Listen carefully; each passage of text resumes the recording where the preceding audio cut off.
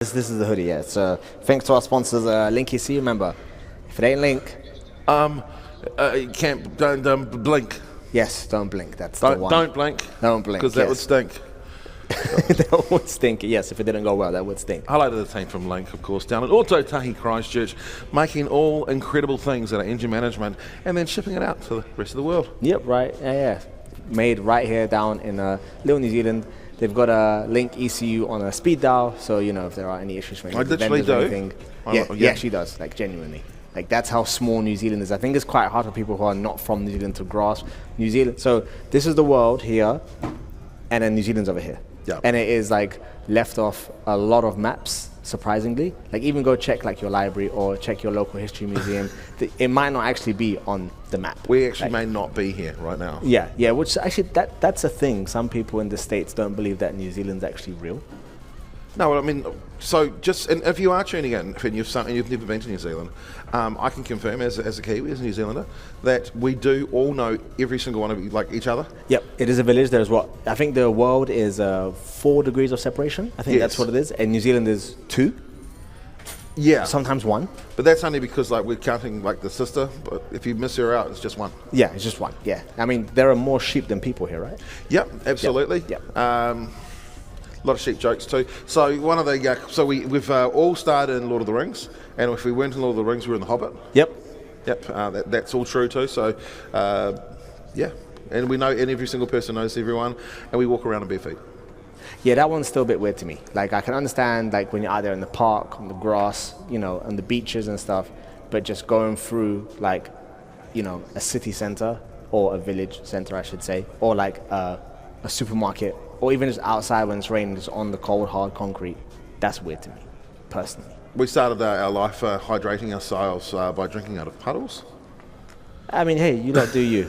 You lot do whatever you want to do. But yeah, I'm just saying it's a bit different. And it's not, and the story that many a child has been told is absolutely correct, which is our parents, they used to walk, like I can do it in k's or miles, but 10 miles, 16 kilometres to school every day, and then in bare feet, and then if they were cold, they'd just walk through the paddock or the farm next door. You found yourself some cowpat, and if you just put your feet in the cowpat, you'd warm your feet up. That's true. There's no lies. It does sound slightly unhygienic. But we've got the puddle water to clean ourselves. Oh, of course, yes. No, I said it, of course, with the puddle water. So now you can see we are in the pits area, and they are just working on a few of the vehicles just Well, I tell you what, one of the cars that was in the shots just then, they could certainly do with working on the backfiring, coming out of the back. Sean Pontros, you need to sort out that motor, mate. Like, bang, bang, bang, bang, bang, bang. You know what? We've had the AOS knocking on the door saying like, are you guys, firing gunshots. Yeah. Someone illegally discharging a firearm here. Yeah, that's right. There you can see the beautiful Manfeild circuit Chris aim on, and that is the splash corner right there, which the drivers were having trouble with yesterday when it was slightly slick in that area. But today we've been watching them do some practice, which you guys did not see, and I think only 1 or 2 vehicles came off, whereas yesterday it was double figures. They did try that way this morning. Yeah, a few of them, but you know what, the drivers again hang of it a lot more. The layout that they are asking the drivers to do is a lot faster than normal, and it's all outer zones, which makes it easier for the chase car to get nice and close and give it a little door tap. And it's all about the flow. So one thing that I found interesting, which I think is really cool, was the pole position shootout yesterday. Yeah. The Pole shuffle? Pole shuffle. I was going to call it pole scramble. The pole shuffle. That's cool. Because it immediately made me think of Need for Speed Most Wanted, the original one, not the remake, the original from 2009, I think. Yeah, that can show you my age. Whereas basically you had to defeat the drivers on the list to get to number 1, and it's basically what happened yesterday, and that was pretty cool. It's like, how good are you? Can you beat each guy in a single run? Or can the guy above you or woman above you hold their position in the run? And you talk about all women. We have got a lovely lady that's out there drifting her way. We've certainly seen a number of different girls over the years that have joined New Zealand drifting, sort of getting out there, and it's great to see. I mean, this is not just a sport for the young fellas, the kids that are coming through, and it's, one of my favourite female drifters is just walking past the screen now. Morning, Steph. There she is right behind us. Yeah, no, it's cool. She's in the pink C33 Laurel. Yeah, no, that's the black and yellow C33 Laurel. Are we doing the colour thing, right? Yeah, colour change, No, it's cool. It's awesome to see, a lot more, I guess women in male-dominated fields doing their business and getting out there and drifting and just, holding their own, which is sick. Totally. So, welcome if you're joining in via the team from the Broadcast Co. Motorsport. Matt and his team up there trying to shoot everything there is. Yeah, we got the drone out. So practice is done, and we will be moving on to the battles momentarily. The judges they just finished up painting the lines for their outer zones for what they want to see, and we have 4 cars up in the staging area, including the pink C33 Lera that we were just speaking about as well. So these vehicles will be the first ones going out to put down some battle runs, and the whole point about Drift Wars is just battles, just constant battles throughout. You're not here to, if you don't pass the traditional qualifying, you're not going home. You're going to have a battle. If you lose your first battle, you're not going home. You're going to have into the lower bracket. If you lose that battle, there is another lower bracket. If you lose that battle, it's another lower bracket. So every single position will be fought for. So all 32 drivers that have entered will be fighting each other for their own position at the end. And the only way you can become last is if you lose every single battle. So I think it's is it 5 or 6 battles? Yeah, rather than quite often you'll turn up 1. and then if you're lucky. Yeah, 1 if you're lucky, because most of them start with top 16s. But we're just trying to get as much battle practice as possible, because that's how you progress as a driver, driving with other cars, different chassis, different engines, different driving styles, and just try and push as hard as you can. Well, there goes the H Black B Motorsport team down there. There's Weird Takaki, of course. It's a big rig. Boss Big Black Scania B. rig, And Sean Potros, and of course, just poked over on the side, the Choice Files' very own Guy Maxwell. Great media team coming through as well, ensuring that they are getting all of the coverage that'll be out across the socials, etc. And you can see that beautiful sort of sweeping corner. It's all out of zones, as you mentioned. Yeah, all out of zones. So there is the initiation area. Right at the far end, you'll see a couple of cones. That'll be the initiation area. The drivers must initiate within that zone. So it's completely up to you. You can initiate at the start of the zone or at the end of the zone, but you must be initiated by the time you leave that zone. So, new number plate for Sean Potros? What does it say? I just missed it. FRC up, or something like that? Okay, yep. So here we see the... FARC up? I don't know, I think it's FRC up. FRC up. We'll go with that. Okay, we can go with that. Well, if we go with what it actually says, we'll have complaints from the Broadcast Standards Authority. Yeah, even though this is a live stream. Yeah, far. Yeah. There you can see us there, little PIP, little picture-in-picture. So we can talk about the VVTi 2JZ, which is in this vehicle right there. Brake cleaner there, making sure that they're flushing the lines. So. Yeah, make sure everything goes well, and we can see, it is a little bit cold out there today, so we do appreciate that some spectators have come out onto the grandstands to make sure and watch. Today is more of a spectator day compared to yesterday, and here we see some of the hard parked vehicles. I think I just saw a JZX with a sunroof, which is awesome. And there's Mossy's GR Corolla. Which is very cool. Gangster. That is very cool. I personally prefer a GR Yaris. They are so quick. Just because it's actually a different chassis compared to the Corolla, which is just a body kit. 3-cylinder turbo. I drove engine. One, the latest GR Yaris a couple of years ago. Yeah, cool, right? Yeah, when I was doing a bit of work for the New Zealand Motorsport Series. Yeah. Not getting paid. Anyway, I managed to use one of their cars, and I took it far too dangerous speeds in a little area because there's a back road between Tauranga and behind the Waihi area. It's called Waihi. Yep. And I knew those roads really, really well, and decided that I'd make the most of being in this go-kart of a real car. No, they're such awesome, chassis built for motorsport, which they've actually made for the road as well. I think the only thing that they share with an actual Yaris is just the headlights and indicators. I don't think they share. Everything else is just bespoke for the GR Yaris, which puts out around 300 horsepower, if I'm not mistaken. And you can get them. It weighs about 14 kilograms. Yeah, and you can get them for really good pricing out in Japan too, if you know where to look. Really good pricing for those. The only issue I would say with them is if you push too much power, the transfer case can get a bit hot, and also the seating position's a little bit too high. Yeah, well, I don't mind that sitting position. You like being sitting up high like you're in an SUV or something? It's not so much that. I don't mind driving kind of square. Yep. Now, I do a lot of driving, Yep. and I discovered this many years ago, is if you have your hands all the way out and you're holding a steering wheel, you get fatigued and tired really quickly. So if you can be sitting up a little, a little bit, and there's a bit of a bend in the arm, it actually assists with the fatigue. Yeah, definitely. Also in the UK, if you have your arms outstretched forward, they call that the Surtee driver position. There goes Tory in the background. Oh, Adam Whitehead.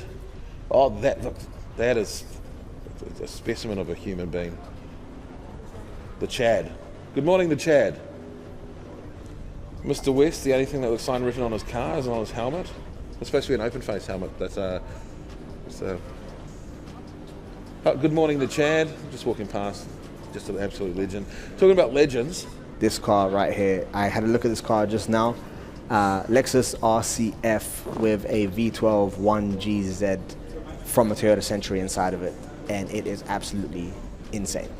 So that car, the motor was developed here in Palmerston North region, developed by Nelson Hartley, brother of Brendan Hartley, actually son of. So their dad's also, the whole family's been right into motorsport for many, many years, and then they are just a family of like professors, I guess you should call it, in the wonderful world of like, hey, how does the engine work? I need to find out even more. Well, okay, I've found out everything I need to know. Let's talk about the aluminium and how does that work? And just getting billet blocks of alloy and just turning them into a, something that harks back to the Schumacher era of V10 Formula One. In this case, it's a V12. Just listen to that. Listen to that sound. So this is the sound it started with. It came back with the twin turbos, and they kind of realised we don't really need it. I mean, we've got... It's enough, right? Yeah. Well, the one UZ is 4 litres. Yeah. And that's 8 cylinders. So I'm guessing this has got to be around... that would make it therefore around 6 litres in standard trim. So therefore, it's got to be 7.5 litres. Sure. I think it's around that. Let me just quickly ask Google Sensei, because I don't have that number off the top of my head. And here we have the S14 Zenki, which we're facing. I think this one has been engine swapped as well to a 2J. Oh, good. I think. It's some sort of, it's an inline 6. If it's not an SR, then it should be a 2J. Yeah, it'll be a 2J, or it could be an RB. You guys do love your RBs in New Zealand. Don't look at me when you say that. You're Kiwi, aren't you? All right, so we have the car on the left will be leading, and the car on the right will be chasing. Well, we'll see what happens when the parts trailer NZ. Hartley Engines and Motorsport. RCF, there goes the man that built it. Kester, I'll have a Corona. And there's a man who built it over there, which is Nelson Hartley. They're looking at their car, heading through. Yes, Nelson, you did hear your name. It's 5 litres. The 1GZ FE is a 5 litre V12. Can't be. I mean, obviously it is. All right, so the drivers are coming around the acceleration corner right here. And they're speeding up, and nice early entry there, entered before the initiation zone, which is all good as well, taking it nice and wide, hitting that zone 2, and the chase car is keeping up for the most part, taking the shallower line, which they are allowed to do from the judges. Again, the lead car just about touching that zone there, and then coming around towards the end, missing the last zone there on the hairpin, but keeping it nice and strong and finishing up nicely as well. Yeah, nice work coming through to finish as we head up and over. There's a guy that's Phil that is watching called Phil, and I just want to say, Phil, you're doing an amazing job. What you just did there, mate, perfect. Thank you, Phil. I'm quietly talking to the director that I actually can't talk to, and just giving him some props and words of wisdom. Oh yeah, thank you, Phil. Yeah. Appreciate it. Love your work. So they both look like they put down decent runs. You know, the chase car, was as close as it could be, and certain areas did back off and take shallower lines, but it was a decent chase. It wasn't door to door, but it was maybe like 1-2 car lengths in between.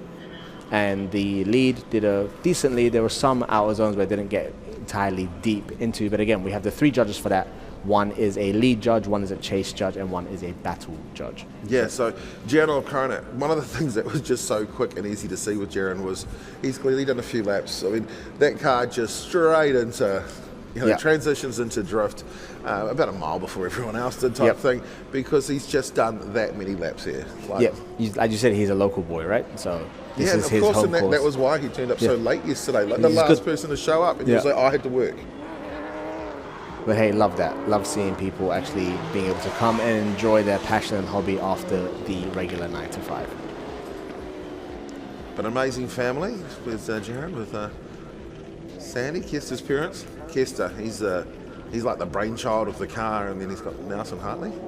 Brendan Hartley drive out there. That's how much these Hartleys know about. That's awesome.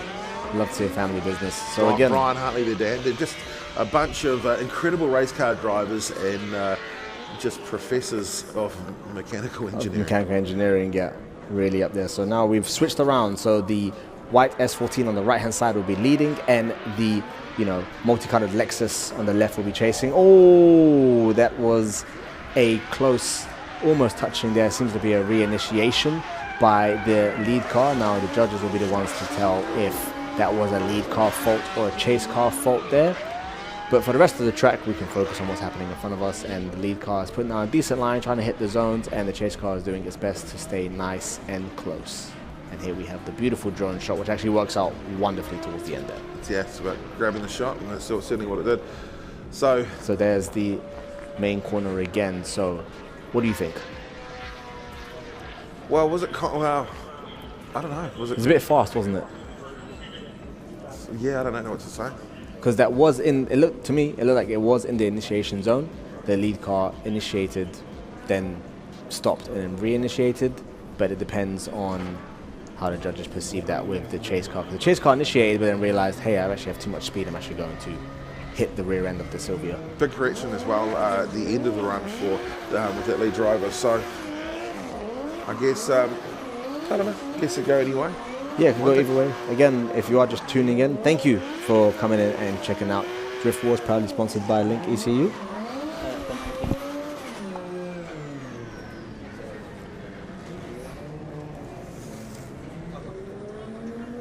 See if I can pull up any info. So that was Curtis was in the S chassis, Jaron in the RCF, and I haven't seen any updates at the moment. So I think we'll get on to the next battle, which is young Zalia in the C33 Laurel, and she is going up against the King of Thrill, Anux Brando, the Anux. Oh yes. The one of the only ones who actually gave us loads of things to say about him yesterday. Is that correct? Yeah. How he's changed from being a car releaser to now drifting and following his passion himself, while also spending time in Japan too. Yeah, so he's doing some stuff with FD in Japan. Yes, correct. With Russell Veers, so excited to get that opportunity. Yeah, it's always nice being in Japan doing professional stuff. I do love the events there. FDJ and D1 are both real good events. But again, left car, the pink C33 Lorero will be leading, and the black 180 on the right will be chasing. Well, let's see. Oh, he's just gone for a little diamond off the turn. Yeah. So now we see both drivers really speeding up, heading towards the initiation zone just there. Nice initiation using the entire part for the Laurel.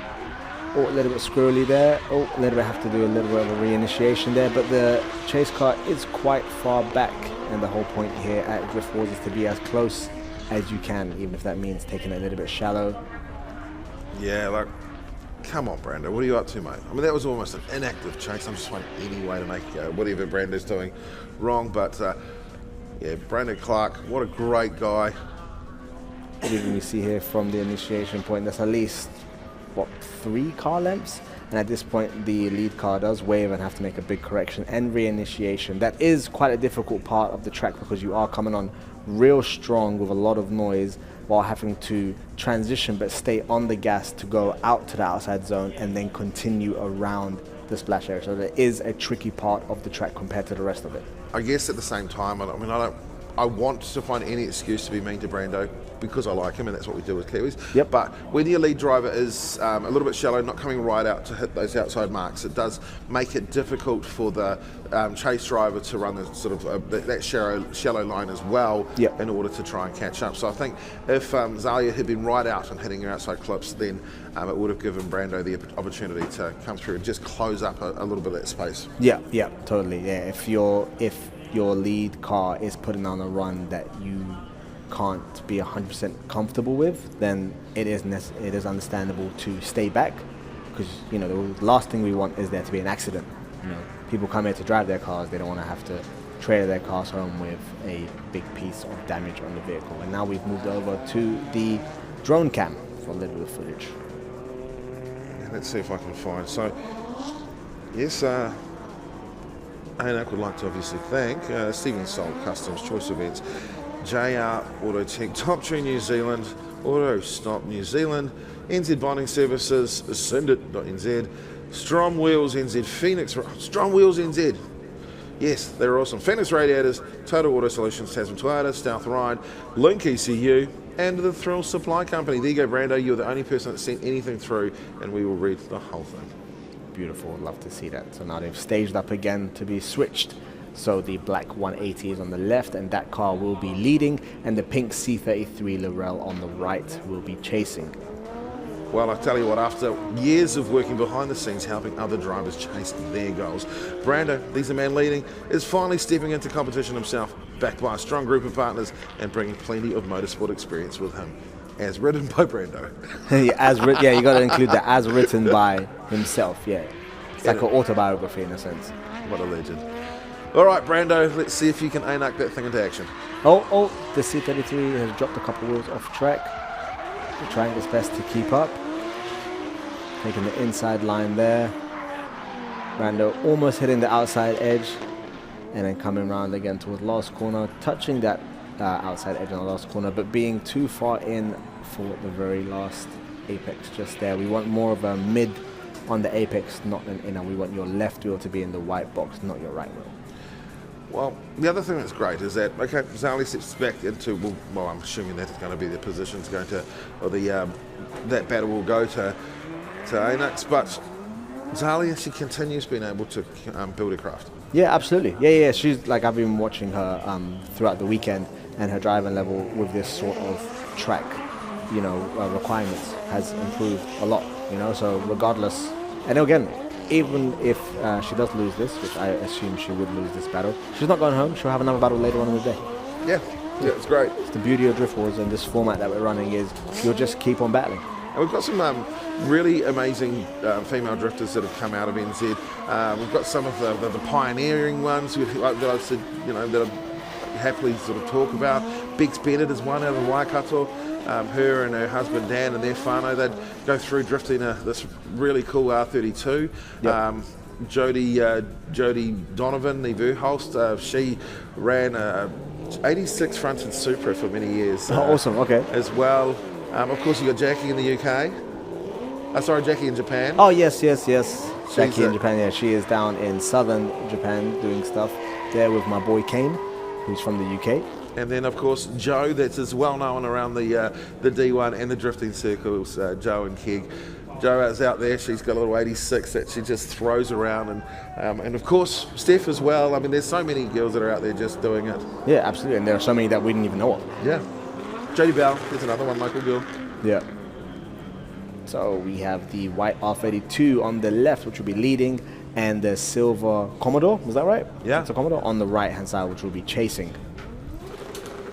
So putting in the speed now for the 32, just building up the pace. Let's see, are they going to initiate towards the start or the end? In the middle, initiate towards the middle. They start towards the outside edge of the track and they're coming towards the other side. Commodore is actually getting real close, a little bit lazier on switches because it is a bit of a heavier, wider vehicle. Hitting the outside zone for the lead car. Outside zone again, Commodore right next to it, slightly pushing it off track just there. And again, last corner, Commodore, it fell a little bit back towards the end, but you know what, that was a top effort. Absolutely top effort there. So this gap here is quite small, which is good to begin with.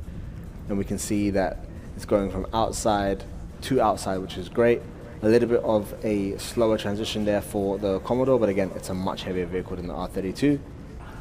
And then lead car hits that, just about touches the outside zone just there, and then switches it again. And we see the Commodore coming through the smoke, already facing the way that it's meant to, which is awesome. That's what we want to see.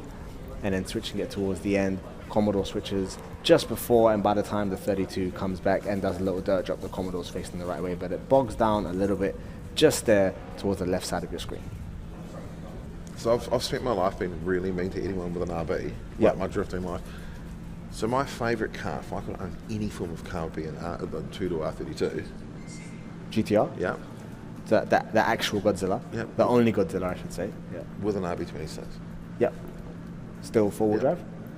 I don't mind if it's. I mean, I don't mind, but You can just pull a plug. And then, but I have hated on, and that's only because one of my favourite people in drifting behind the scenes as such was Kenny Ruddle, and Kenny from Oversteer TV, and Kenny would he loved RBs, and I was like, well, I'm never keen to be fanboying, like to have two commentators fanboying over the same thing. So I was like, well, if you like RBs, well, that's why I was going to just take it dark, but oh wow.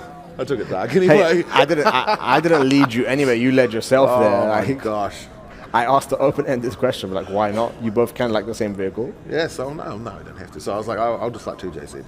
Yeah, 2Js are awesome. 2Js, to be fair, any of the inline sixes from that era, the bubble era of Japan's vehicle engineering, are awesome. Yeah. Even an RB20 is great. Just don't open it. Just don't let the magic out. Just don't touch it. Just drive it. We have some RB20s up at Abisu that just lap after lap, just put down and no issues whatsoever. Just do not touch it. Even one of the boys had a 1J that was knocking for about a year, still drifted every single Matsuri, no issues. Don't open it. Don't open it. Just don't open it. Let's see what Cam Duff can do from the lead position in that Commodore. Sorry, Commodore. Did you say Commodore? Yeah, but it's like dog. Oh, DAWG. Yeah, of course. All right. So for those that are watching that don't know the vehicles, right-hand side Silver Commodore is leading and left-hand side White R32 is chasing, closing down the gap. Commodore initiating a little bit late just towards the end of the zone, and a little correction there by the 32, switching it on the outside zone for the Commodore, which is great. Ever so slightly missing the outside zone there, but we can see the 32 playing catch-up. If we're comparing from the previous, there was a big correction there by the 32 in the chase position, and not as close as the Commodore was on the previous flipped run just there. So unsure which of the judges are going to take it. They could potentially give it to the Commodore just based on the corrections of the 32 and the proximity as well. So the Commodore hasn't actually, it didn't start the drift where the judges had asked for it too, so it's quite late to transition into drift. Correct, it was a little bit late to transition into drift. Whether or not the judges will see that as causing the chase car to mess up or dock in less points, or they could ask for OMR, one more run, which is what we do here at Drift Wars, which is one more run, not one more time. But at this point here, you see the 32 does have a big correction there where it's straight lines, and we can see both the cars getting ready here in the staging area. We have the GT86 against the, I believe that's the R32 four-door, if I'm not mistaken. We'll see once the camera zooms in. I think I am mistaken, that's an S15, I believe. So this is, I think this is AJ, this is Boss Blackby, the H Blackby Motorsport car. Oh, he's driving today, awesome. Yeah, he just wasn't feeling very well yesterday, so Yeah. glad to see he's feeling better today. Amazing what a couple of Panadol but just get the feet up, relax a little bit. Good night's rest. Absolutely. So we see the Commodore on the left and the R32 on the right. We're going to see who they're going to give it to. They've given it to the R32, it looks like. Okay, again, that doesn't mean the Commodore's going home. Just means they'll be going down into the lower bracket for more battles later on in the day. So if we look up, we can see both vehicles have left the start line, hitting the initiation zone just there. S15 leading with the GT86 playing chase. S15 missing the zone and the GT86 having to make a correction. S15 comes out of drift just there and then reinitiates towards the outside zone again and hits both zones just about, and then the GT86 plays catch up. So and then goes off track there as well. So I assume the judges will give that particular run for the GT86 as that run by the S15 was unchaseable, not a lead run that was chaseable at this point. This point was fine up to here, and then misses the outside zone just there. I call it 0-0. Yeah. The reason I call it 0-0 is the chase car, it was an ugly transition into that first outside zone. Yep. But by that stage, the chase car was already straight lining. Correct. So yeah. So just 0-0. Next one will determine, who actually wins. Because again, the judges are looking at 3 different things. 1 judge for lead, 1 judge for chase, and then 1 judge for the battle itself. All incredible judges. Matt Kwok, what could he ever do wrong? Of course, Rody knows, he knows exactly what he's looking at, and then the man just on the left of the shot, that is Ra, and there's nothing that he would ever hater. And as you can see, we made sure that the judges have enough water that they can drink while making their decisions. And of course, if you don't pay, you don't get your brand on a live stream. That's correct. Yeah. Now we see both the cars coming through again. This time the GTA 6 on the left will be leading, and the S15 on the right will be chasing. So again, the white car on the left will be leading, and the black car on the right will be chasing. Certainly expect to see all of that mound of green filled with spectators as the day goes on. And the queue a mile long coming in today. Well, let's see what these two can do. AJ in the lead position, Boss Blackbee in chase. Coming around there, the main corner, looks like the S15 is a little bit slower towards the back end. Not actually, I'm unsure if there's any sort of mechanical issue or if he's just playing catch up, which it looks like he might be playing catch up because he is, that car's got a lot of power, I assume. So let's see when the GTA 6 initiates. Quite early, maybe a couple car lengths before. Oh, there was an accident just there. Ooh. That's not what we want to see.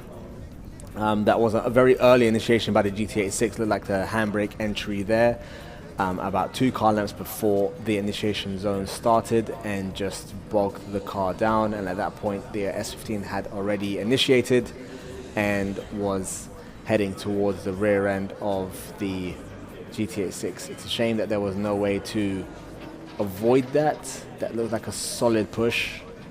Hopefully it's just a door on the S15 and not the pillar itself, because that would suck. And here we have our recovery team going in just to make sure everyone is okay, as that was a solid hit on the rear end of that car. Could be some whiplash for the driver. Yeah, so they just say that there's a bit of smoke coming out of the bonnet, so they'll have to tow the vehicle off, I assume. Yeah, I can see the smoke coming out just now towards the windscreen end of the bonnet there, which means that there must be some sort of issue. Could potentially be a fire, and we can see our awesome team just there making sure that they have the fire extinguisher ready.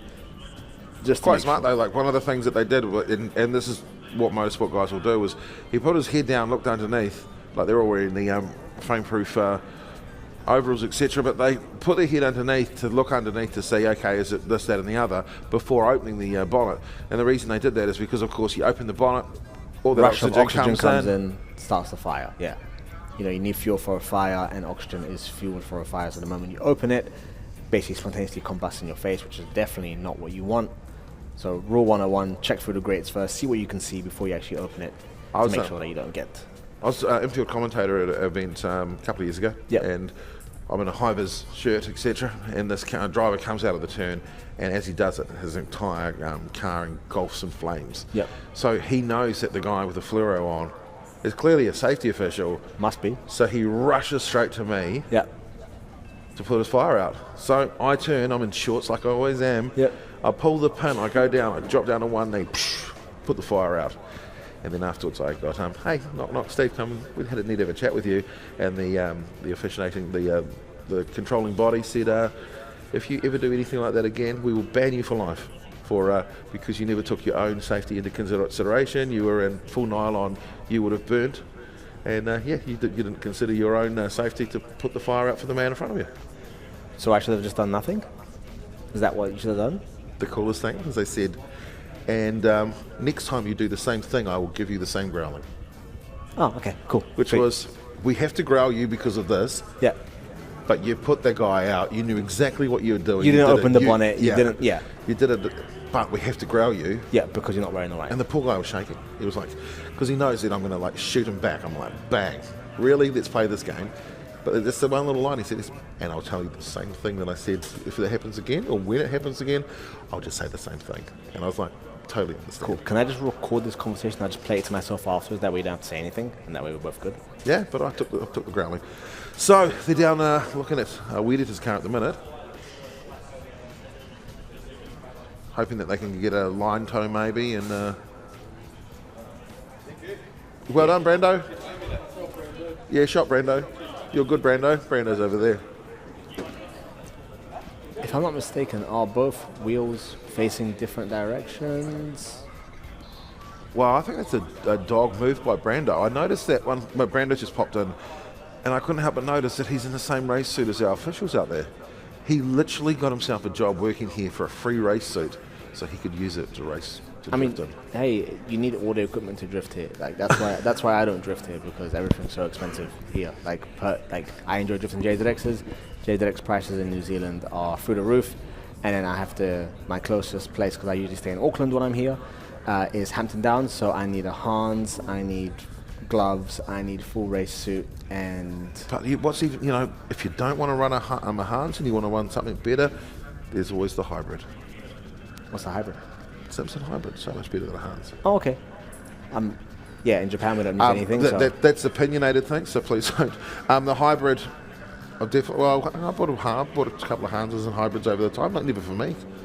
Fat neck, so I don't need it. But Hans really good at frontal impact. Yep. Not necessarily any good at sideways impact. Okay. Yeah. What do drift cars do? Well, they go drift to the side. That's right. Since a hybrid, you wear you wear support and it comes down your back and over the top, and belts go across it, and then your tethers come off that.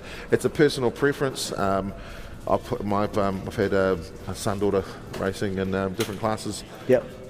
I got the choice as a dad, and my choice was to put them in a hybrid. Fair enough. You see a lot of the drivers use them, so my opinion. And the best thing here at Manfeild is that it's not a requirement to wear a harness here. Yeah. So if you don't feel like you like to wear one, or if you're not used to wearing one, even myself, when I drift, I don't wear gloves because I like to feel the steering wheel with my fingers. Where's black gloves? Yeah, I'm currently wearing them now. Oh, I'm so sorry. It's fine. I'll just say you're wearing brown gloves. Yeah, okay. Yeah. There you go. Hey, if anything, I don't get pulled over by the cops more so than you. I'm in the wrong shade. Oh, you get pulled over more? No, you get pulled over. Oh, yeah. I'm in the wrong shade. Yeah. So after that lovely cultural exchange, let's look at the vehicles that are out here waiting to go out. So there we see the GT86, which had to be trailered off. So it looks like it had some sort of engine issue which stopped it before the crash happened, as the crash happened towards the rear of the car. Yeah, so when it transitioned into drift, you could see that immediately there was steam coming out of the front, which obviously slowed him down. He may have put his foot on the brakes or whatever, or maybe there was no power going down, and then that's the fastest part of the track. It's also the fastest place, and the place that you're going to try and play catch up from if you're the chase driver. Yeah. So that's definitely not. Again, that's not what we want to see. Hopefully, it's something small, and both of these drivers can continue and partake in the rest of the battles, which will be happening later on in the day. Because again, you continuously battle until your last place, and there we can see the driver waving, which is letting us know that he's in good spirits and good health. That's it. Oh, he's got those racing car window things, the little sliding windows. Yeah. Which is why you saw that terrible wave. I mean, it's not quite the. It's not a mana wave. Yeah. Which I've been taught, which I think is pretty cool. You load it up and then. Yes. Thank you. Somebody taught you properly. Yes. Yeah. You load it up and then you load it up and then throwing it. Yeah. Well, it's like in video games, right? You have your HP, your health, and then you have your mana. Yeah. Oh. Yeah. It's actually come from. And altogether creates the wairua. Yes, well, I mean, it's actually come from Aotearoa. Like, they actually took it as the same meaning of, mana, your energy. Oh, wow. Which is why you use it for... I'm not a gamer, but I've got this amazing gaming computer, and I literally bought one of the shop computers from... shop computers from one of the greatest, gaming companies in the country. Yep. That was their flagship one when I bought it, and they built it. Everything was all custom built for them to kind of show off. Yep. The business partner said, "Have you seen what my business partner's built?" And I said, "Oh, that's awesome." He said, "He's just built it." And I said, "How much that cost?" And he told me the price. I'm like, if I gave that to you, if I put that money in your account right now, wouldn't it be funny if I just turned up in front of him, let him show me what he's just built for this, and then I just grab it and take it away? He said, yes, it would be. That would be fantastic. Of course it would be, because they get paid for it. Well, not even that, because he could just see the look of just sadness on his business. Oh, that he partner's just finished face. building it. He just made his baby, and then now it's like, did sweet, it. thanks, bro. And that's what I did. And then I came in, he was so proud to show me, and I said, and I looked at his business partner, I said, the transfer's taking place. He says, great. And I just reached it, and he's like, what's just happened here? I said, thank you for building my new computer, and walked out. Like, he was, but to make it even worse for everyone else, there's a game called Slither. Yep, okay. Did you know the game? No, I did not. Okay, it's just the old school snake game. Oh, okay, yeah, And yeah, it's going yeah. up and... Yep. So, you play it on cell phones and stuff, and there's Yeah. no way a gamer would even necessarily know what the silly game is, because it's a kid's game. Yeah. And it would be absolute sacrilege if the only game that has ever been played on my gaming computer was Slither. Yeah, I did that. Do you know the components that are inside it? Oh, no? No? No, but But it's big boy spec, and you're playing low spec game. but like solely as a, take the mickey, take the piss. I mean, hey, it's your PC. You can do whatever you want. Yeah. You can play whatever game you want. Doesn't matter. There's no rules to it. So it's like that, I told you a story about my wife going drifting with somebody and Yes. having all those fantastic names saying, hey, do you want to go? She's like, no, I've been with the best. Yeah. And you've got like Cole Armstrong going, oh, he hasn't been with me. And you got, Fanger going, I don't think you've been with me. Darren Kelly, pretty sure you haven't been with me. And she says, oh yeah, I went with, was it Diego Sanchez? Yeah. Also known as Daigo Saito. Also known as Daigo Saito, yes. The very famous video of the red JZX doing the Manami jump at Ibisu circuit. That's Daigo Saito, who has been a regular at Matsuris for a very long time. So if you come to Matsuris, depending on the season, you may actually get to do tandems with Daigo Saito. And our very own local Kiwi boy, Stephen Soul, has done tandems with Daigo Saito at Ibisu circuit too. New Zealand's certainly been quite lucky over the years to have some incredible drifters come through from, sort of for us it started really with, well, I guess it actually started more with Mad Mike bringing in the drift shifters and having, Yes, I remember that. some big names. After that, D1 brought in Daigo, and then I think, they brought in Ryan Turk first. Yep. And then after that was Daigo, and certainly seen a lot of others, and then obviously the king of thinking, Luke Fink. Yep, Luke Fink, yep. And Chelsea Donofa was here recently too. Yep. And then, the LZ bought LZ Festival last year, which also saw Donofa and...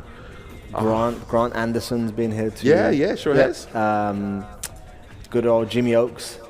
Jimmy's a great guy. Yeah, Jimmy Oakes. Dave been here as Egan, the guys from, the Drift Games boys. Yep, they Drift certainly Games came boys, across, yep. and that was kind of cool to see. We've too. had Night Ride, Gobbler and Night Ride. Oh, that's Those boys right. have come. Yep. The Gobbler. Gobbler, the man himself. David Egan going, where's the pillar? Where's the pillar in this laurel?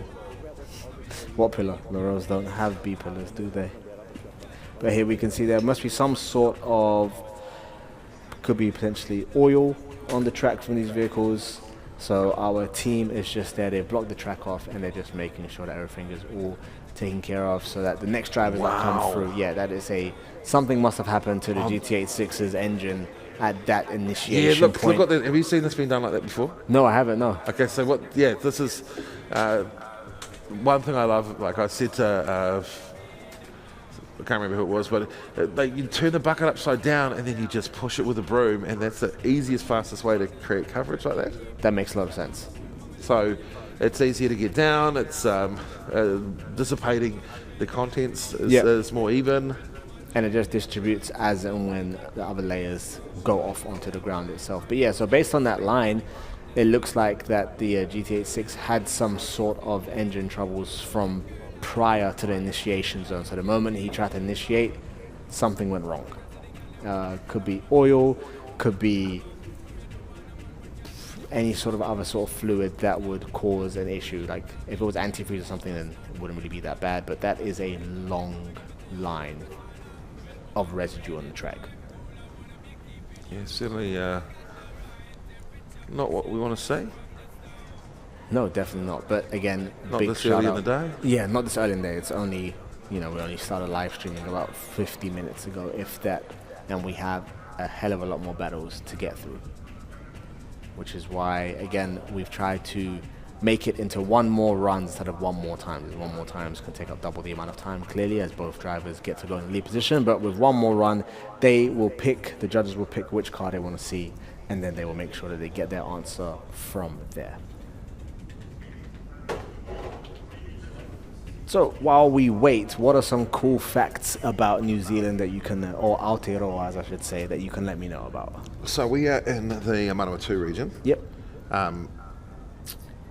It's one of the 5 windiest places in the world. Okay. And there's a natural wind area that's kind of towards the rear of the shot that we see here, and that's why there's hundreds and hundreds of windmills up there generating power. Oh. Up on the hills over there. Okay. Yep. So it's the windy city. So basically, this is the Chicago of New Zealand. Yeah. So the windy city is generally considered. Yeah, you can see that. Oh, yep, there they are. Yeah, thank you very much. Appreciate it. Thank you, Malcolm. Putting some imagery to our words. And like you've got amazing commentators and voices in here, and some of them are just as au fait and even better as cameramen. So thank you, Malcolm. That's awesome. I appreciate that. Yeah, so you can see so many, windmills up there generating power. I'm just glad that as he widened up the shot, I could go, oh, yes, it was Malcolm.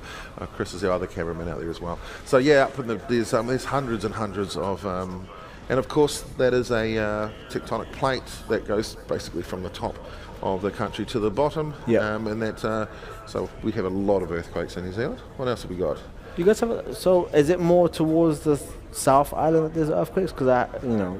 So if we look anywhere in New Zealand that's got a hill or a mountain. Yep. Is either a volcano Yep. or a tectonic plate going up. So Yep. the Southern Alps, which is the entire South Island of the Southern Alps, you'll see that there's the big mountain range. That's all sort of the pushing of tectonic plates. Yep. If you don't have earthquakes, there's a bad thing happening. Okay. So if, like little earthquakes, good. Yep. It's definitely not the likes of the earthquake we had in Christchurch some years ago that we had a lot of lives lost, but certainly did a lot of learning and teaching when it came to earthquake prevention or earthquake. Yeah. There's 50 volcanoes in Auckland. Yeah, didn't one erupt not too long ago? So not the Auckland itself. There's 50 volcanoes in Auckland. The one that erupted more recently. We've got quite a few active volcanoes. And of course, the most well-known is White Island. Ooh. Yeah, there's a volcano about to erupt right now. Yeah, that's a big hit. As you can see, they've had to basically, sand down or powder down that entire length up to that hit. So the hit was so hard the car actually turned around. He hit him left and he turned right. I'm pretty sure that the 5 minutes that's required will be unable to be used. What else have I got? Yes, as mentioned, everybody in New Zealand appeared in The Lord of the Rings or The Hobbit. Everyone's in Lord of the Rings and The Hobbit. I think it's cool that, at the end of filming those movies, they weren't actually going to make the tourist destination until someone decided to, be smart and keep that venue alive and make it into a tourist destination, where a lot of Americans, for example, because there is a direct route from New Zealand to America, do come along to go to Hobbiton. One of the things that blows people away when they come to NZ is they look out and they think all this amazing shots in The Lord of the Rings, which must be CGI, and we just call that just the backyard. Yeah. That for us, it's like the green and stuff that you see here, it literally is that green. Yeah. Okay, and it looks like that the officials are happy with the state of the track to get the next set of vehicles on the way. But they haven't started from that position. So they're obviously going to send a couple down, maybe use the "did you want to warm up" as an opportunity to just blow off some of the dust. Yeah, definitely. So there we see a C33 Laurel, which is moving towards the first section, so we can see exactly, how possible it is to drift in that section. Luckily, it's not the optimal line that the judges are wanting just there, so it shouldn't be it's not ideal, but it's not the worst thing in the world. If it was exactly on the line towards the splash zone, then it would have been very annoying, but it is slightly off the zone that the judges want the cars to be heading in, but it is in the entirety of the initiation zone just there. So I can't tell you why they call it splash, which is so splash is coming through here, is after the section there. It's where the first. So in through here, this is splash, and going all the way through here, this is all called splash. But I can't tell you why. Some old boys that the circus been around a long time. Yep. And that's splash. Cool. Easy. Yeah. Done. That's I would say that prior to a bit of drainage and stuff getting infrastructure, I'm sure that's a great place for. For water to pool up Yeah. and have a big splash. I'm guessing so. Arguably, they could do the same thing at turn 1, which is the last turn, I guess, at Taupo and at our Union. Oh, yeah. Yeah. Last corner. And what is it? It's the last corner for drift, but it's the first corner for the normal circuit. Yeah. Yeah, when we were there for Road to Reunion, which I was emceeing for that one, it did get flooded and took a while for the water to dissipate as well. So right there we can see 6 vehicles out on track, which means that there will be 3 battles. Well, 3 car battles with 2 sets per battle. Obviously, lead and chase. We can see Grant there, just prepping everyone, making sure that they're ready and they know exactly where they can have their staging area. And here we see our lovely spectators having some hot chips. That's a pretty Kiwi thing, right? Hot chips? Yeah, gotta have a hot dog though. Yeah. On a stick. Oh yeah, so that's pretty American at that point, right? Hot dog on a stick. They call it corn dog, but ours a hot dog. And ours is just no, and then they've got to get it from the Gala catering team down there. I mean, these guys here, they've been catering at different places in New Zealand for, got to be the top end of 50 years. That long? They've still got some of their old I said, how many caravans have you got? And like 27 of them. Oh, just 27. Okay. Yeah, like it was huge. But when I got into motorsport, and that was, 39 years ago. Yeah. That was a catering company. It was probably the same. That was a catering company. That was at Bay Park, as we see the Casper Transmissions R32 4-door. Ash Wasley behind the wheel. This one had a little bit of a hit during qualifying, during practice, didn't it? Yeah. On one of the doors. With this car, yes. With the Z, which is why the Z okay, that was the qualifying one. Okay. Oh, that was a practice this practice morning. one, sure. Yeah. That's why the Z doesn't have the front bumper or the lights on, but I'm happy that they both got their cars fixed and ready. They were doing some great battles during practice, so it'll be nice to see them get out there on the stream. And I think this car, is it missing its rear windscreen? One of the vehicles had its rear windscreen come out during practice as well. See, I looked at it there and I was like, you said rear, like it didn't even jog my mind that it was that the other car was missing the rear windscreen, because I thought, it must be rear radiator. So I noticed it straight away. It didn't even bother mentioning it because I must have a rear radiator, as we can see that's on the L dog on the left hand side. I think it's the rear windscreen, yeah. And also we had the one of the Laurels yesterday had a little touch with the wall, didn't it? And its rear bumper came off and its boot was shifted. And I haven't seen any Laurel today that is that messed up in the rear, so they must have got it fixed. So we can see 2 C33 Laurels going off into the main corner. Left is the grey car, which will be leading, and right is the black car, which will be chasing. So C33 Laurel is one of the favourite cars in New Zealand. Everyone loves them and drives them because they're basically Sylvias underneath. We see it's quite a wide seat. That is a very long powdered area. But lead car is putting down a good lead line, hitting the outside zones. Chase car is about 3 car lengths behind or so.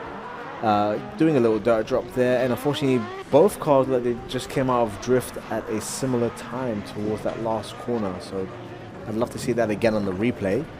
It looked like both cars came out of drift, but we'll see how they do. So if we bring it back around, we can see there's about 2 car lengths between the two. Our initiation, which widens to 3, and we see all that powder getting shot up into the air. Lead car switches round, touches the outside zone, so does the chase car as well. Just exactly what the judges want. And then the lead car hits the outside zone there too, hits the outside zone there as well, does a little dirt drop, and then we see both cars coming out of drift for a second and having to re-initiate. So it didn't look like either car was a causation of the other one coming out of drift. They both looked like they independently came out of drift. So we'll see what the judges want to play with that. Because again, everyone leaves with a good score from the start line, and your mistakes and corrections will reduce that score. So see what the judges say.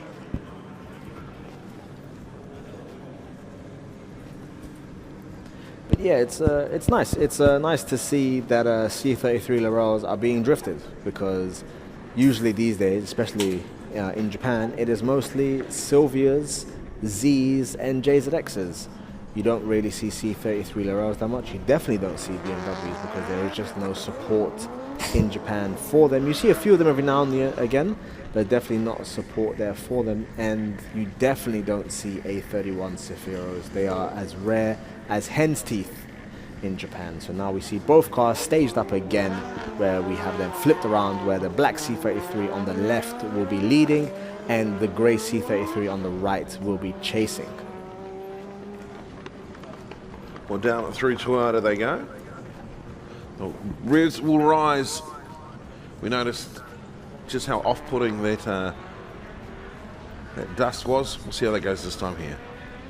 So nice initiation, about 4 car lengths there in between, shallower angle on the chase car, lead car hitting the outside zone, coming around, hits the outside zone again, but comes out of drift and is not continuing to drift or reinitiating, which is causing the chase car to stop drifting as well. And the lead car actually took the escape road just there, which means there may be some sort of issue happening with the vehicle.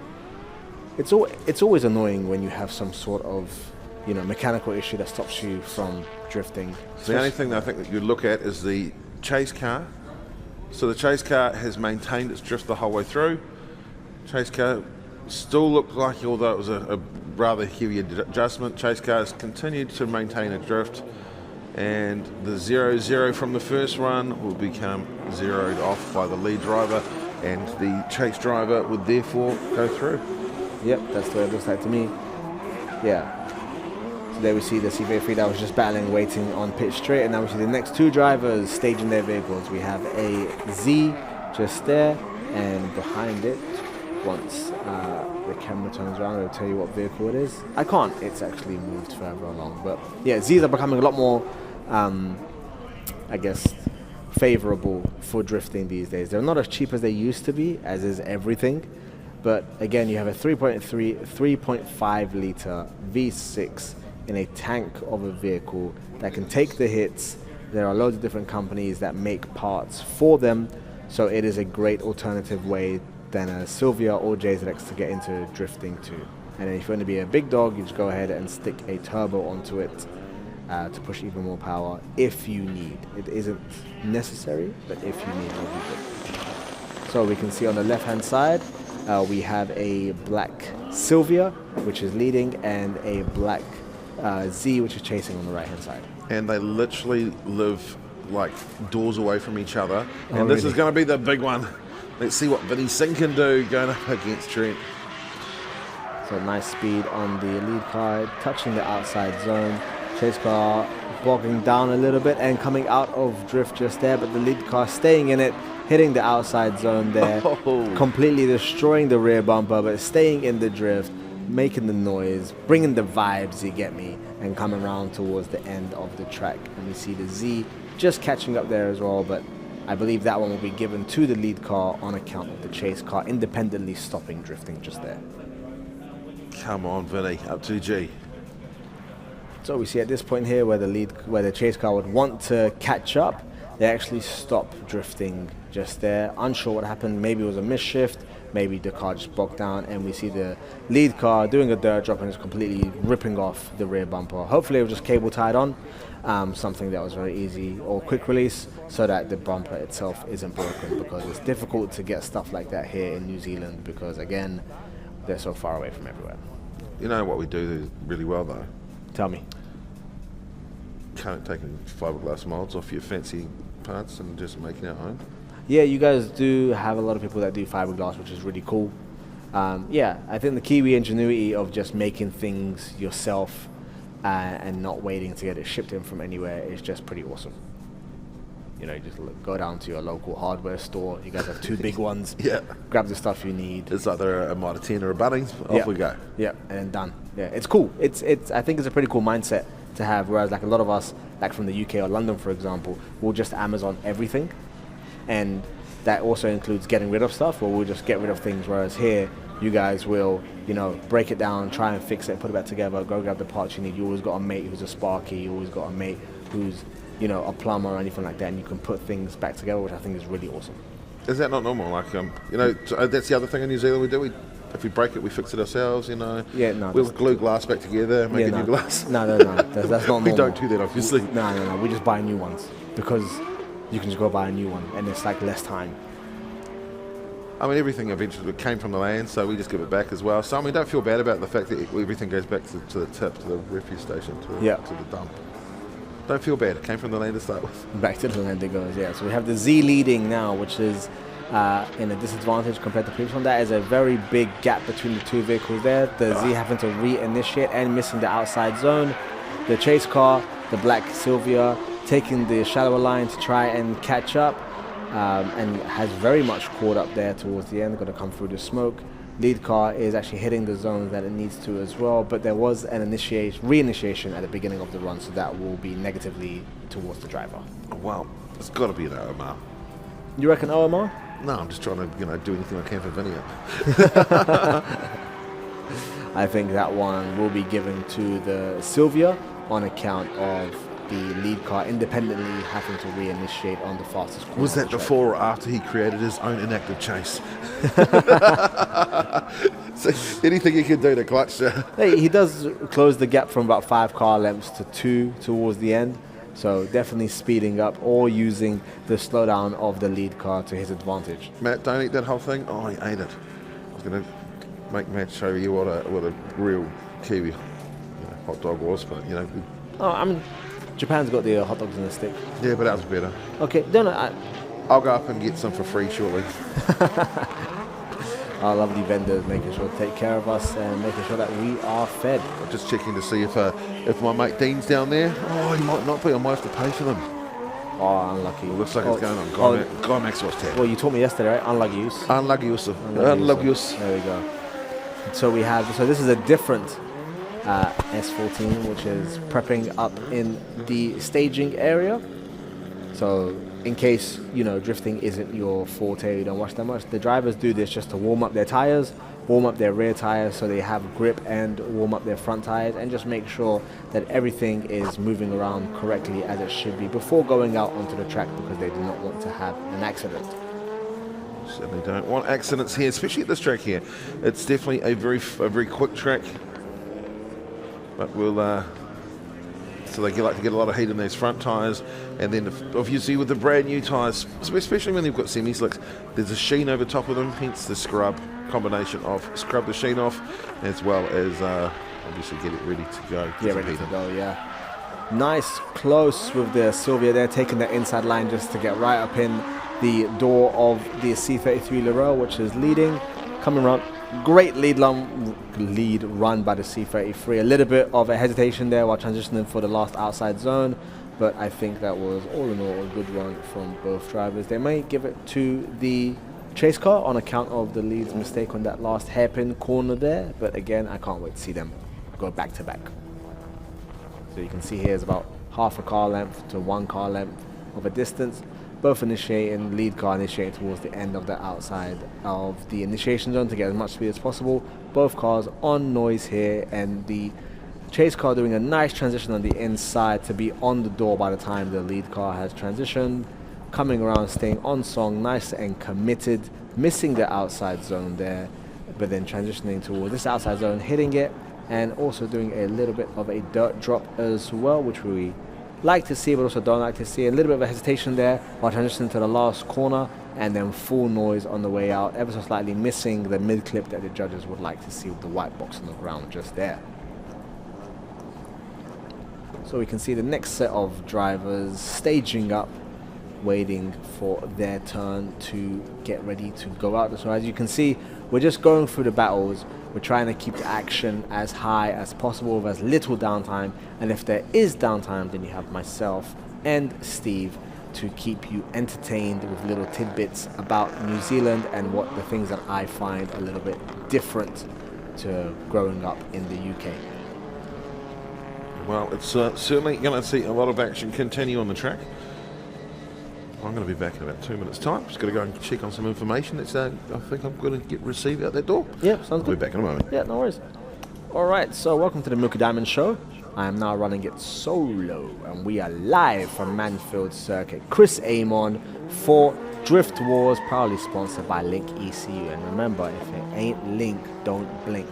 So now we've come back round again to the two vehicles. They have now switched positions. We have the black S14 on the left-hand side, which will be leading, and we have the blue C33 Laurel on the right-hand side, which will be chasing. Now, I believe that the black S14 has an advantage going into this battle here, but we'll see how it plays out. They have a car length of about 4 cars.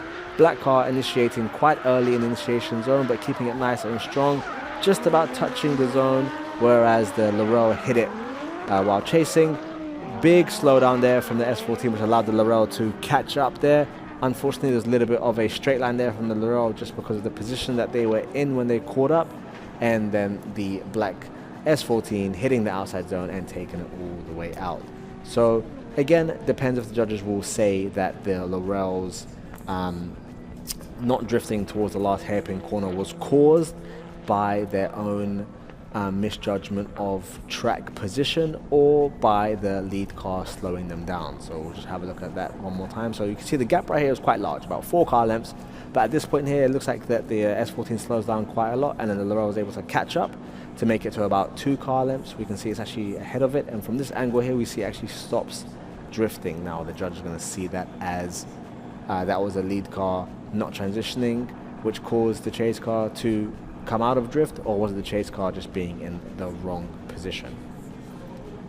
So yeah, we'll see what they say. So now the next set of cars are going to be scrubbing in. So my favorite vehicle is JZX with the 1JZ GTE engine, JZX 100 to be exact, with an R154. There are a few of them out in the hard park, as today at the Drift World event we do have a hard park outside. Unfortunately, there are no JZXs drifting, as they are far too expensive these days for it. But we can see this Z there preparing itself. So this Z doesn't have the VQ engine. It actually has a V8 in it. I'm unsure which V8, so I'm not going to speculate. But now we can see that the S14 is the winner of that battle, and they will be moving on to the next upper bracket. Now again, remember, as it is Drift Wars, the C33 Laurel is not going home. They're moving into a lower bracket, and they will have battles later on in the day. So we see both cars taking off there for the next battle happening. We have the 4-door R32 on the left-hand side. That will, well, technically, I guess on the right-hand side now, that is leading, and the blue, white, and red Z will be chasing. So nice early initiation by the lead car, coming in round, keeping it on song, and switching all the way throughout the zone, which is what judges want. We can see the chase car catching up, and then the lead car hitting the outside zone, which is what they want. Coming around again, another transition, not quite hitting the outside zone there, actually taking a shallower line, which the Z actually mimics, and then we see the Z going off track there. So now that depends. Was that past the finishing zone, or was that still in drift? If it's still in drift, it could be considered a 0, whereas if it was actually, you know, done, then they could consider that to be okay. So we'll have to see what the judges say about that. And again, 3 judges, 1 for the lead car, 1 for the chase car, and 1 for battles too. So having a look again, we can see the Z is actually taking the shallower inside line to get close to the R32 and close the gap as much as possible, which means that the R32 misses that outside zone there, swings it back around to the next outside zone, getting fully in and you making use of the entirety of the zone, switches it back around again towards the end, but misses the zone here, and now we see the Z doing a shallow drift to try and catch up, but it actually put on too much speed and he was unable to keep it on the tarmac and went out onto the grass just there. So, funnily enough, I actually had a Street JZX 100 Mark II in New Zealand a while ago. There is an old photo of my friend KCL Photography, Keegan, taking pictures of my vehicle at the Harbour Bridge. That is the bridge you take to get to the North Shore. And it was a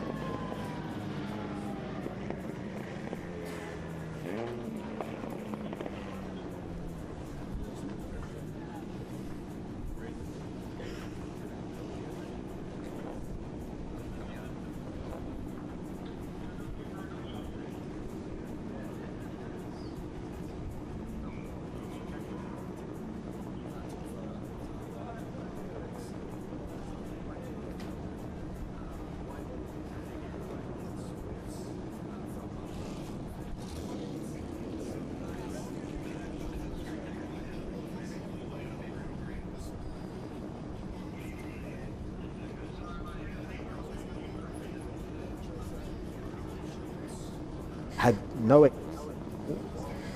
Are we back? Can you guys hear me again? Perfect, beautiful. In case you didn't hear any of that, I had a JZX driving around New Zealand for a little bit. Had the license plate BSU 626, which was very cool. That's not what you said. You were telling about how you're doing all the illegal drifting in Japan. I can neither confirm nor deny that. I hope that the microphones actually never went out for the viewers at home, and they know that I'm just telling absolute lies right now. And they heard exactly what I was saying. So now we've switched around again. So the Z on the left-hand side, the blue, red, and white vehicle will be leading, with the R32 four-door on the right-hand side and the black and blue chasing. So coming up to the initiation zone, a little bit of a gap between both vehicles. We can see the Z is putting down some power, but slightly touching the outside zone. Is going to have to switch just there. Nice switch by the chase car, unable to stay in drift, but that will be deemed the lead car's fault as they were offline. But coming nice and strong there, switching again, going into the pocket and pushing it as hard as they can, whereas the Z was actually quite wide there, and we actually want the front left wheel to go over the white box there on exit. So the lead driver, Mike Spicer. Mike Spicer supporting Drift for a Cure. All donations appreciated at breastcancercure.org.nz. Certainly making sure that even in drifting, you can keep your eye and your mind on some of the real things that matter in life. Exactly. This is just stuff we do for fun and for hobbies, but you know, there are much more important things than this, definitely. Oh, nah, I don't think so. You don't think so? No, it's just drifting, yeah. It's just drifting? The only thing that's more important than drifting, drifting a diesel. Oh, you want to be rolling coal? Rolling coal. Rolling coal, Rolling okay. coal. Rolling coal. So now we see the next two vehicles staging up. We have a S14 just there, white one, staging up. So that will be a Nissan Silvia S14. Originally came with a SR20 DE or DET, depending on the trim level of the vehicle. They still do use those a lot in Japan, as the tracks are actually quite smaller. So for example, one of the tracks you can get around it in about 30 seconds, whereas these tracks here in New Zealand are a lot bigger. So we'll see what the judges have decided between these two drivers, who will be taking home the W. Well, it's on the left-hand side is Ash Wosley. On the right-hand side is Mike Spicer. As I mentioned, drifting for a cure. Also, has the Z lost another body panel? It looks like it's missing the front right fender. Well, at least it's got a part of a left, so it can lose something on the next battle. And it's going in the direction of Ash Wosley. Casper Transmissions. Mike Clark will be happy to see that. But, well done. Love to see that. And hello to Enzo and Nova. They are watching at home in Tauranga. So, can you see the comments from the people watching? No, I just know that they are. Oh, okay. It'd be cool to see the comments of people watching. They can ask us questions and we can answer them. Enzo and Nova can't really comment. But right now I can tell you that the people that are with Enzo and Nova are not overly impressed that I didn't mention them. That's Enzo, that's Nova. Oh, they're your dogs. Okay, cool, understandable. So here we see the black E92 black E92 with a 2J leading, and we have the Nissan Silvia in the chase position. This should be shaping up to be a really good battle so far.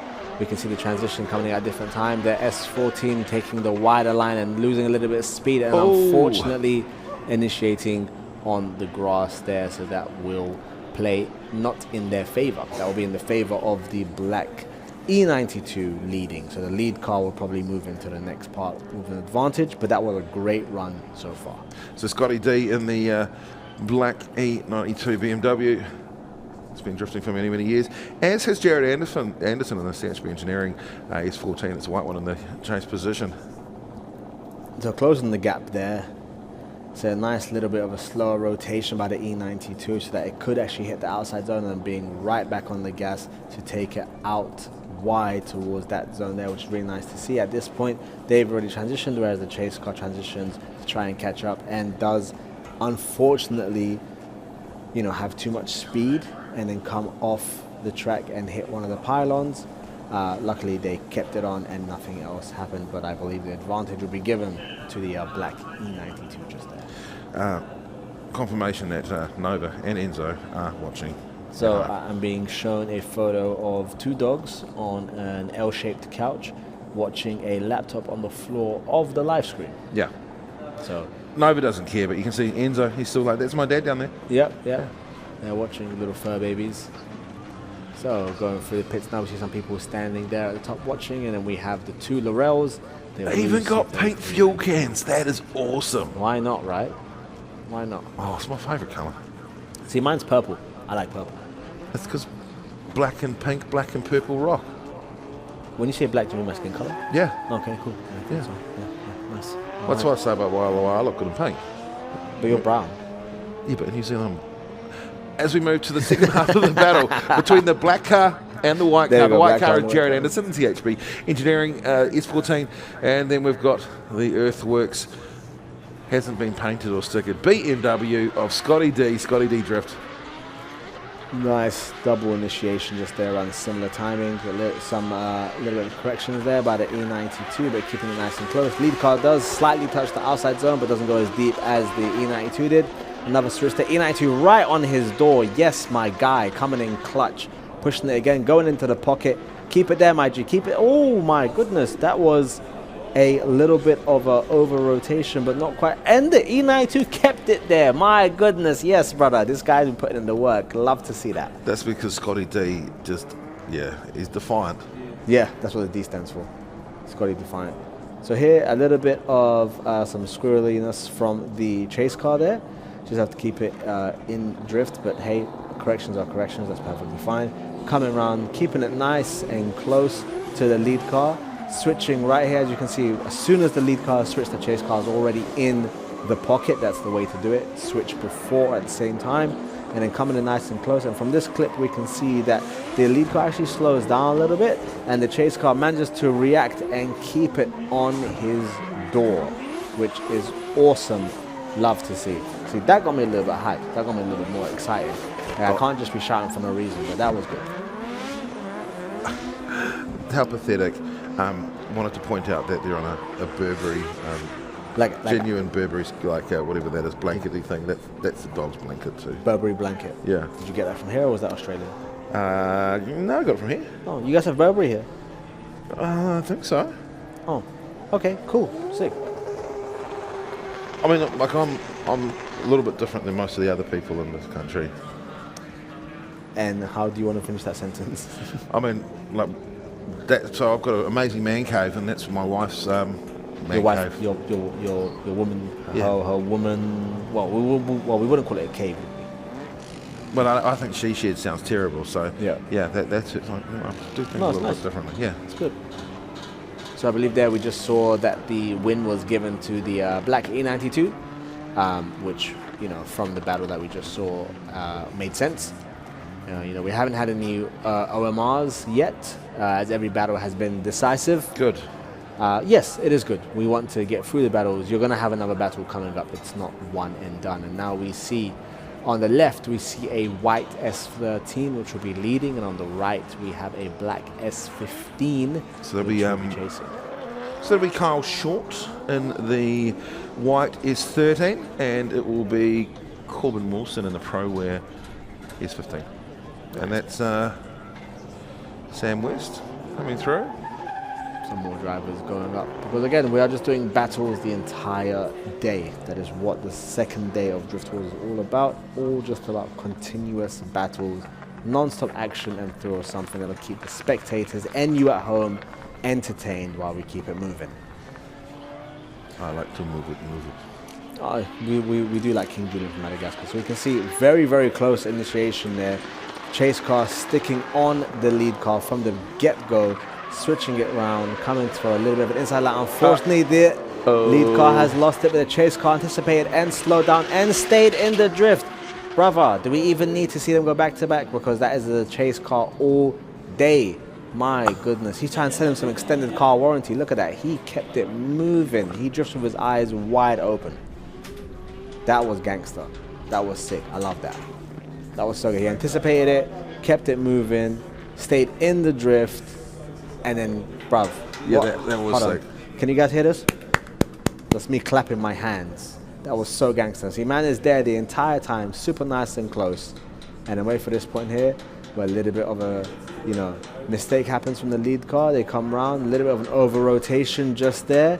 Chase car backs off a little bit, keeps it sideways. To be fair, props to the lead driver for keeping it and holding it in. You know, that could have been a spin right there. And then the chase car just gets right back in the But that takes years of skill, years of knowledge to be able to do that. I think he's just turned 16. Oh, the chase driver, huh? Yeah.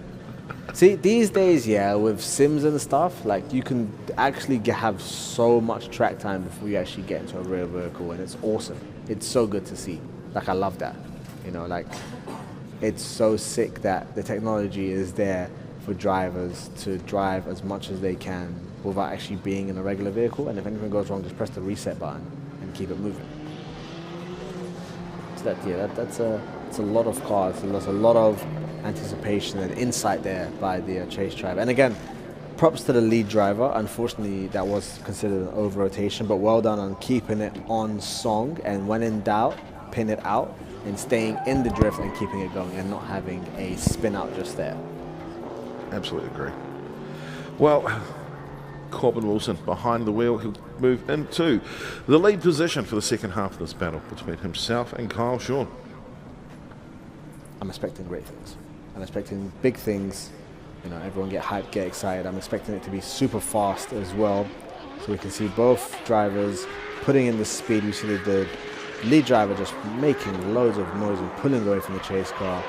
Again, on any other battle, like, that is a great chase, you know, but it just so happens that you're actually facing someone who just stuck it on his door last time, hitting every single outside zone like it's his damn job, which I guess for this weekend it is.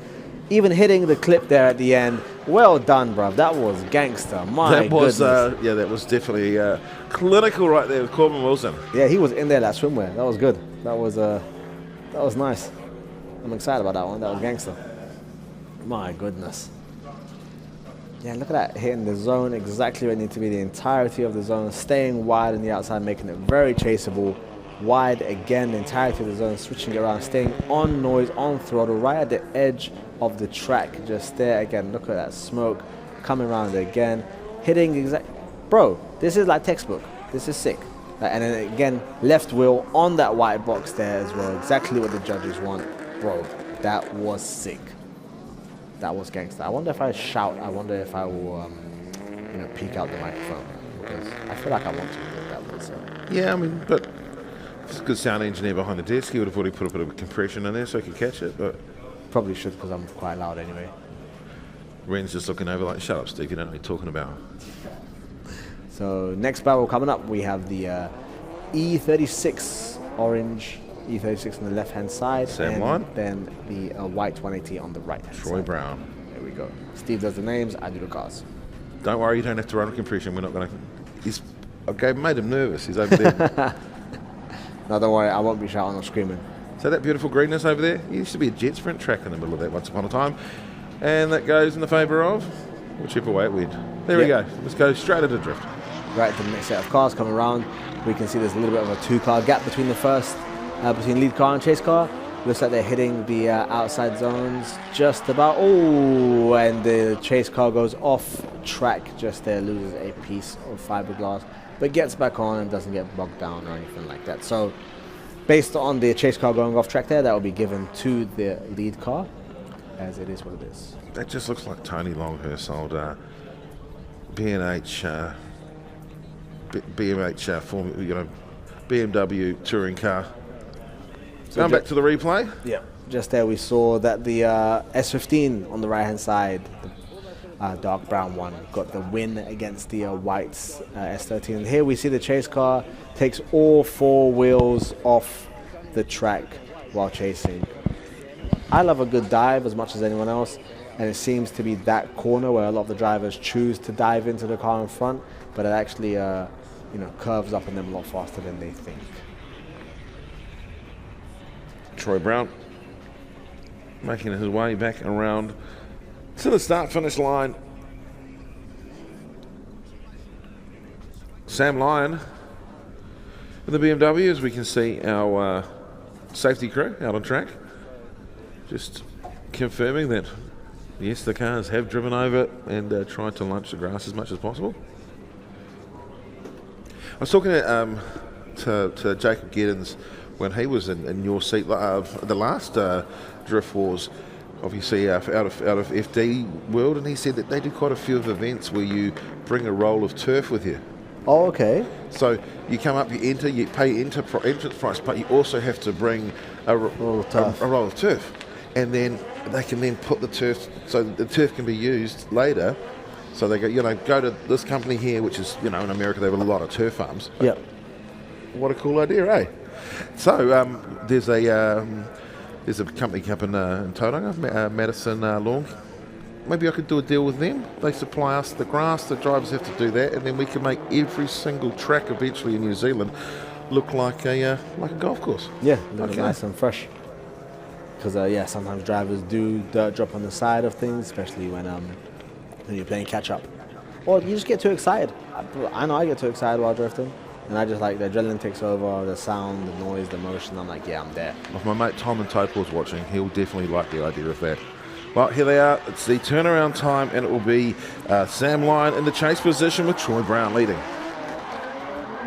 So we can see the lead car actually missed the outer zone after the main straight, and then come around towards the hairpin just here. We see the chase car getting it nice and close as possible, and actually hitting the white box with their left tire that the judges would like to see.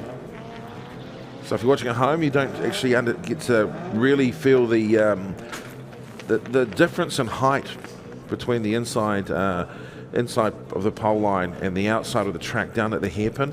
The amount of rake or camber in the road is actually quite substantial. Does make it fun though. That's how some of these sort of entries and speeds are actually possible, because they're cambered. Yeah. So they're able to actually keep it going. Whereas if it was flat, then they probably would just fly off the track.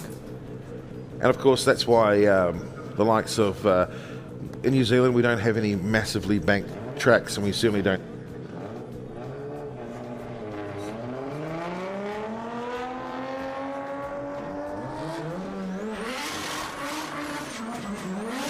So yes. that's one of the reasons why the likes of Shane Van Gisbergen is terrible on ovals at NASCAR. Yeah. Because we don't have bank tracks.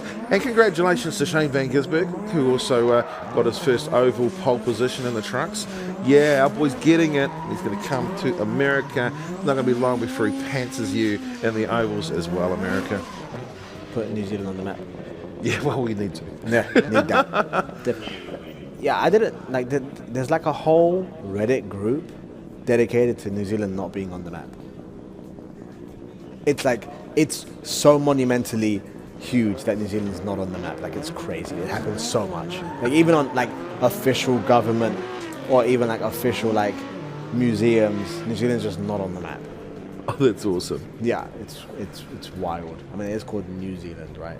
Not Old Zealand, which is the old joke people like to make. But yeah, now we see on the right hand side, we see an FCRX7, white and blue. On the left hand side, we see the Choice Files A31 Safira being piloted by Guy. So a big entry there by the FC with a little bit of a slowdown. Unfortunately, goes off track into the kitty litter. As long as Guy can complete the run. Oh my goodness, he spun as well. Who was in chase position? Guy was in the chase position. He's fine then. Spun. Okay. Oh, Advantage Guy. I wonder. I'm not sure. The judges won't be happy with him just spinning like that. I don't know if the judges will be happy with him spinning, even though it was independent. So he still probably has to complete the run. No, because the lead. So this comes back to the old. So when the lead driver goes off the track like he has there. Yep. That point there does not matter about anything to do with the chase driver. Look at his spin though. He loads it up and just big spin. I reckon he was just trying to pull a Super 6. You reckon? That's what it was, eh? Yeah. That was for the boys. Okay, that was for the boys. confirm. Okay, there we go. That was for the boys. That was for the boys. So he knew that he was that based off our wonderful silly rules. Yeah. And there's confirmation. Can somebody just get on the radio and confirm that that was a Super 6 for the boys? That's a pretty Kiwi saying, for the boys. So looking at it again, we see the car going off into the kitty litter and then load up. I tell you, that is the scariest thing as well for the FCRX7. Yes, there we go. I can't know if I can say the first words, but he says, If an Oates it was, Guy Maxwell definitely chucking in the Super 6 for the boys. For the boys. So the scariest thing is when you see a car go sideways into the kitty litter. Yeah. Because it's going fast, kitty litter, upside down. Yep. So it's definitely nice to see that in this situation. So that did not happen. We do not want to see any car Ross McEwen. flipping. I mean, it wouldn't be a good ride at all. You'd certainly, those situations like that, you'd want to be in a four-wheel drive. Yeah. So the reason why he's staying off the track is to get rid of any of the rocks and dirt and debris from the kitty litter so that it doesn't go onto the track itself. Yeah, so and of course he's just trying to make like the sponsor, four-wheel drive warehouse, and ensure that he keeps the good ride out there. Speaking of four-wheel drive, there is a Mitsubishi Evo 6, I believe, a yellow one, that drifts in Japan at Nikko Circuit while still being all-wheel drive. Oh man, I'm not surprised considering the power of the mighty 4G63. He just throws massive entries on the main corner of Nikko Circuit and all four wheels are just baking the entire way. It's a very cool sight to see. And yeah, he's a Nikko Circuit local, so he's there at least once a month. That's cool, as. Yeah. And it's a street car. Well, it has plates. I'm pretty sure he trailers it or trucks it to the circuit, but I think he can drive it on the street if he wants to. All right. So Riding on board with what about that Guy Maxwell in the choice files? A31 Safiro, and he'll be in lead position with Ross McEwen in the four-wheel drive warehouse. Good ride, rotary turbo-powered FC. All right, let's see what Guy can do. Let's see if he can hold it down. Coming in nice and strong there. A little bit of a early entry, just a start initiation zone up into the splash corner. Nice hitting the outside zone there a little bit as well. But the FC is sticking with him, hitting the outside zone too, switching around for this zone here. Again, FC is right there. He knows that he needs to put down an amazing chase to, get into Guy's head and pressure him into making a mistake so that they can potentially do a OMR. Come on, Ross, you should have hit him. I wonder if that will Finally count. turned around. I mean, clearly he's just making comments for the reaction side of things, and this is a room that I could potentially have something thrown at my head. Well, we go through and we can see a nice smooth job by Guy Maxwell, but what a chase run. Ross, there'll definitely be a little bit of aggression and a bit of anger under the brewing under the helmet there after the mistake that was made in the first run. Absolutely. And at that point there, it's like, shit, well, I think he contemplated it. I would say so. Because that was a very good chase run. It was a great chase run by the FCRX7. And we have another, basically that's the C33 Lorel. A car that's very well known in New Zealand for being used for drift purposes as basically a Sylvia. Well, so far we've got Scotty D going into the top 8 after his win over Jared Anderson. Corbin Wilson, he goes through as well after the win over Kyle Short. Sam Lyon, he moves into the grade 8, the top 8 after beating Troy Brown. And Guy Maxwell, he moves into the top 8 after that battle we've just seen with Ross McEwen. Now it's Sam West's turn. What can he do? Sam West yesterday, he went to the top spot just to blow it all when it came down to the final with Scotty D. But the bonus of that was that actually because of the positions that they'd finished and who they'd drawn, Sam West got a bye run by finishing second. Awesome. So Sam West, pro drifter out of Tauranga. You can see on the door, RHP, Reed and Harrison Performance, West Plastering, and everything else he forgot, but it's okay, Seaton. I know you're watching at home with Tash. I won't forget about you like Sam did. Great crew of drivers as well for Sam West. Kurt Blakey and the team as well. They'll be watching. Sam will forget to thank them, but I've got you boys. Love that.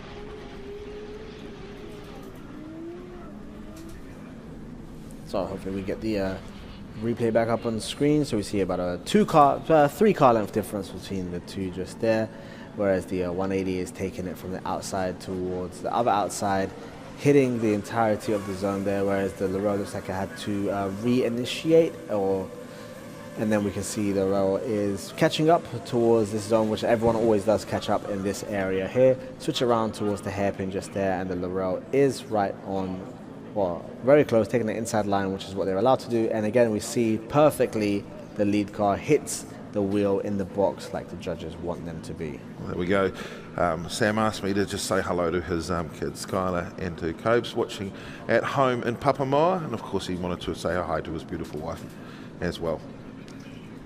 No, he didn't say that, Matt. It's all right, but you know, I've got you too. As we can see, Guy, he's straight down playing games on his phone. Keeping it moving, got to keep himself all good. So they're going to be going again, switching positions. So the Laurel on the left-hand side, the black car will be leading, and the white 186 on the right-hand side will be chasing. All right, well, let's see what Pete can do from lead position. It'll be Sam West in behind and chase as they head down the front straight here at Manfeild Circuit. Chris Amon, this is Drift Wars 2026. Alrighty, so let's see what can be done. Let's see if the lead car can put down a similar run to the previous that they just did. So smaller car length, difference between the two, keeping it nice and strong. Very early initiation by the chase car just there. Lead car coming out, missing the outside zone, but coming off track just there, which means that the white 180 S6, which was in chase position, will be getting the win on that one. I wonder if that was anything mechanical there or just an error on the driver. Well, Sam West certainly will be afforded the victory, no doubt.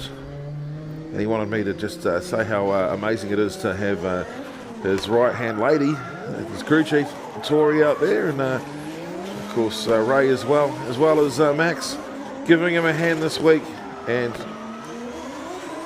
one more. Oh, there we have the insane limiter bashing of that. You need to stop that, Sean. He Yeah. did actually. I think he came up and, oh, that's right, and just got out of the throttle. Yep, that was we heard that insane. Oh, this is the battle of teammates. Wireta Kake, who's in the 180 with the whatever front. I'm not bad. I'm not sad about that too. I don't actually think that looks too bad. And of course, the Potros effect. Sean Potros. That should be awesome. This should be a very good battle. Shows their teammates, which means that they've driven together. So it'll be nice to see them get door to door and super close. Yeah, you don't need to tell Sean Potros. I mean, it could be his own wife, for example, and he's still going to sit there and bang on the panels. He's like, I don't care who you are. We're here to drift. Yeah, let's get close.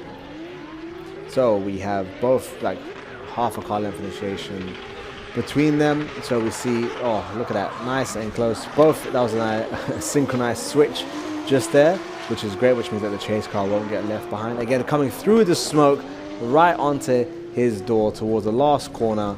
Look at that, it looks like they're putting on a demo run as opposed to a battle just there. Both of them pushing real hard and real nice, and out of context that would sound wrong, but here we are. So depending on what the judges will see on that. Yeah, I think Sean, you could see on numerous occasions, almost looked to slide down the inside.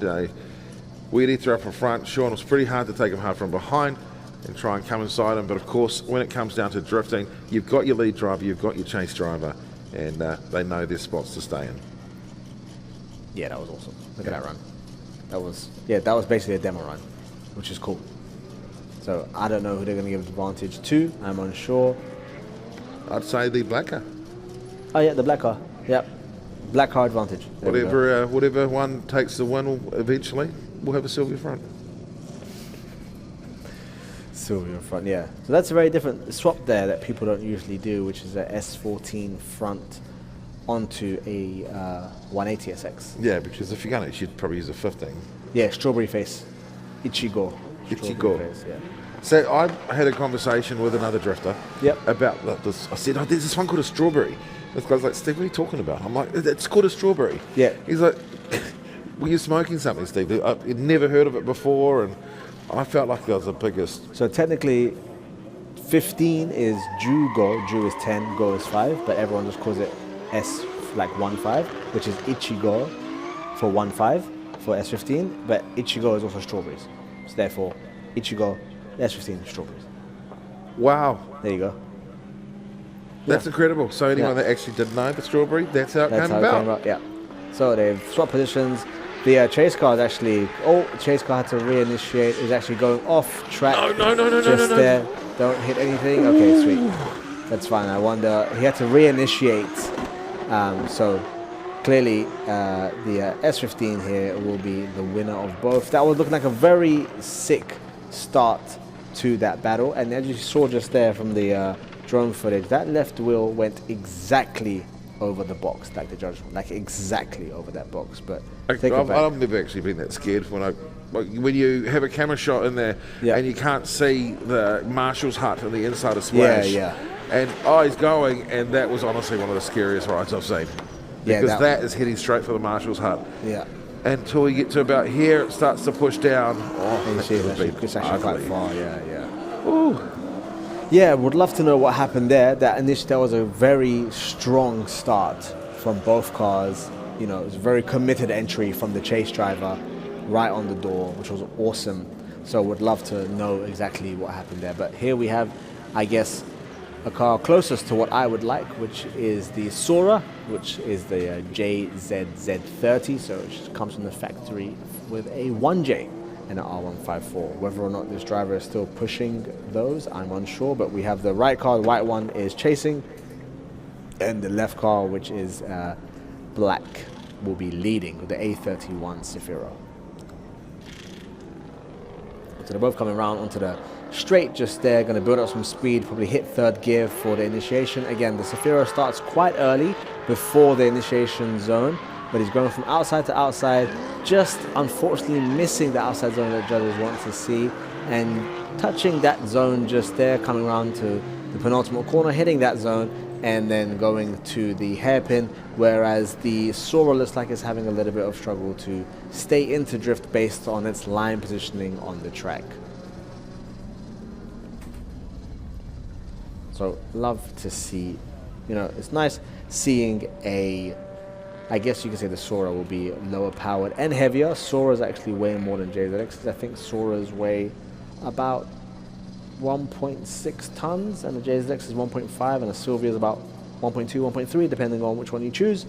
But we can see the A31 coming around, taking it nice and wide, hitting the zone, not super deep, but hitting the zone nonetheless. Coming for the last corner as well, we see that the Sora has to straight line drift there for a little bit based on positioning and is unable to push as close or as wide as the judges would like. Again, chase drivers are allowed to cut the corner, as we do favor proximity over anything else, but in this case that was a straight line drift, so I don't believe that will be counted in their favor.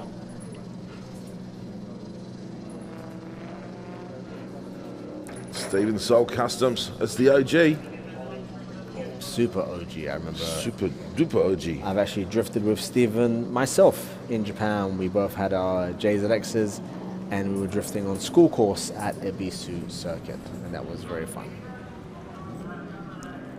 I'm still just blown away that I now know why it's called a strawberry. Yeah, Ichigo. Strawberry face. Yeah, so strawberry face when you put an S15 face onto anything else, and then, yeah, you can call it S15 Ichigo strawberry. It's usually used for strawberry face, though. People usually put, That's just amazing. S15 fronts onto a 180. Because, again, those pop-ups are really expensive, so that's one way to do it. So now we've switched over and we have the Sora, the white car on the right hand side, which will be leading, and then the A31 Safiro, the black car on the left hand side chasing. So Sora has a very early initiation there, similar to the A31. A31 goes into a straight line drift. Sora is on the handbrake a little bit to continue the drift, but hits the outside zone and actually takes all four wheels off track and loses the front bumper. And the Safiro is able to keep going and stay on the drift. So I believe that will be a win for the Safiro, is my assumption.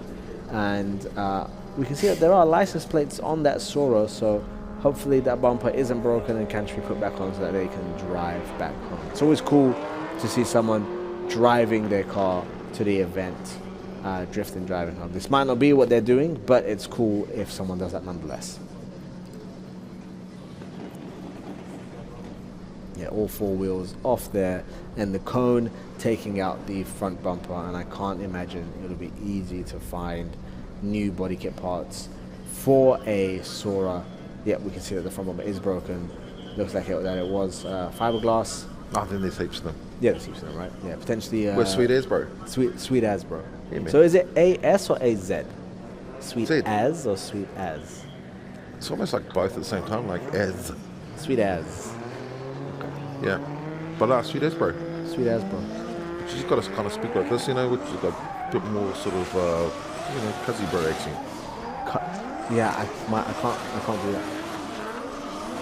I mean, as long as you're not like, got like a Cockney accent, you'll be. I mean, I could put one on, but that's. I'm not from East London. That's more like Cockney's more like an East London thing. What's like the Scousers? What's that? Scouse. That's like Liverpool, so. Yeah.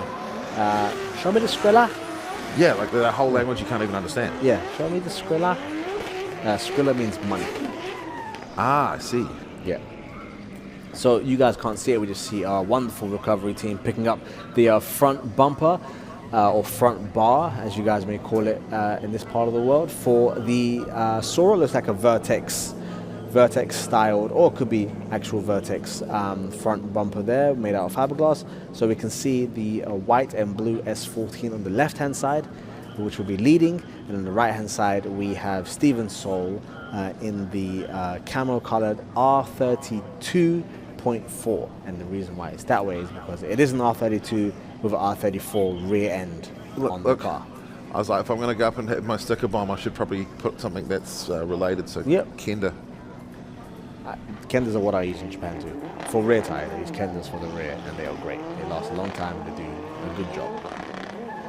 So we know Steven in the R32 on camo colored car on the right hand side was having some overheating issues yesterday. Hopefully that all got sorted out before his battle, and we will see if he's able to put down a close chase, because he is a super OG driver there. So we see early initiation there from the S14, putting in the work, missing that first outside zone there. We're taking it nice and wide, and slightly missing the second outside zone too, coming around. Hits that zone ever so slightly, but this is a very fast run by the lead car. Very fast. It does look quite difficult for the chase car to keep up. There's a lot of speed and momentum from that lead car there. So Adam Whitehead in the Pertec Sylvia S14 out of the Hawke's Bay.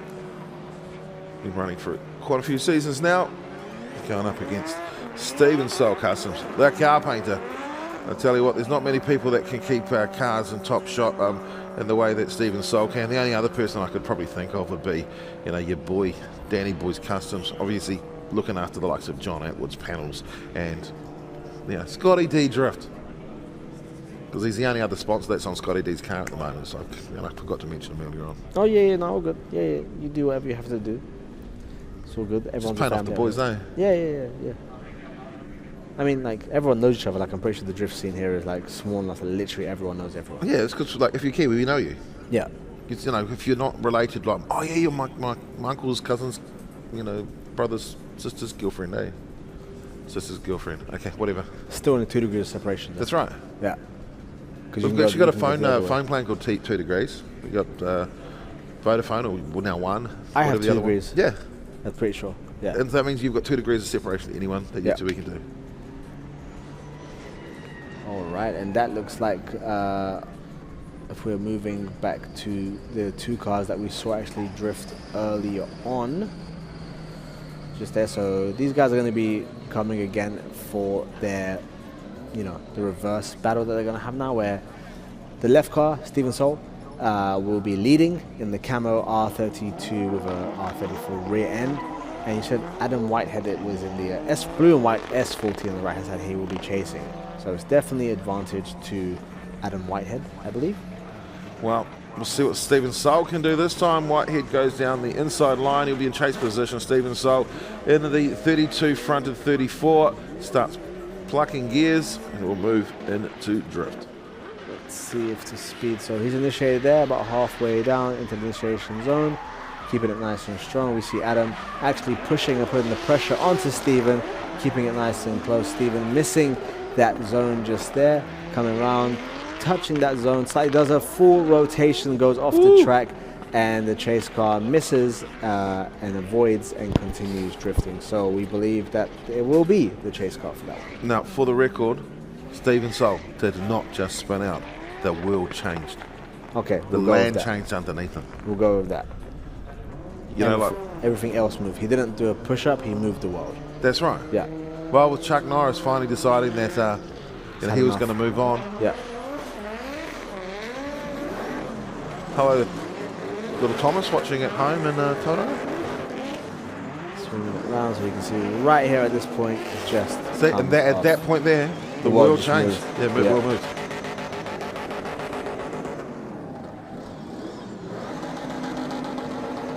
So I'm pretty sure you can hear the car right behind me making all that noise.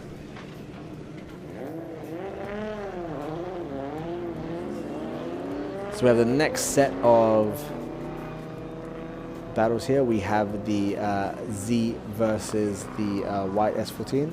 And if I'm not mistaken, is this the upper bracket, correct? It's absolutely quite possibly correct or possibly wrong. Who is this one here? Okay, that's that's our let's back it down, is it? Oh, lower bracket, that one?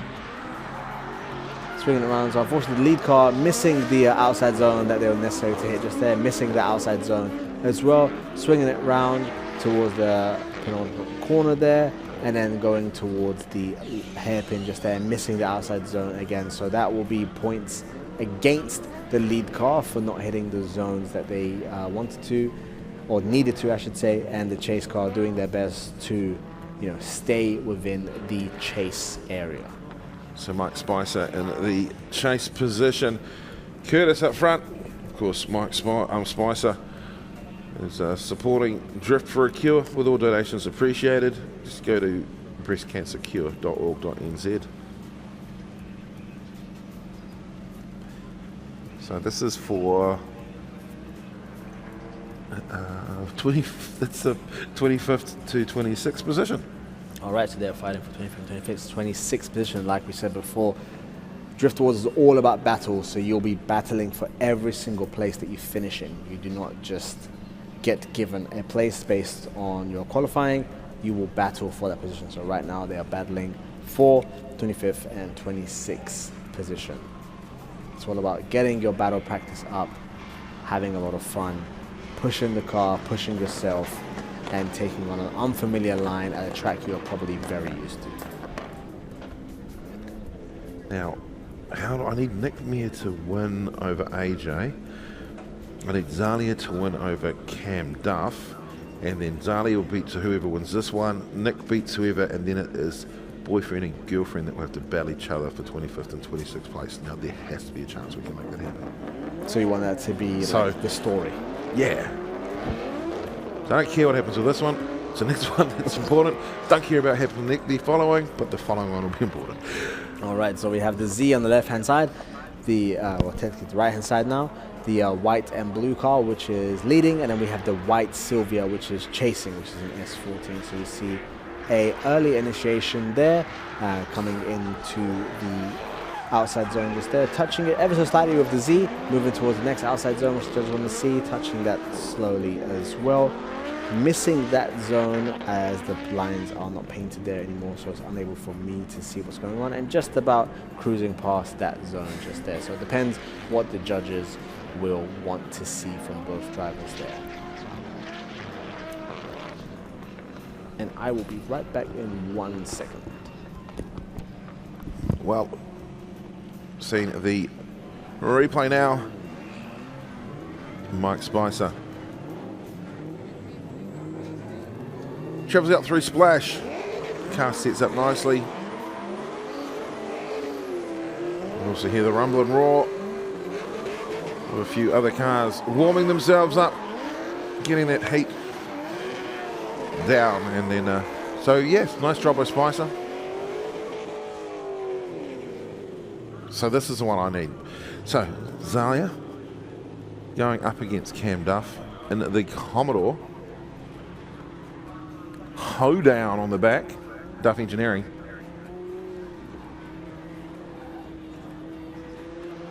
side by side as they get ready to head out of the link acceleration zone.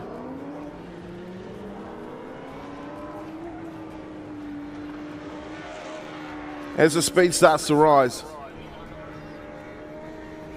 this is Manfeild Circuit Chris Amon. This is Drift Wars 2026. Zalia puts the hammer down and gets that Laurel transitioning into drift.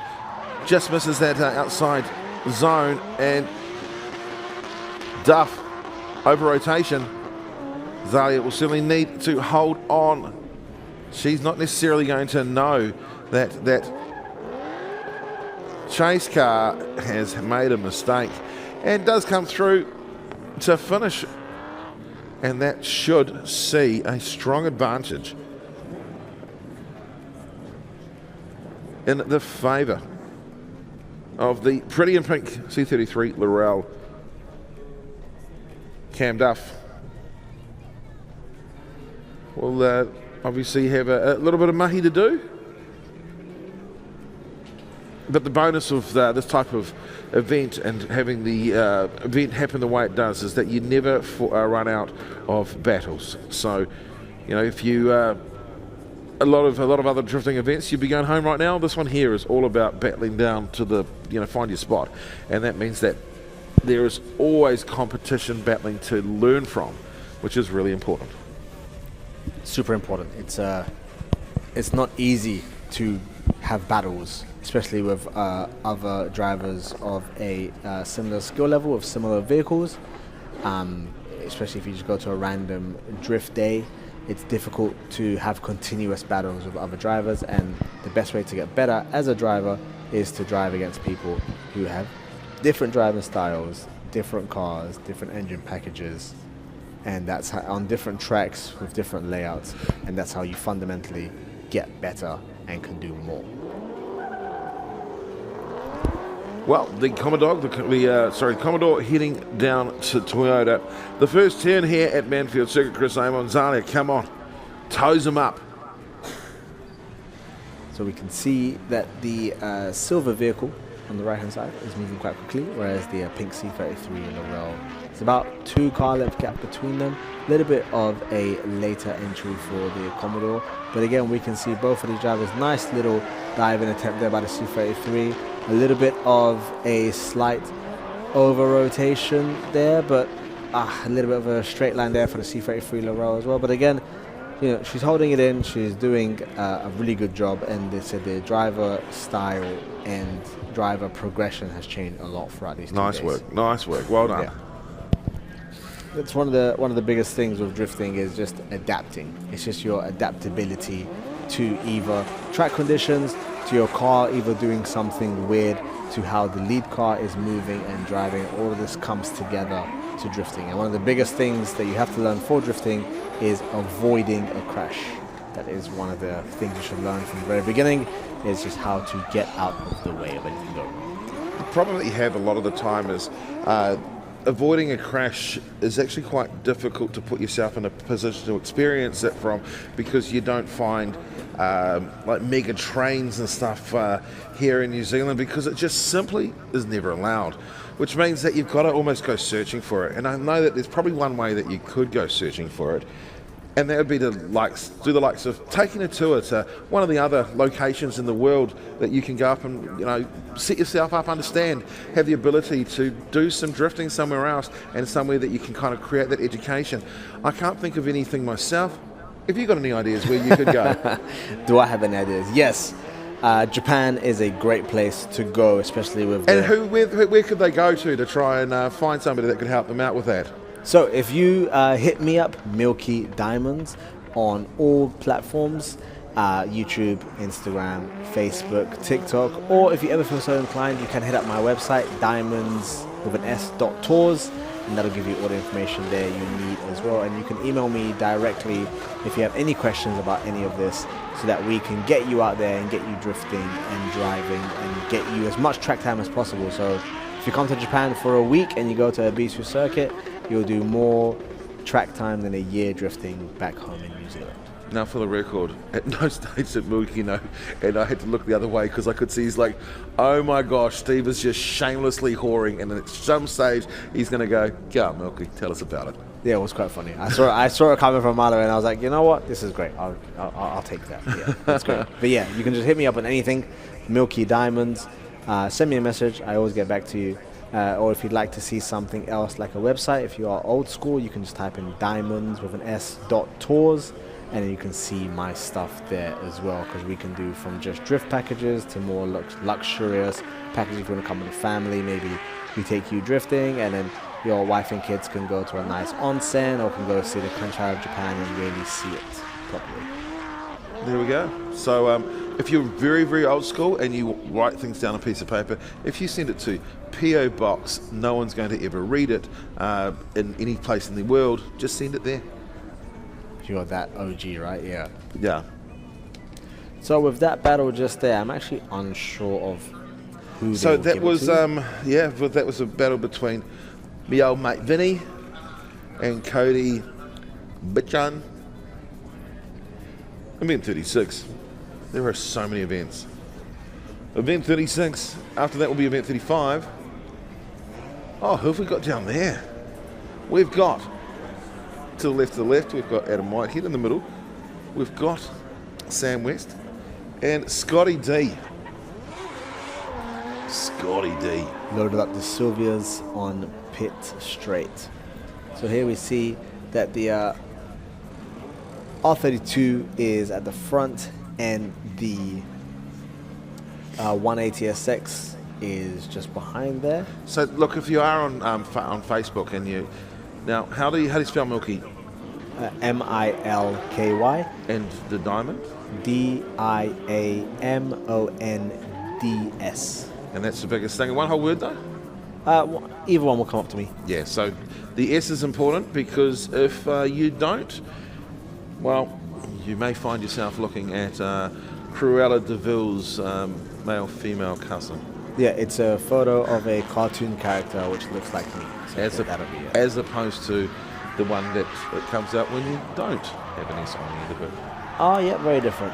So, let's see what Cody can do. Let's see if Vinny can fight back. They've come through Splash, making their way down. Oh, big angle. Big angle misses the outside zone there. Towards the last one, big angle again. A little bit of a late transition there. And the Z comes off the track and touches the tire wall just there. Vinny, up to, bro. So we get a replay of that. So both drivers are coming through. Not that much of a gap between them, maybe 2 car lengths. The Z actually initiates before the initiation zone. Comes in a little bit squirrely between both drivers, with some corrections being made. Missing the outside zone there. Missing the next outside zone as well. A big early initiation which goes for a mid/inside line as opposed to an outside line. And then we can see a little bit more, whereas the Z ends up accidentally flicking back over the other way, and the grass is a little bit slippery, and we see them ever so slightly just touch the tire barrier just there. So it looks like they may be a little bit stuck, there may be a little bit of damage. They're letting us know that they would like a recovery by sticking their hand out the window, so the boys will be over there shortly just to pull them out. Well, there's obviously a bit of a line tow required. Oh, what's? Is it that one there? There it is. Yeah, that's the one. Yep. There we go. The one that's me. It's not the right colour to be you, but I guess then they'd be using too much ink. It's dark enough. Yeah. So if you were a Pantone colour, you'd be #00000. I'm not that dark. Oh, you knew too. Oh, wow. See, I Of course I know. Well, I just didn't think I'd get caught out that quickly. Yeah, absolutely you would. I'm not all zeros. I'm not that dark. I don't know how you got to that, bro. The number of people that wouldn't understand Pantones. No, I understand. Yeah, but I should have probably not just made this. He won't understand. I'll make this. No, I make my own videos and I try and color grade it, and I make my own thumbnails and stuff. Just AI everything. Nah, I refuse. You started a video yesterday. What did you say? Today or something? Yeah. Yeah, that was great. Yeah. Yeah, no, I will use AI to potentially rewrite something or consolidate information for myself, but I wouldn't use it to make media. Yeah, I don't care anymore. Yeah, no, that's fine. So my not caring is because, and this is why AI is really good for people like you and me, is because the topic that we're doing, so in this case for you, is video editing. Yeah. So you'll know to say to it certain words that we use in the making of the making and creating inside the video industry that other people don't know, and they're like, "Oh, how come you can do it so well?" It's because I'm using the terms that it needs to understand. Yeah.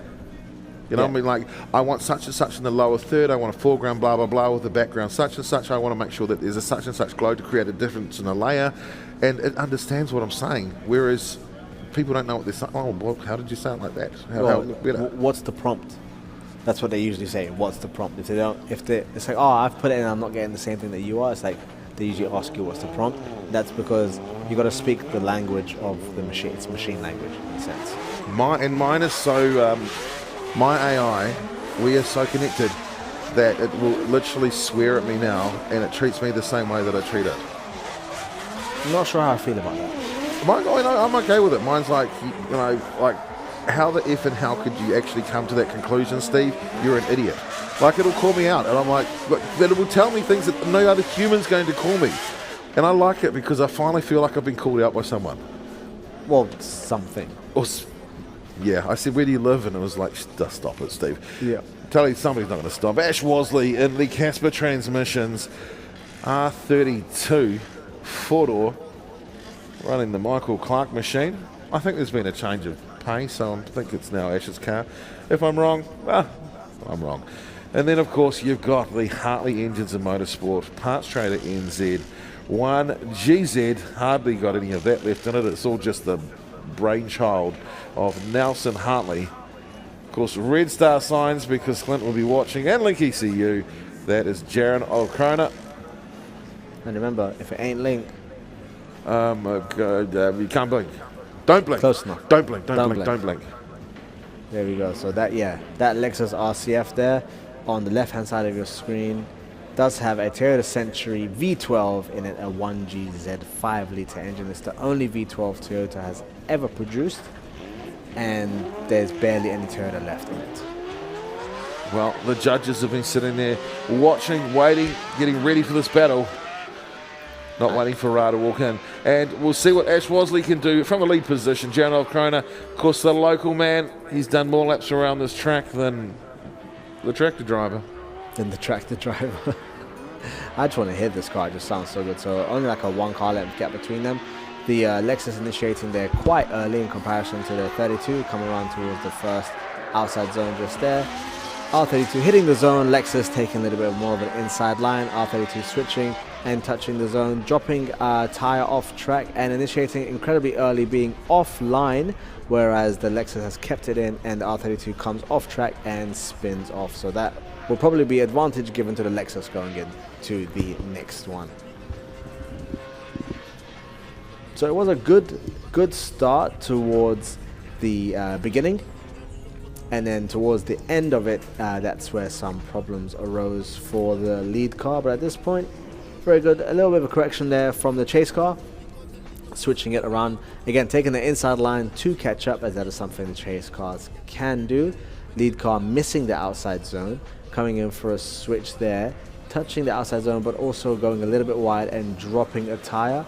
And then initiating incredibly early, so taking an inside line, whereas the chase car actually hits the outside zone, not that it's meant to, but actually hits it to show that it's more on the correct line, and then the lead car over rotating at the end and unfortunately spinning out off track.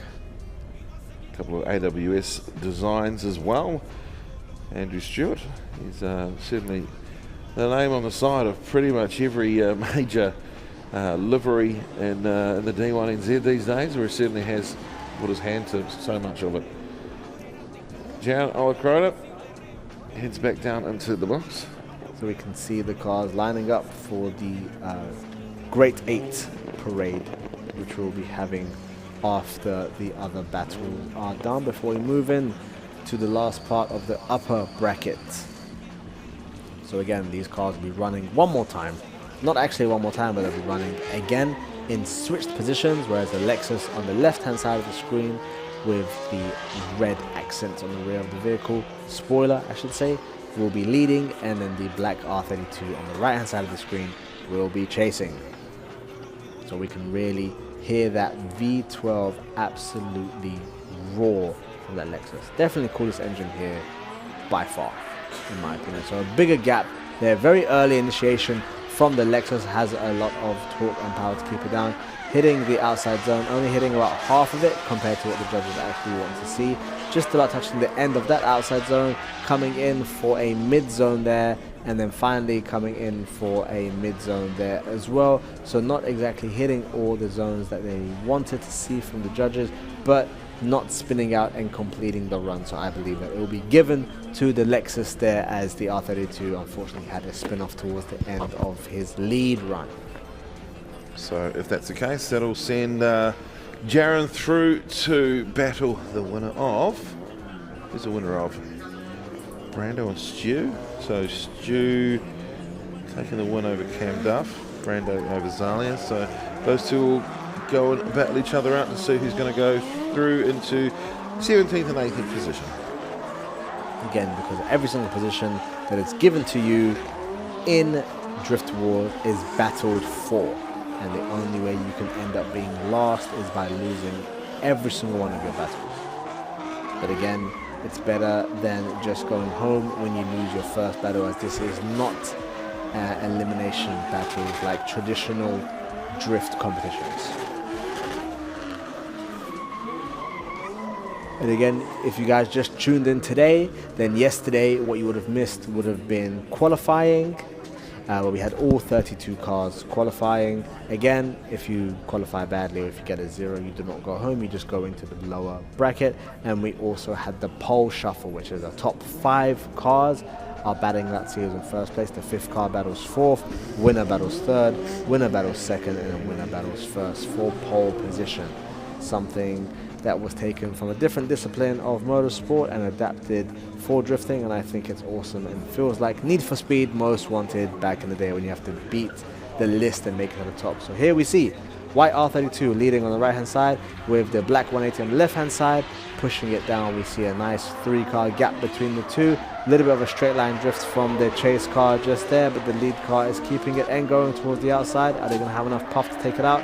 Yes, they do. Hit the outside, and they're going to switch it back around for the final hairpin, hitting the outside again with the 180 getting close, and unfortunately coming off and hitting the dirt there on the hairpin corner.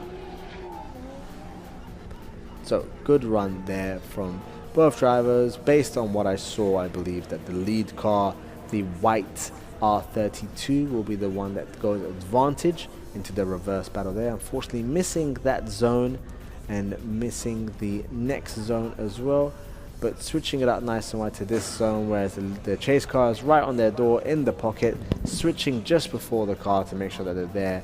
But here we can see the chase car, I think, comes out of drift, falls back, and then does a dirt drop there.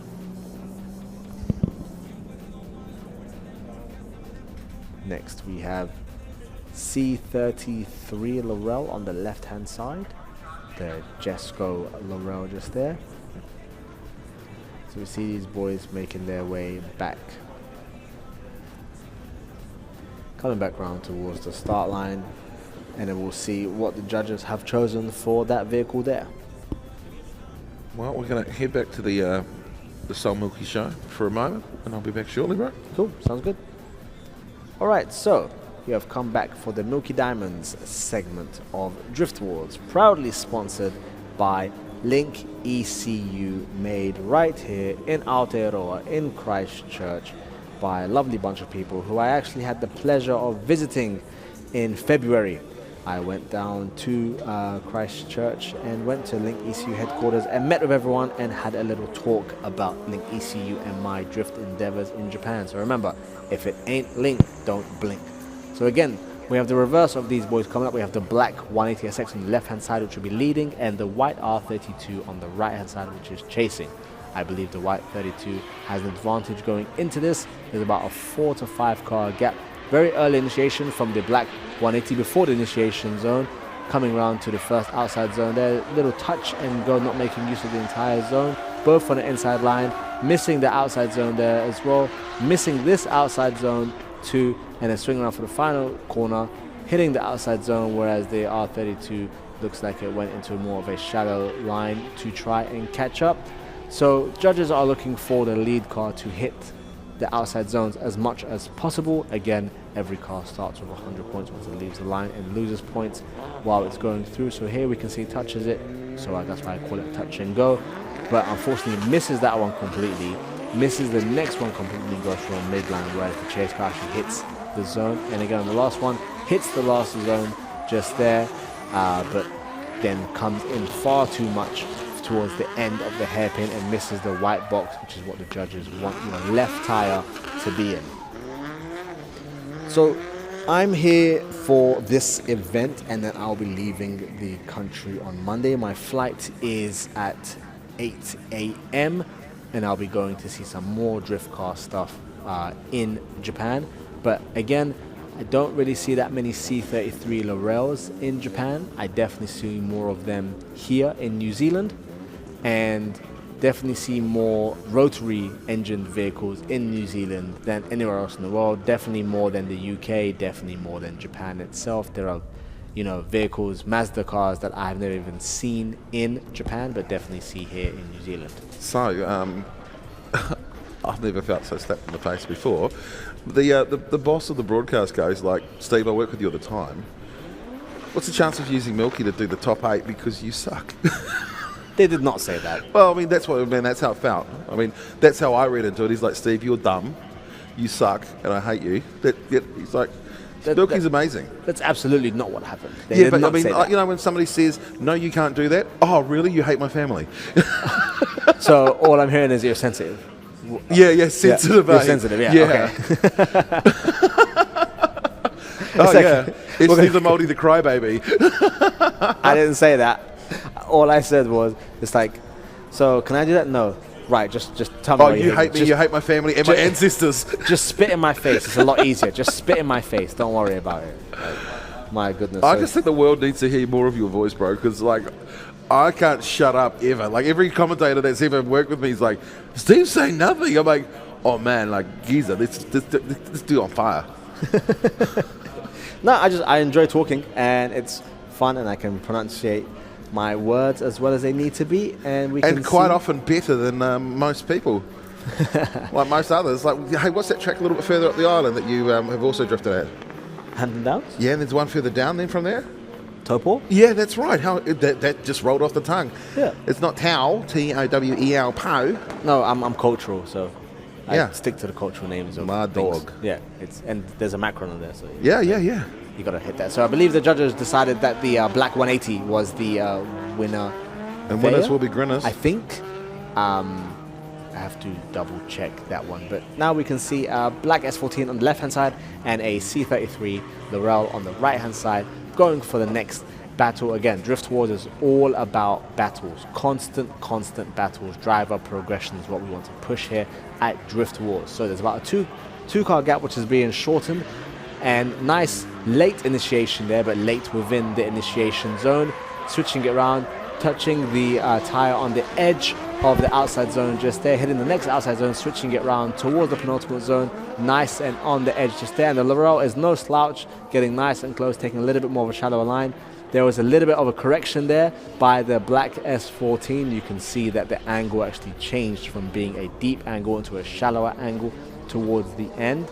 I'm not sure how the judges are going to take that, but it does look like to me, based on the entirety of the run and the gaps between both cars, that the Black S14 does have the advantage going into the reverse after this. So we can see, bang, hits there, swings it back around again, goes nice and wide exactly on the edge of the track, which is great. Then there's a nice solid switch, stays on the gas to keep the car going towards the outside zone. There's the correction just there, and then we see the Laurel trying to catch up, but doesn't quite make it the entirety of the way based on the line of where they were. So now we see the rest of the drivers all stacked up there. This is the Great 8. We see the crowd going wild. Yeah, it is cold today, so we do thank our spectators for coming out here to join us at Manfeild Circuit. Chris Amon, for Drift Wars, proudly supported by Link EC. Remember, if it ain't Link, don't blink. So here we see the drivers just there, parked up on pit lane. So as soon as these battles are done, we'll be making our way down to speak to the drivers individually to see what they're saying and how they're doing, how they're feeling for this sort of drift, setup. This is a very different sort of setup compared to other events. At this point in time, a lot of these drivers would have been packing up to go home, as most competitions have the elimination format. So one and done, essentially. Even if you don't qualify, certain drivers, as qualifying was yesterday, they may not have showed up today because there will be no reason to.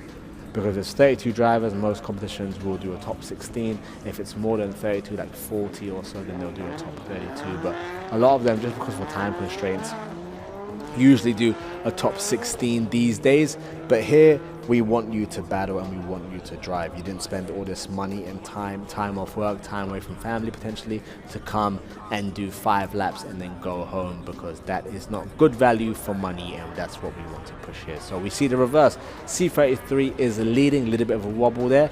Initiation quite earlier than the initiation zone, becoming a nice and strong, switching by the pylon, a little bit of a shallow angle switch just there, but hitting the outside zone. We see the chase car getting nice and close. Unfortunately, it looks like a little bit of an over rotation by the chase car, and that is going to count as a big mistake there, as if you're drifting in the opposite direction of the corner, it doesn't quite count.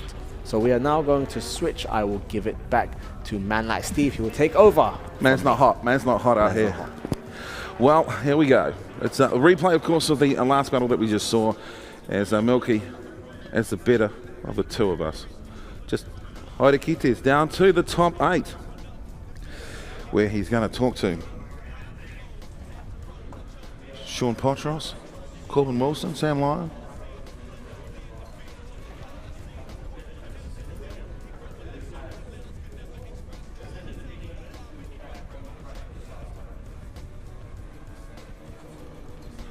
And here are the top 8.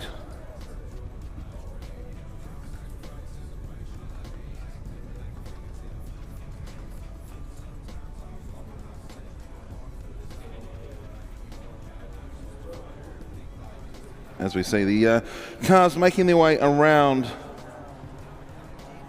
and heading back to the pit area.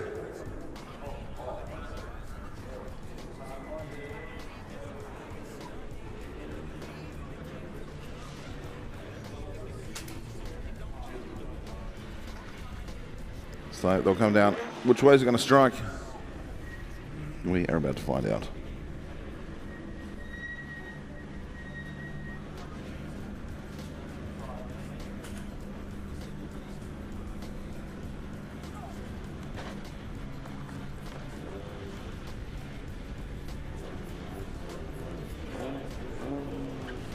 Well, looks like he'll be pretty happy.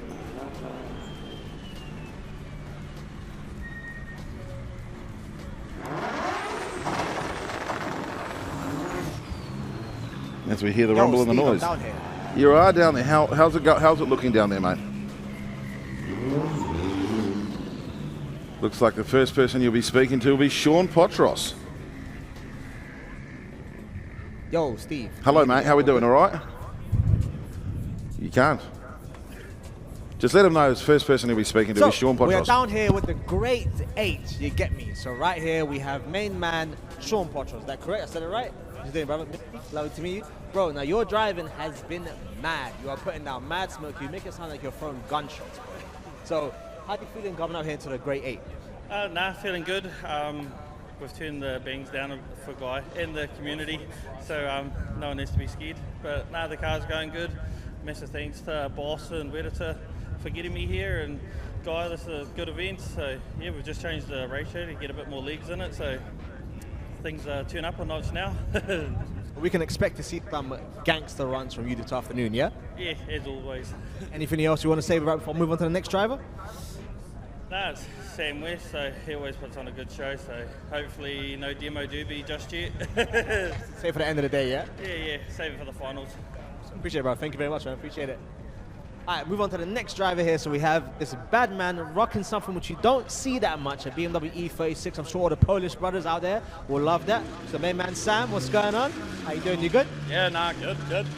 Just surprised to be in the top 8, to be fair. We had a pretty decent hit with Guy earlier in practice.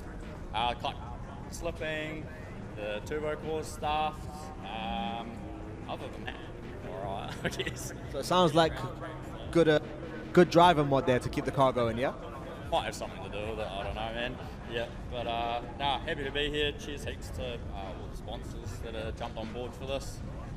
Last time we drove was Taupo Drift Wars last year, so haven't been driving for a while. So yeah, if anyone wants to jump on board so I can keep driving, that would be pretty much. So our boy Sam here needs some more people. So I'm saying, if you're out here, if you want to support one of the local boys who's hitting up with the E36, and I'm saying, you know where to go, hit him up on Sam Loud on Instagram, and I'm saying, jeez, thanks, bro, I appreciate it.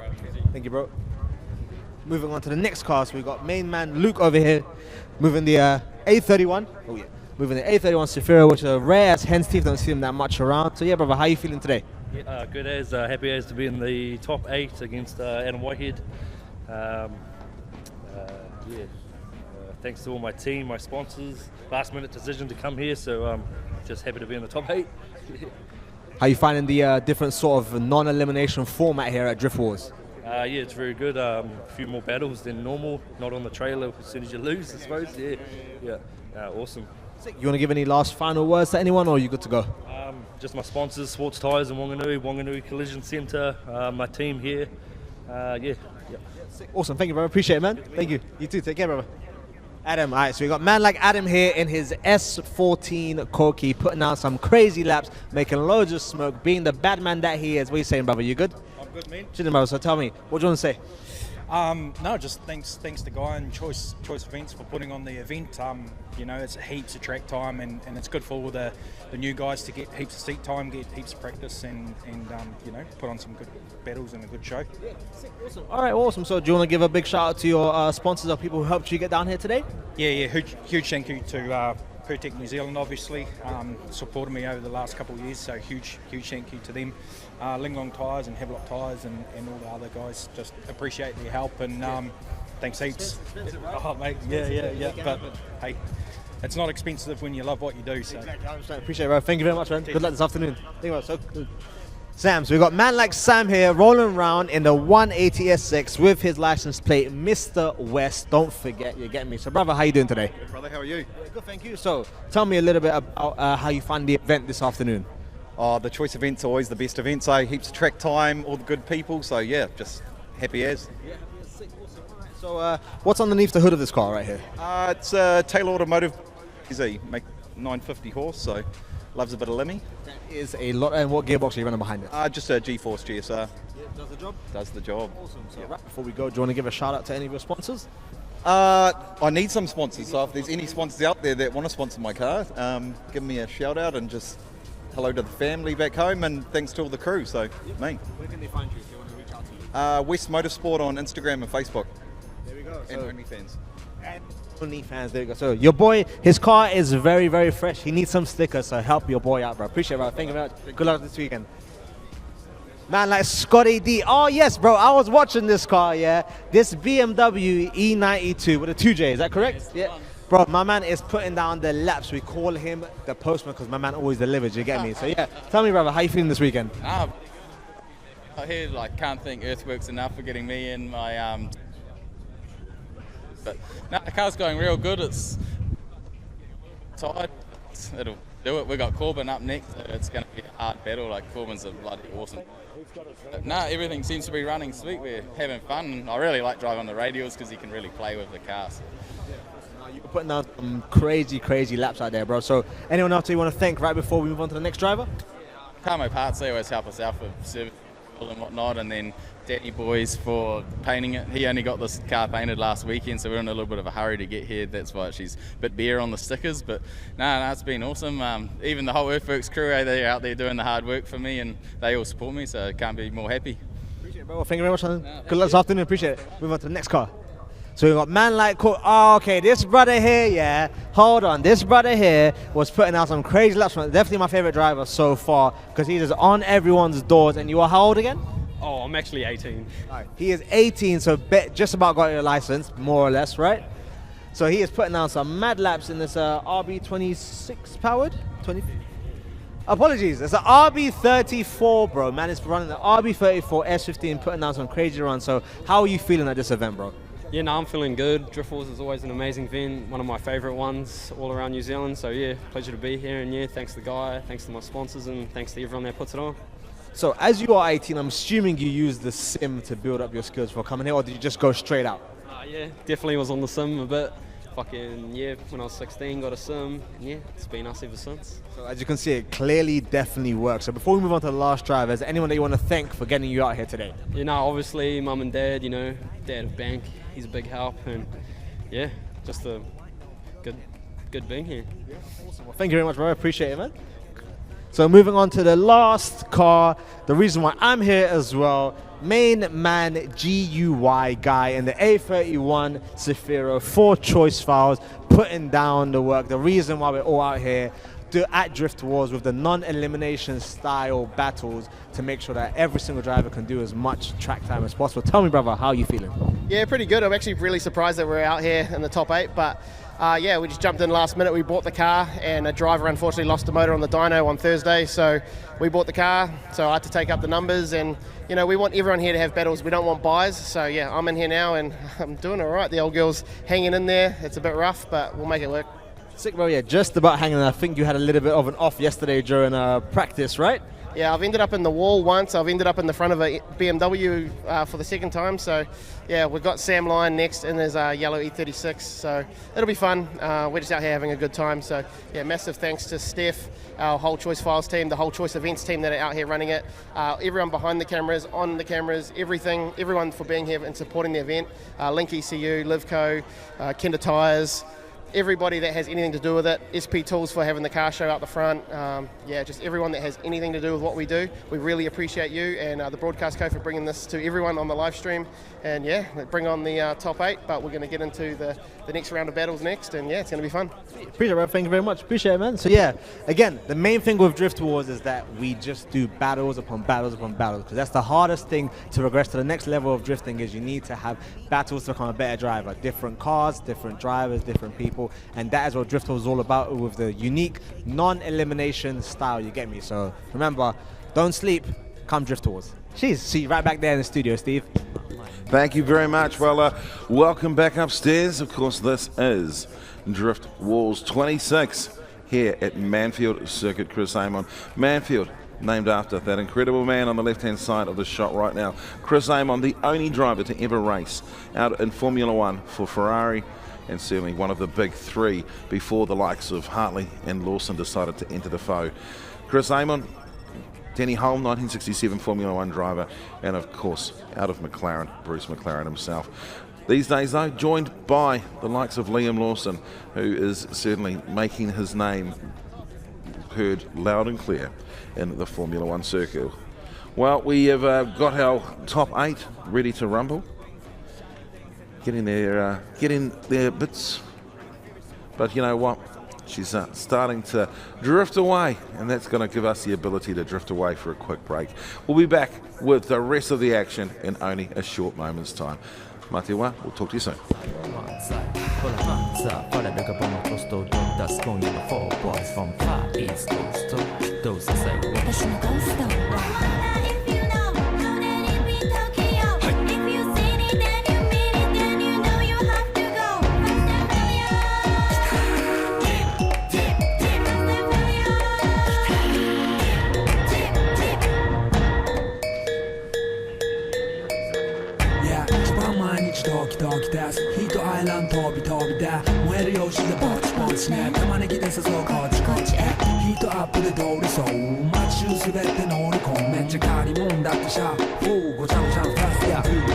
It's gotta be the shoes, gotta be the furs. That's why ladies choose me. All up in the news, cause we so cute. That's why we so huge. Eligible girls know how I feel. Daily spec, I keep it real. Not a China man, cause I ain't from China, man. I am Japan, man.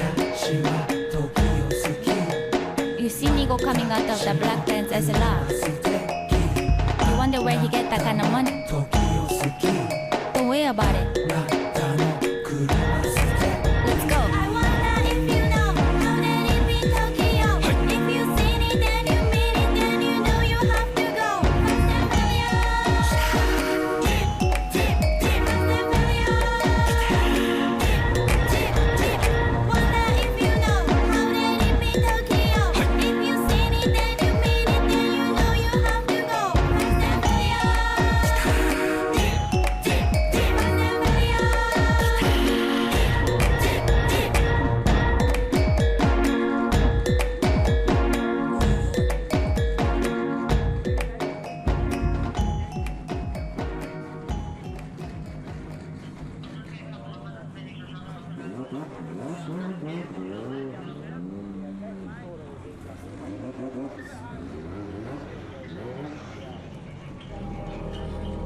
Forever in my mind.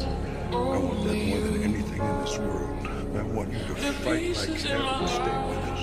Go away with you. With everybody else gone, I know it might not be with you, it might be too hard for you to keep fighting. So, if you want to go, I want you to know it's okay. I was all alone on my own, it's okay though. Do you really love me? Do you really trust me? I was down bad, feeling sad, feeling sorry. Now you really gone and I can't get you to call me. Wanna run away, fuck this love and fuck this place. If you was a ghost, I would kiss you anyway. I can't feel my lungs, feeling like I'm out of space. You're the one I love, but you're the one I hate. I can't really see you with anyone else. All these fucking perkies not good for my health. Wanna end it all, I can't do this again. Tell her that I love her, she do it for him. I can't really see you with anyone else. All these fucking perkies not good for my health. Wanna end it all, I can't do this again. Tell her that I love her, she do it for him. In my mind, only you. The pieces in my life go away with you. Forever in my mind, only you. The pieces in my life run away with you.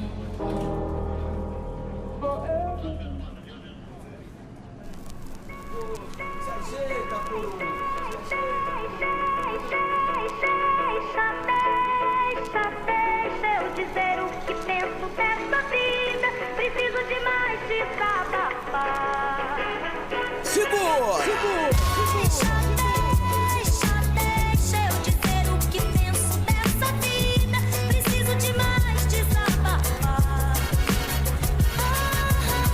Eu já falei que tenho algo a dizer e disse que falador passa mal e você me disse que cada um vai colher o que plantou, porque raiz sem alma, como o Flip falou, é triste. A minha busca é na batida perfeita. Sei que nem tudo tá certo, mas com calma se ajeita. Por um mundo melhor eu mantenho minha fé. Menos desigualdade, menos tiro no pé. Andam dizendo que o bem vence o mal. Por aqui vou torcendo pra chegar no final. É, quanto mais fé, mais religião. A mão que mata, reza ou mata em vão, hein? E contam coisas como se fossem corpos ou realmente são corpos. Todas aquelas coisas, deixa pra lá, eu devo tá viajando. Enquanto eu falo besteira, nego vai se matando, então Deixa eu dizer o que penso dessa vida. Preciso demais desabafar.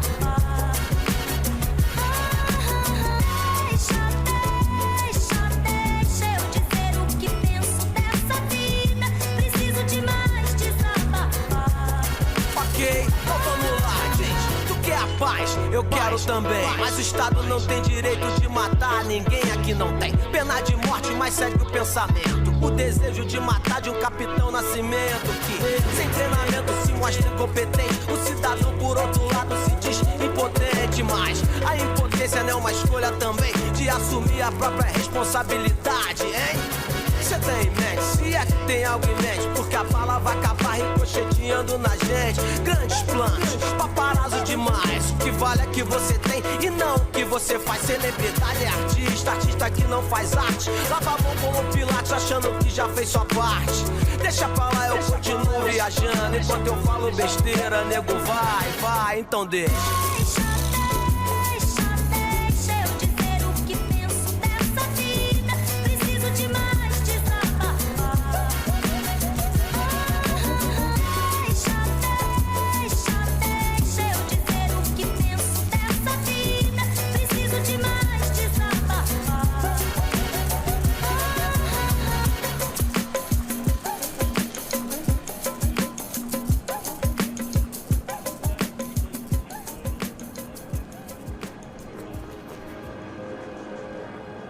Sean Khalifa, man. Money's the motivation, money's the conversation. You on vacation, we getting paid, so we on vacation. I did it for the fam. It's whatever nachos. Gunshots in the dark, one eye closed. And we got it cooking like a one-eye stove. You can catch me kissing my girl with both eyes closed. Yeah, perfecting my passion, thanks for asking. Couldn't slow down, so we had to crash it. You use plastic, we bout cash. I see some people ahead that we gon' pass, yeah. I never fear death or dying. I only fear never trying. I am whatever I am. Only God can judge me now. One shot, everything rides on tonight. Even if I've got 3 strikes, I'ma go for it. This moment, we own it. And I'm not to be played with because it could get dangerous. See these people I ride with. This moment, we own it. And the same ones that I ride with be the same ones that I die with. Put it all out on the line with. If you're looking for me, you can find wit in the new car or the crown with. My new broad does a fine chick in the weather squad. I'm down with. Ain't no way around it. What you say? Tell me what you say. Working hard, repping for my dogs. Do this every day. Taking off, looking out for all. Making sure we ball like the mob. All you do is call. Catch you if you fall. Young Khalifa. I never fear death or dying. I only fear never trying. I am whatever I am. Only God can judge me now. One shot, everything rides on tonight. Even if I've got 3 strikes, I'ma go for it.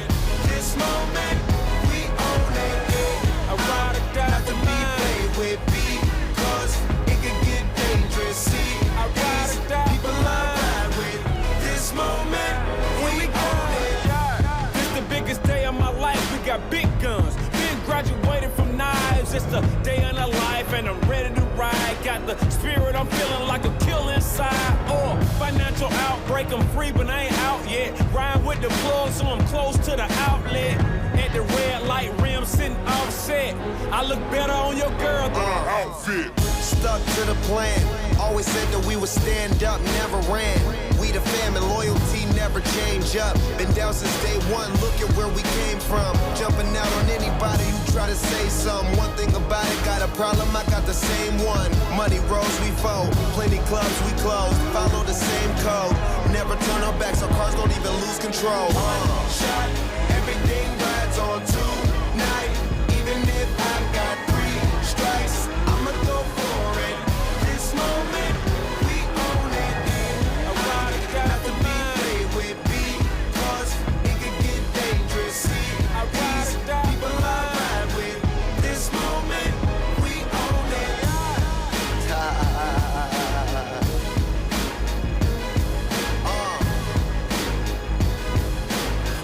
This moment, we own it. I ride or die for mine. I'm ride or die material. One life to live, so here we go. This moment, we own it.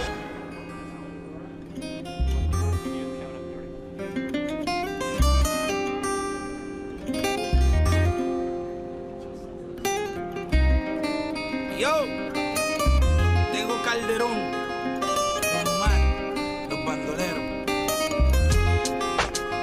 Aunque digan que soy un bandolero donde voy, le doy gracias a Dios por hoy estar donde estoy. Y voy a seguir con mi tumbao y con mis ojos colorados, con mi gato activado. Ustedes no me lo han dado.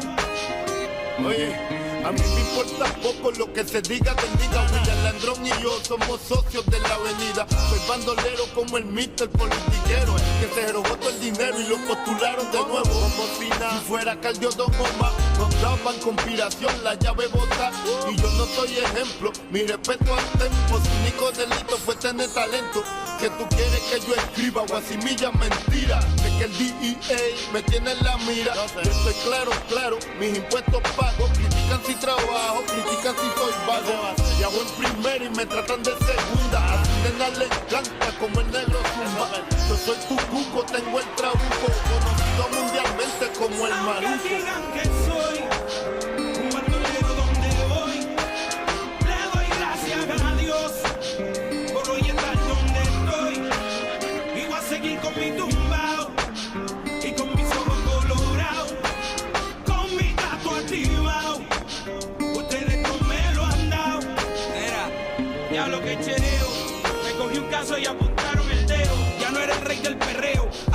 tecato y otro posible reo. Que me metieran preso, todos dijeron, mal los veo. Yo no les creo a su sistema de reformación ingrato. A mí me arrestaron 2 puercos por pasar el rato. Y yo aquí pichando, aguantando, callando. Si nadie es perfecto, ¿de qué me están juzgando? Ya sé con mi vida lo que cualquiera puede.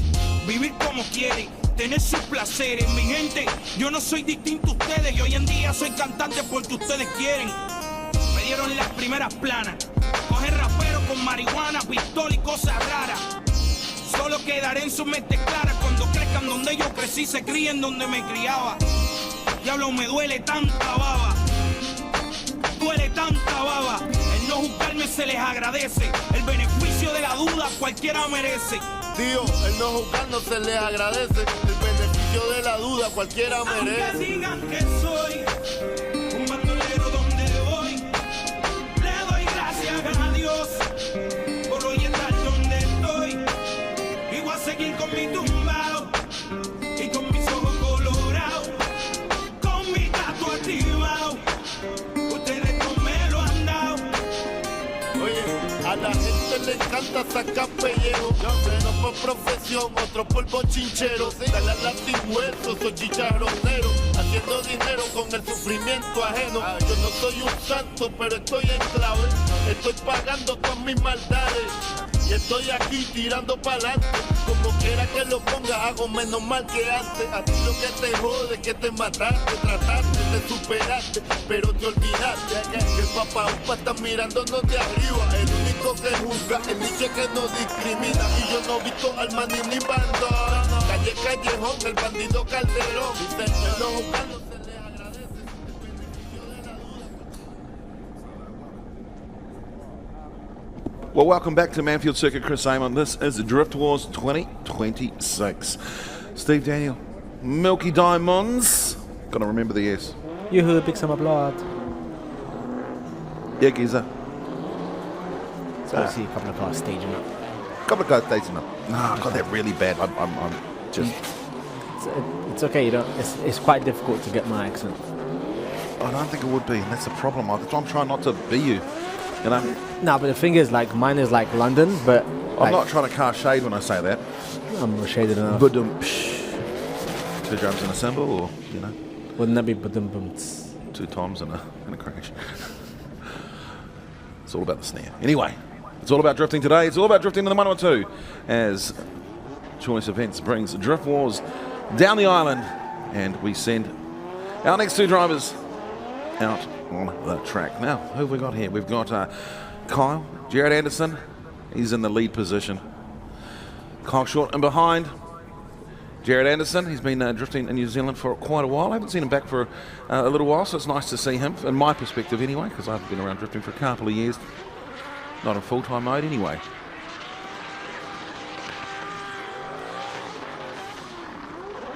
Hit the outside zone, nice. Coming all the way around again, just missing that outside zone, but switching it towards the...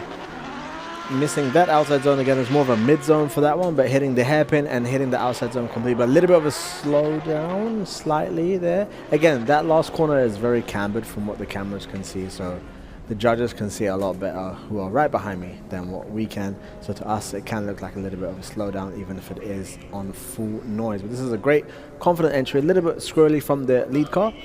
As we can see, the rear end had to be kind of slightly initiated again. Slightly, that the drift wanted to come out of it. Missing that outside edge. This one's more of a mid-clip rather than that out clip just there, which is the judges want the out clip. This one is most definitely an out clip on the hairpin. And then here we can see that keeps it going nice and strong all the way around. Doesn't cut into the inside of the track like which some drivers have been doing from that point. He's able to keep it nice and wide. So I don't like to say it. That was the loser of event 25, the loser of event 26.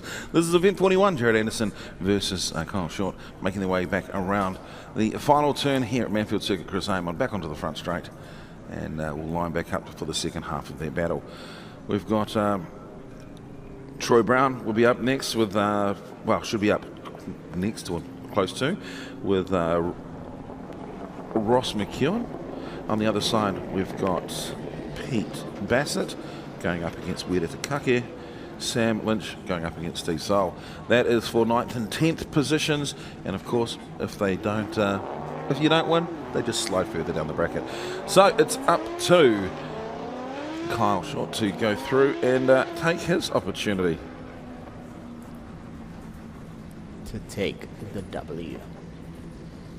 The win, as they say. So left hand side, the car that is chasing is a white S14. Right hand side, the car that is leading is a white S13.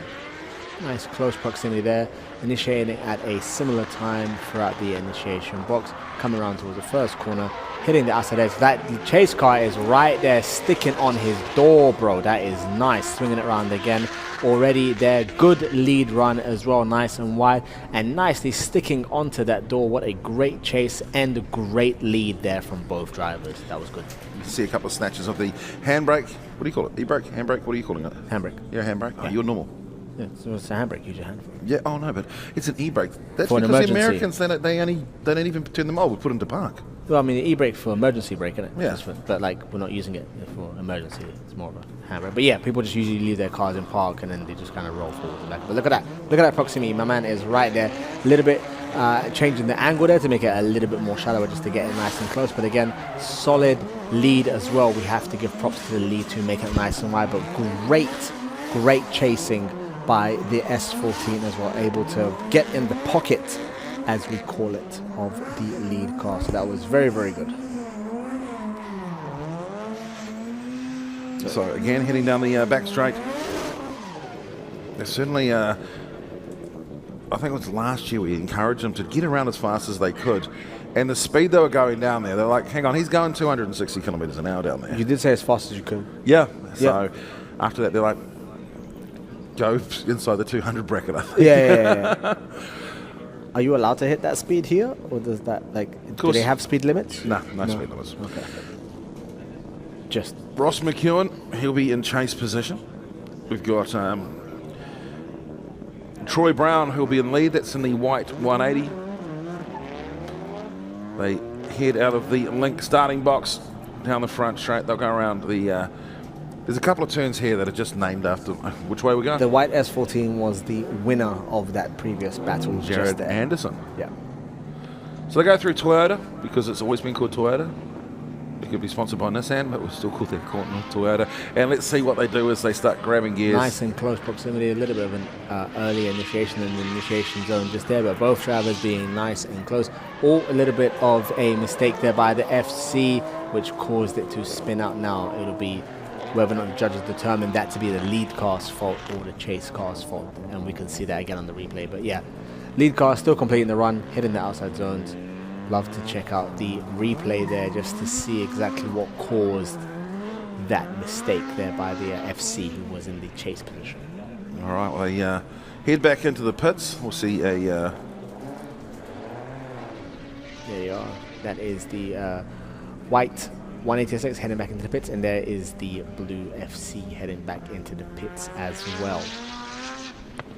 Nice little refocus there by our top tier camera people just there. Well, it's always a great sign when you see... okay, that was a pun, intentional. No one else would have got it, but I'll just spell it out.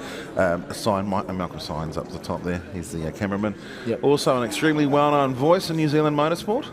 Certainly around this area here with the Robinson Prestige International Speedway, which is a place they hold the NZ Superstock Teams champs every year. So you'll see Malcolm talking about my favourite class in Speedway, the Super Saloons, as well as, and congratulations to my mate Stu Russell. He took up the award for the top commentator this year in the Speedway New Zealand. Oh, awesome.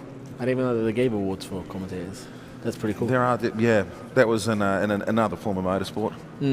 Speedway. It's nice to see that they, you know, Accolades are nice. I mean, there'd be no way that anyone else but my mate Warren, Mr. Grumpy Ninja, he would be the winner, the grinner. Oh, there goes the plane. Don't do it, Steve. Don't do it. Yeah, so cool. Where did I travel to? I traveled to somewhere along the coast. I can't quite remember where it was. But you're able to kind of just, because there's not a lot of people or planes or other serious things around New Zealand, you can kind of fly planes a lot with That was a Cessna 177B Cardinal. I'm such a loser. Why is that loser? Because you know what it is?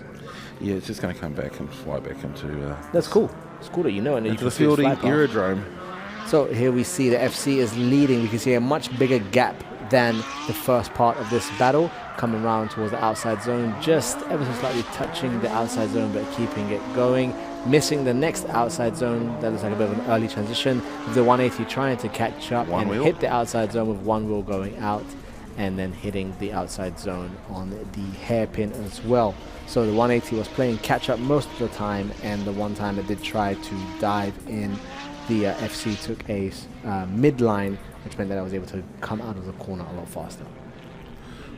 Well, to finish first, you have to finish. And although the lead driver has done a great job up front, obviously what happened in the first pass is going to be the difference. And I'm sure that we're going to see, unfortunately for Ross, the driver in the chase position right now, Troy Brown, going through and picking up the win. But, you know, you just got to...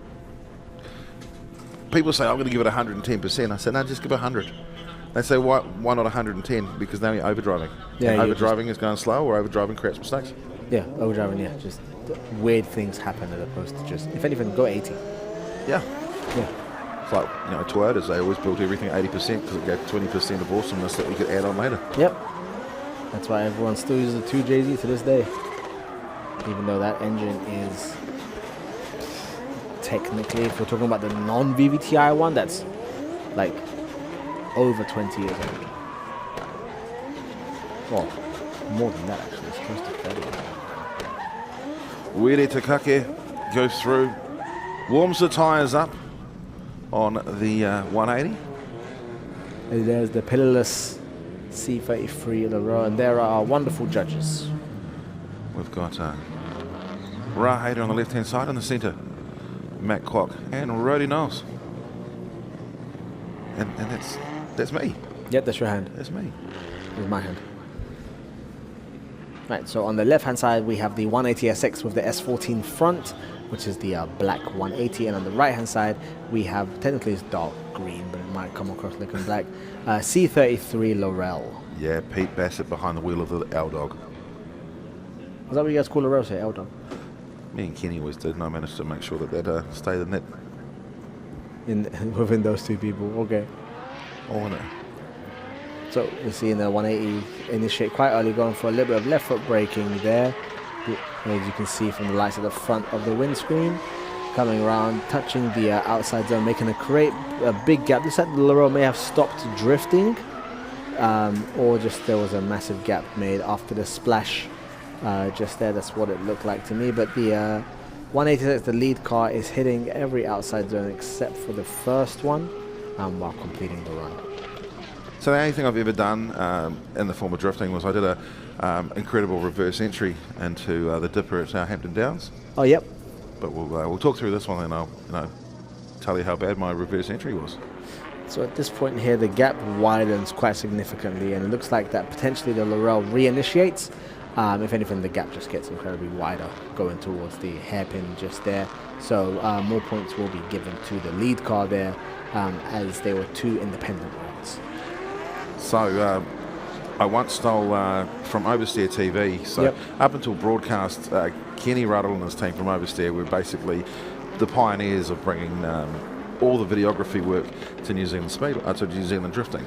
And Kenny and OTV, just an absolute legend of a guy. He had a Laurel, and I stole it one day and took it onto Hampton Downs, and I wanted to tell everyone that legitimately and legally and within, factually, that I had done a reverse entry into the dipper, which is not easy to do. Yep. So I drove onto the track. I drove down. I had a car full of people, none of us with helmets on, and I had no gloves, nor did I have my seatbelt on. And then I chucked it hard left, and then I stopped it. I grabbed reverse, and then reversed it all the way down into the edge of the dipper, put it back into drive again, and drove out. Legitimately, I pulled off a reverse entry into the dipper at Hampton Downs. Yeah. Technically? That's right, and I'm not technically. On a technicality, yes, that would be correct. I wouldn't call it an entry. Well, it was a reverse entry. It was a reverse. You pulled off a reverse into the corner. Just don't take the moment away. I didn't take the moment away. I don't. You hate me. You hate my family and my ancestors. Just spit in my face. Yeah, just spit in my face. Oh, goodness gracious. Well, there's a few more cars getting ready to go out. Stephen Sott will be the next. He's going up against Sam Lynch. But who have we got making the pass? No. Pulling down the inside. Then we must have two more. No, where are they? Yeah, they're coming around now. There they are. So the reverse of what we just saw. Now we see the right-hand side, the dark green C33 Laurel will be leading with the 180 S6 with the S14 in front on the left-hand side, which is in the advantage position. So a little bit more of a gap being held, but this is the point here where most drivers would like to speed up, take a shallower line and catch up, especially on this corner right here. As soon as the camera changes, you will see them getting nice and close. And then coming in for the hairpin corner here, you see the car putting it right on its door, ending up in the... Oh! My goodness, what happened there? All he had to do was a few more seconds and that would have been his win. So I'm unsure what happened there. What do you think, Steve? Throwing it back to you. Well, all I think is that, do you know what? Wiri Takake in that Champ Vision 180 with the Sylvia front, yep, and Pink Floyd have in common. What do they have in common? They both had hits with the wall. They both had hits with the wall, yes. That's right, you are, Cotton. That's what we'll go with. That was a dodgeball reference, if anyone picked that up. So as you can see there, my man just goes into the tires. Luckily, they are tires, and that was a slow enough hit. But heat over there. Heat haze coming up just in front of the... Yeah, right into the tire wall, and you know, tires can genuinely save your car more than you can think. I've had some big hits in the tire walls before, and that has more or less saved me. Right, so it looks like that he is stuck there, so it must have been some sort of potential mechanical issue that made him hit that part of the wall. So there will not be any battles running right now. Up to bruv. Up to bruv. Yeah. Oh no, what? Bruv is the UK word, and then up to is the Kiwi word. Up to G. So we're doing a mash. Yeah. Collaboration, if you will. Bangers and bangers and bangers and mash. Yeah, I don't eat bangers and mash. No. Do you guys eat bangers and mash? It's mashed potato and sausages for any of you who are uninclined to know what that was. No, but I do cook eye fillet in an air fryer. Eye fillet steak. Oh, yeah. Greatest cut. And like I'll buy a $100 eye fillet and then just cook it in an air fryer. Just spit in my face. Until you've tried it. No, to be fair, I have seen a few videos of people cooking steaks in air fryers. I just... maybe not the best cut, I would say. So I will do the best cut. Okay. And I don't care what the price is. And I will put it in, because I'm cooking with gas. Actually, I'm cooking with air. Well, technically it's just the oven. But yeah, so, yeah. And I have reverse seared. I've done every type of form of cooking steak. I have done it over hot this, hot that, barbecue, whatever. And the air fryer is the best I have ever eaten an eye fillet outside of having an executive chef making it. Yeah, of course, yeah, because they don't mess around. Well, I guess that's something that I should try at some point. So there you just saw the run where the 180 was leading. Solid lead run, very well. There was a big gap between the Laurel and the 180, and that was definitely in the 180's favor. And then this is the run that we just saw, the second half of it. The 180 catches up to the Laurel, puts it on his door on this corner right here. When the camera changes, you'll see that. And on this very last hairpin is right there in the pocket. And at this point right here, you'll see something happen, and the 180 just drives off track and goes into the tire wall just there. 200 degrees, 8 minutes. Take it out. Back to the steak, yep. Upside down.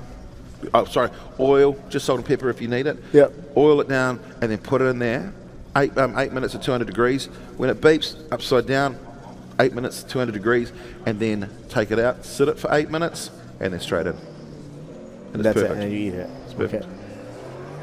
Oh, what's going on, Sean Potros? He's just practicing what's going to become the Potros effect for his next victim.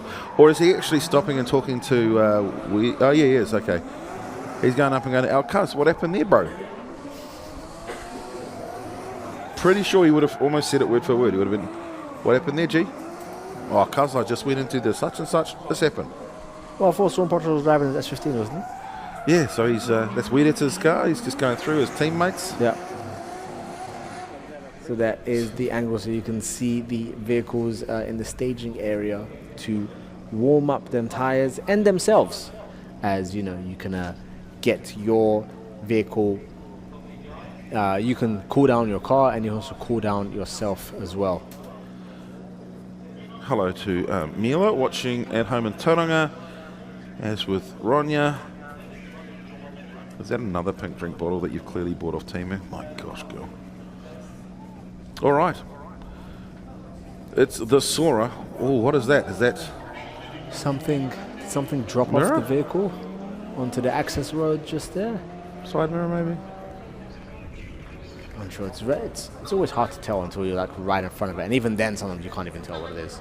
Wow. So coming round to Stephen Soul in the R32 with a 34 rear end on the right hand side leading, and the Sora on the left hand side chasing. So a little bit of a late initiation for both cars towards the end of the initiation zone. Coming around to the first outside zone, a little touch and go for the lead car, missing the next zone there. Coming around from the midsection with the Sora actually hitting the zone and doing a little dirt drop. And coming around towards the hairpin just there, where Stephen Soul hits the entirety of the clip, and the Sora does a good job to stay close by. Stephen Soul, one of the OGs, that R34 rear-ended, R32 front. I mean, it's just piecing together two of my favourite Skylines. Yeah, just not in the usual way people usually do. People usually change the front end of the cars, not the rear end. But Stephen Soul likes to do things differently, so he changed the rear end of that car. Another drifter we had in NZ, Gargan Singh or Gargan Kang, he had in C33 Laurel that he'd put an R34 front on. Oh my gosh, it looked incredible. Oh, I know that one. I know that car. Yeah. Was it Black Bull? I think it was back in the day, liquor one. I think it may have worked, in my opinion. The 34 is like a larger front end than the rear of a C33. So the rear of the C33 looked really small, and then the front, because it's a 34, was like quite large. So it definitely had like front presence, and then the rear was like, oh wait, it's a Laurel. Oh. And then of course you've got the C33, sorry, the R33, and we know what those are best used for: fishing. Or parts cars. Well, no, any parts cars, yeah. I mean, it's the one that people don't really like the most out of the three. And if you look at it, you can understand why, because they are ugly. Apart from there's a guy called Tully Pucky who had R33. He's all right, but Tully was a great guy. Technically, 33s and 34s are mechanically more or less the same.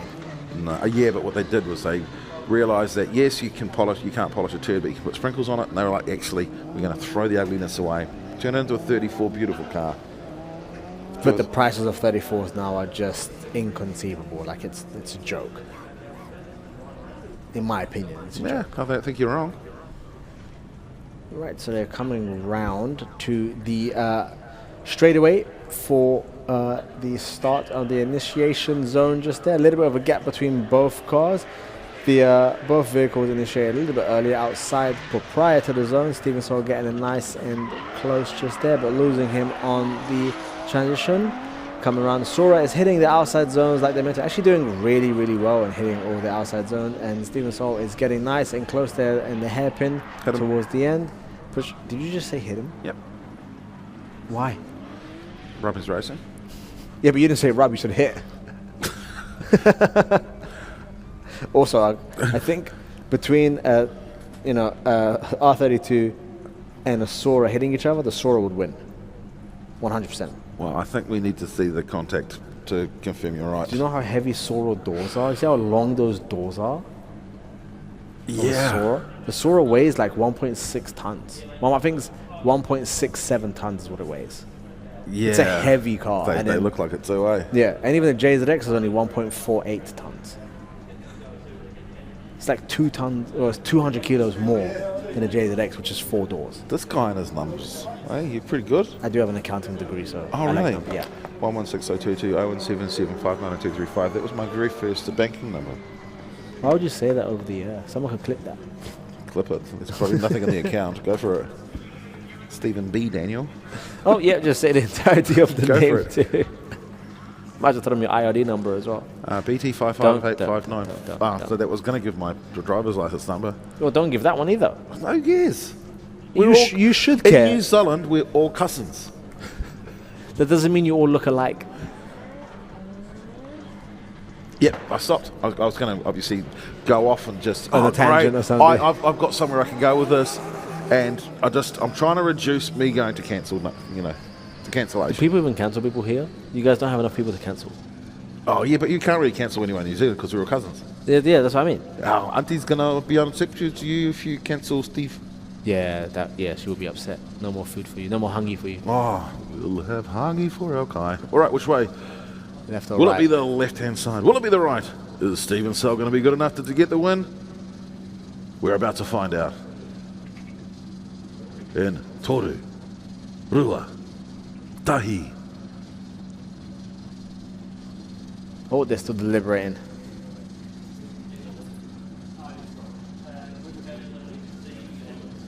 And they're practicing the greatest lowercase t, and Steven Soul takes the win on that one.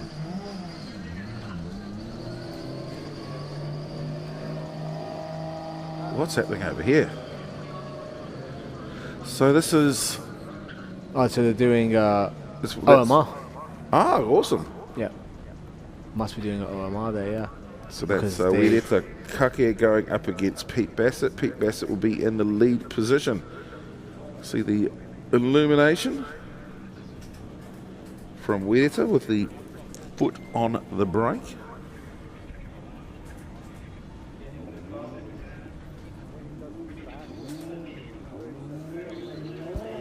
Oh, so they are heading off there. So this is an OMR after the, judges wanted to see it one more run. And they wanted the 180SX on the right-hand side to be chasing and the C33 Laurel on the left-hand side, technically your right now, to be leading. So 4-door versus 2-door. So nice solid entry towards the start of the initiation zone. Taking it all right towards the outside. He's going to be able to switch it back in. Unfortunately misses the zone there, but keeps it in drift. Swings around, just touches that zone there as well. And then both drivers doing great. Lead car hit the outside zone, chase car getting right in there in the pocket, pushing it all the way down. Are they going to keep it all the way in? Oh, that was a bit of a slow. Did they touch? That's the main thing. I think there's definitely contact made between them. Now, things to look at was, obviously there was a mistake from the lead driver going into the first turn. Yeah. The fact that he was able to essentially hold on to that lap and actually build something back out of it, because when you make a mistake like this, that can generally ruin every aspect of your lap. But Pete Bassett managed to just, claw it back in there, and although he missed the outside zone through there. Now the biggest issue, of course, is where his car is parked coming out of the hairpin. So again, he's just running the line. He's about a metre off the perfect place in respect to what the judges have asked, and there's much the same there. But because of the fact that he's off, he is now 2 metres across the position that the chase car should have been allowed access to, and whether or not that's enough for the judges to say, well, in actual fact you drove across the nose of the chase car, that was in his lane. So they can put it on the lead car for making the issue. So this is going to be a good battle. I'm expecting big boy things from these boys right here. We have the BMW E92 on the left-hand side with a 2J facing off against the 18-year-old in the S15 with an RB34. Yeah, Corbin Wilson. Which is crazy. RB34, not 3.4 litre 2J, a 3.4 litre RB. So it'd probably be a... Oh, and the 180SX is taking the win. All right, next battle is starting up. So left car is leading, right car is chasing. This is in the grade 8, in the top 8? Yep. So now we've moved on to the grade 8. So this will be a very good battle. I'm expecting big things, something real nice, close. Look at that, look at that. Both starting at the start initiation and both have a lot of power in these vehicles. Switching it around, coming and hitting the outside zone there. Look at the chase car sticking it onto his door, coming right out of the smoke like the boogeyman, right onto the door there. Look at that, pushing it all the way down. Man is trying to sell him some extended car warranty there. Love to see that. Well, as they come through to finish, Corbin Wilson in the Pro Air 3-point RB34. S15, of course, Danny Boy Customs, Earthworks on the side of Scotty D's car. Scotty D, nice job to start up. Pro drifter in New Zealand. So he was a long-time campaigner of the S13 and moved into the BMW a couple of years ago. Just around a metre off his perfect outside line at that point there. Much the same as here, but just still a strong lap. Certainly gave a nice chaseable lead, as we can see from Corbin Wilson really closing up the gap and coming through to finish. Yeah, love that. That was sick. And now we've got the next set of drivers all lined up, getting ready to do the business. So those first 6 cars there are part of the top 8, where these 2 were also part of the top 8. So we've seen one battle from the top 8, and then we'll see the next ones coming up just now to then move on to the 4, and then final. And again, of course, every single position on the board is fought for. So I think you end up having like 5 battles no matter what. Well, they'll go through into the start box, and this time it will be Corbin Wilson who will line up sheds for us. How's heck? Isn't it sheds for you? I don't know. I'll say I'm claiming I'm dyslexic and I'm not. Okay. Whatever works for you. Yeah, I'll just find an excuse. There's an excuse. It's kind of like saying if you find a good loser, I'll show you a loser. Fair enough. Well, let's see what Corbin Wilson can do with the Pro Air S15. The big monster, 34 under the bonnet. He'll be trying to create some form of gap between himself and Scotty D. Nice initiation just there, right within the zone. Switching, early switch by the E92, and that's the way to do it. Switch before the frontal car, just so that you can get right up in there. Again, coming out of the smoke like a bad man, coming out a little bit wide. Again, being able to recover and take it out wide by the lead car. So I can't really call that. Hit him. I can't really call that. I'm not sure. Judges may ask for OMR, or they may say that the mistakes and corrections that each driver did were enough for them to come to a decision. I don't know. That was a very good battle, though. The mistake that was made by the lead car will be just here. Comes out a little bit too wide, drops a wheel, does a dirt drop, and then has to extend. So it was an early switch there to extend towards the outside edge there. So it was good to see. It was awesome. Again, these when I did the interview and I spoke to these 2 drivers down there at the top 8, it was awesome to see their vehicles in person and talk to them. And yeah, so it's a battle of the JZ versus the RB. Big Boy 2J in the E92 and an RB34. So for the uninitiated, that I didn't ask if it was a 26 head or a 25 head from RB26 or RB25. My assumption, based on what I saw, was that it was an RB26 head with an RB30 block, which has been bored out from 3 litres to 3.4 litres. This is a swap that's done a lot in the Southern Hemisphere, done a lot in Australia and New Zealand. And then we also have a lot of full bullets these days in New Zealand getting crazy. It is crazy. Like, that's not like, you don't see RB30s in Japan. It's not a thing. Usually it's just RB25 Neos. Sometimes you'll see an RB26. They don't usually get bored out. If they do, it only be like a 27 or 28 kind of thing, where they've just done oversized pistons as opposed to boring out the block.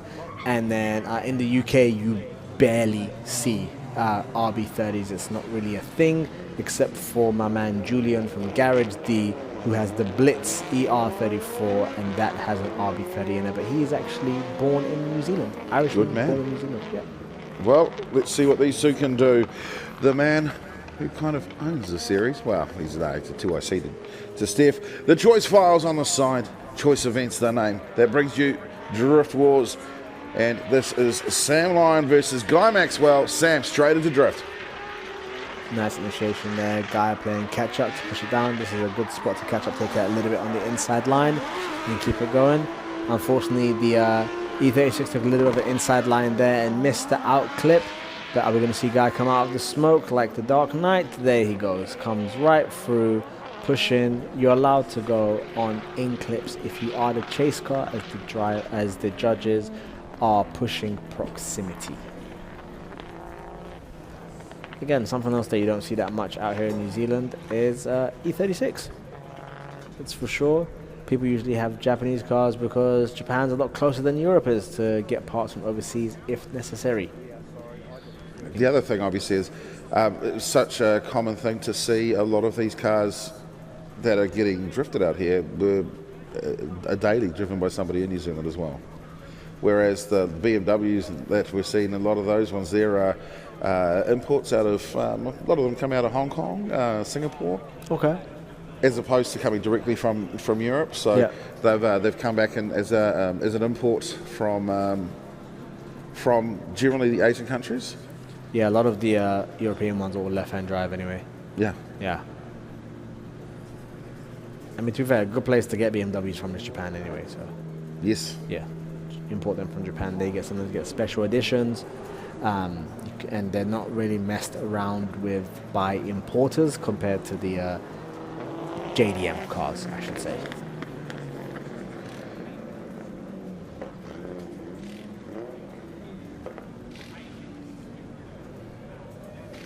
Well, let's see what the OG Mad Max Bananas. does.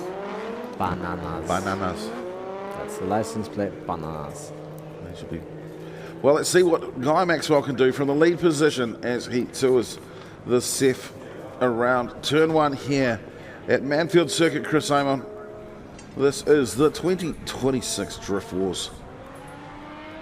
Brought to us by Link ECU and the Choice Files. And what can the king of the Choice Files do from the lead position? Oh, the E36 is closing the gap. Love to see that. It's closing the gap. Pushing that, so it's a guy taking a little bit more of an inside line. E36 is there, really closing the gap, putting in the work. Final corner is the E36 going to dive into the pocket. Oh, he has to reinitiate there. There was a massive correction.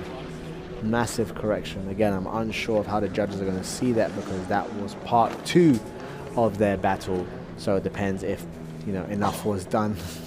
Sorry. Yeah, so good things that we obviously missed right there, like with the camera car. Didn't see the straight line, but the judges can't hear me anyway. We're not going to talk about the wheel drop at the end because he's paying the invoices. We're going to do our best to get Guy across the line. See, that wasn't straight. I will do my best to be impartial. I don't care. I'm just trying. What a perfect run by Guy Maxwell. Doesn't matter. Kept it on the black stuff the whole time. No dirt turbos at all. As he just, the amount of angle that he made. Yeah, a little bit of a big correction. As you can see, looks like Sean Potros has just... he just decided to park himself inside of Sam West. Yeah. Sam West is sponsored this weekend by Sunscreen. It's not even that sunny, that's the funniest part.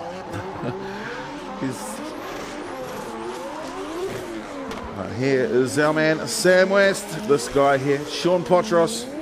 Hello to Mama Shah. Potros effect.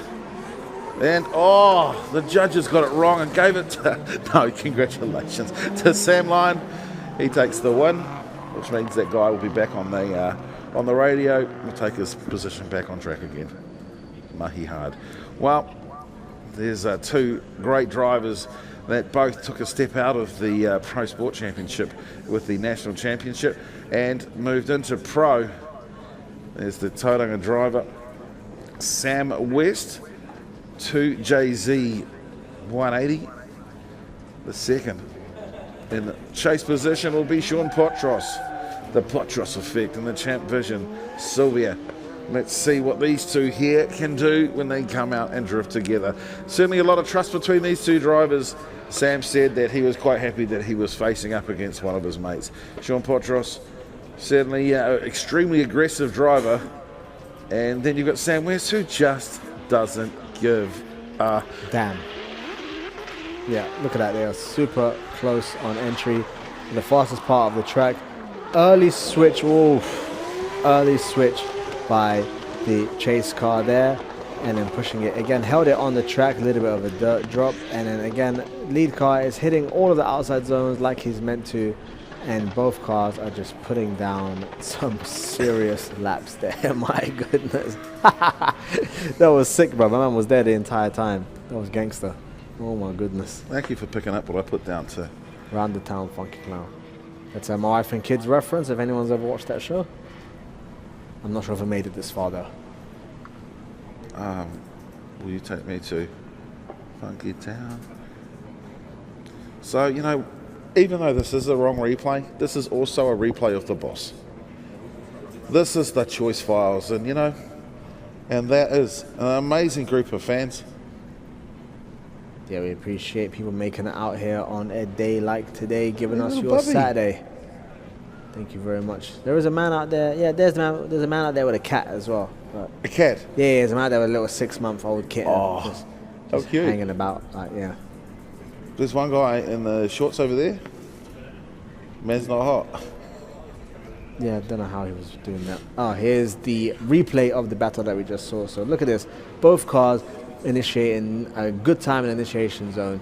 Look at that. Both of them on good angle, good power, good commitment. As you can see, Sean transitions early there, almost clipping the rear end of the car and then getting right back on the gas and pushing himself towards this corner. Lead car putting down a great line, hitting all the outside zones, keeping it nice and wide so that the pocket is available for the chase car to dive into. And look at that, he's kept it there the entire time. That is very close, very nice. It looks like it's, you know, a little bit far, but drone footage always makes it like a little bit further than normal. So now they are bringing it around and they're going to be deciding. It looks like, do you know who the judges decided for on that one? Oh, let me find out. Oh, so actually, there we go. Yeah, so that was only part one. So one car has lined up, and then the other car who was chasing has actually gone back into the pits. I'm unsure if there is an issue with the car there. Wow. Oh. Yeah. Sean has taken his car back into the pits. So Corbin Wilson will face off against Sam Lyon in the semi-finals. Sam West going up against Sean Potros. Oh, he's actually driving his car back to his pit. And look at the size. Look, there goes that truck in the background. Yeah, the big Scania. The big Scania Champ Vision Scania H Black B construction, bruv. Oh, he needs to change tires, looks like. Might not have any left. But again, is that second half of the battle though? They've run on the first half, they haven't done the second half yet.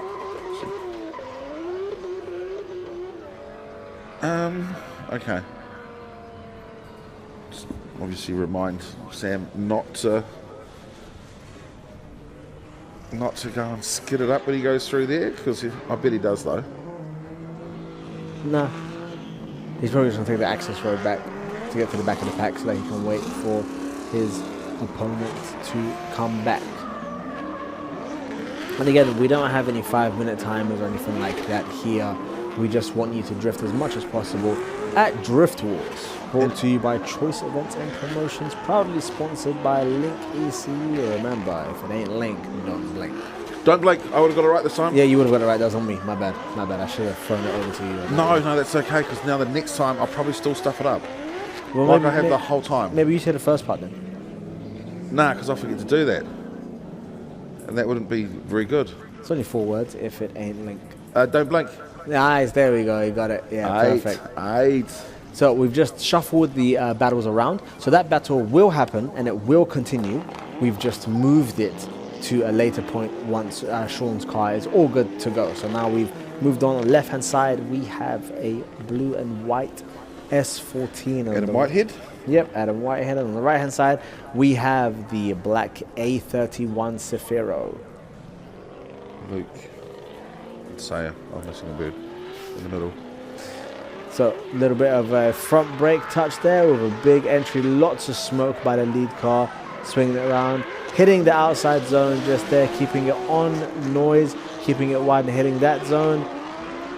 Taking a mid zone for that corner just there and hitting that zone just about as well. So there was quite a large gap between the lead car and the chase car. Chase car hit, chase car did as best as it could to try to close the gap, but the S14 seems to be a lot faster than the chase car just there. As you can see, putting down the smoke, keeping as much angle as possible on noise, keeping it pinned and confident, and then completely going through the outer zone just there. The chase car is trying to catch up, but at this point gets ran away from.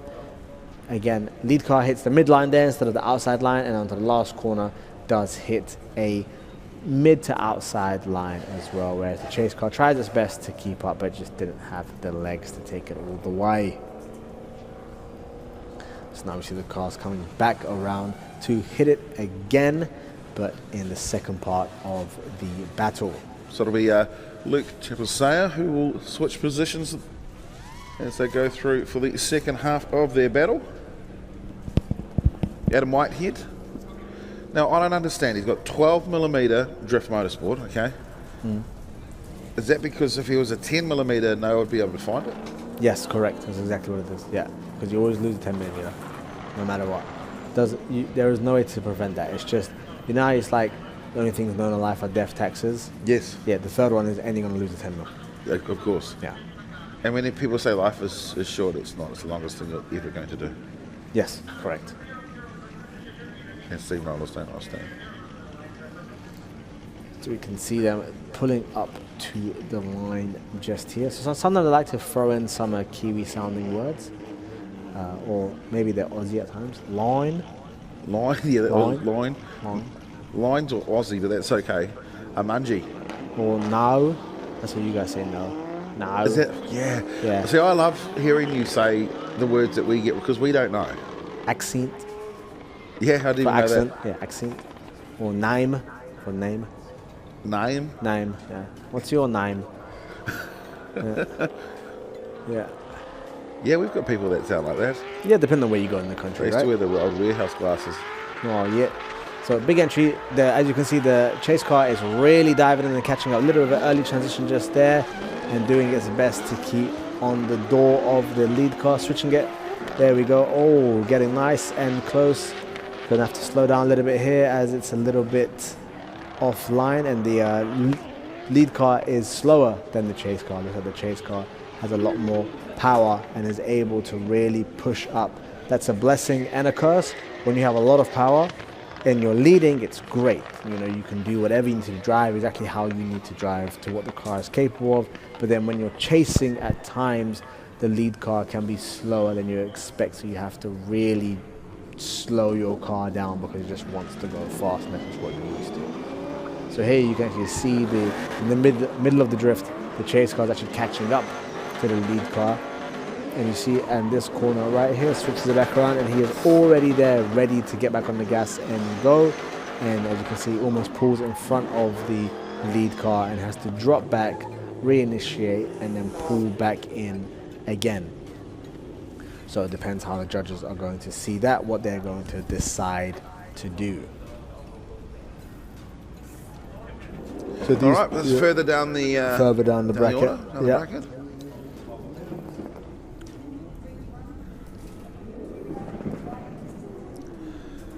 Which one will this one be? So this battle that's going to be happening next is not part of the top 8. It is one of the lower bracket ones. So this is to find 29th and 30th position, and whoever wins this one here is going to go up against Vinny Singh. Anyway, whoever wins this one here will continue in their bracket as well. Is it going to be Luke Chapelsayer on the left-hand side? Is it going to be Adam Whitehead on the right-hand side? My guess is right-hand side. Is my guess, but I could be wrong.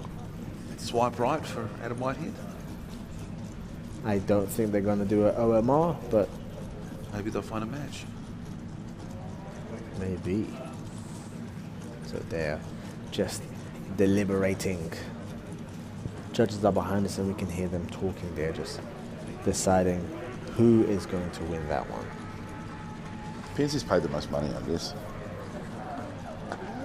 Just like to let everyone know who's watching at home, Drift Wars does not accept bribes, and we like to be as fair as possible. I'll take a bribe if I can, That's fine. If you would like to bribe the commentator and he can say the most nicest things about you and your car, absolutely go for it. I once got abused by a guy from, you didn't get my name right. And I was like, okay, well, how long have I not? Like 6 months. And I'm like, I am so sorry. First time, that was on me. Second time, that was probably okay, but after that, now it's on you. So why'd you get that? I'm like, well, if I've been saying it wrong for the 6 months, why didn't you tell me 6 months ago? Yeah. I said to him, I promise that I will never say your name wrong ever again. I'm not saying what sport or what type of thing it was, but I never said his name ever again. Yeah, I thought that's the way you were going to decide to do it. No sponsors, no anything. Can't get there, brother. Can't get there. Watch from the sidelines, G. See, that's how petty you can be. Yeah, absolutely. Never said his name wrong, though. Yep, that does count. Never saying his name wrong. And so they have decided that the white S14. Adam Whitehead. Adam Whitehead is the winner of well that done, cuz. battle just there. So he'll be moving into the top 4 of that one. Used to have the greatest sponsor. It was every woman's favourite sponsor. Sadly, he's moved away from it, which was Plan B.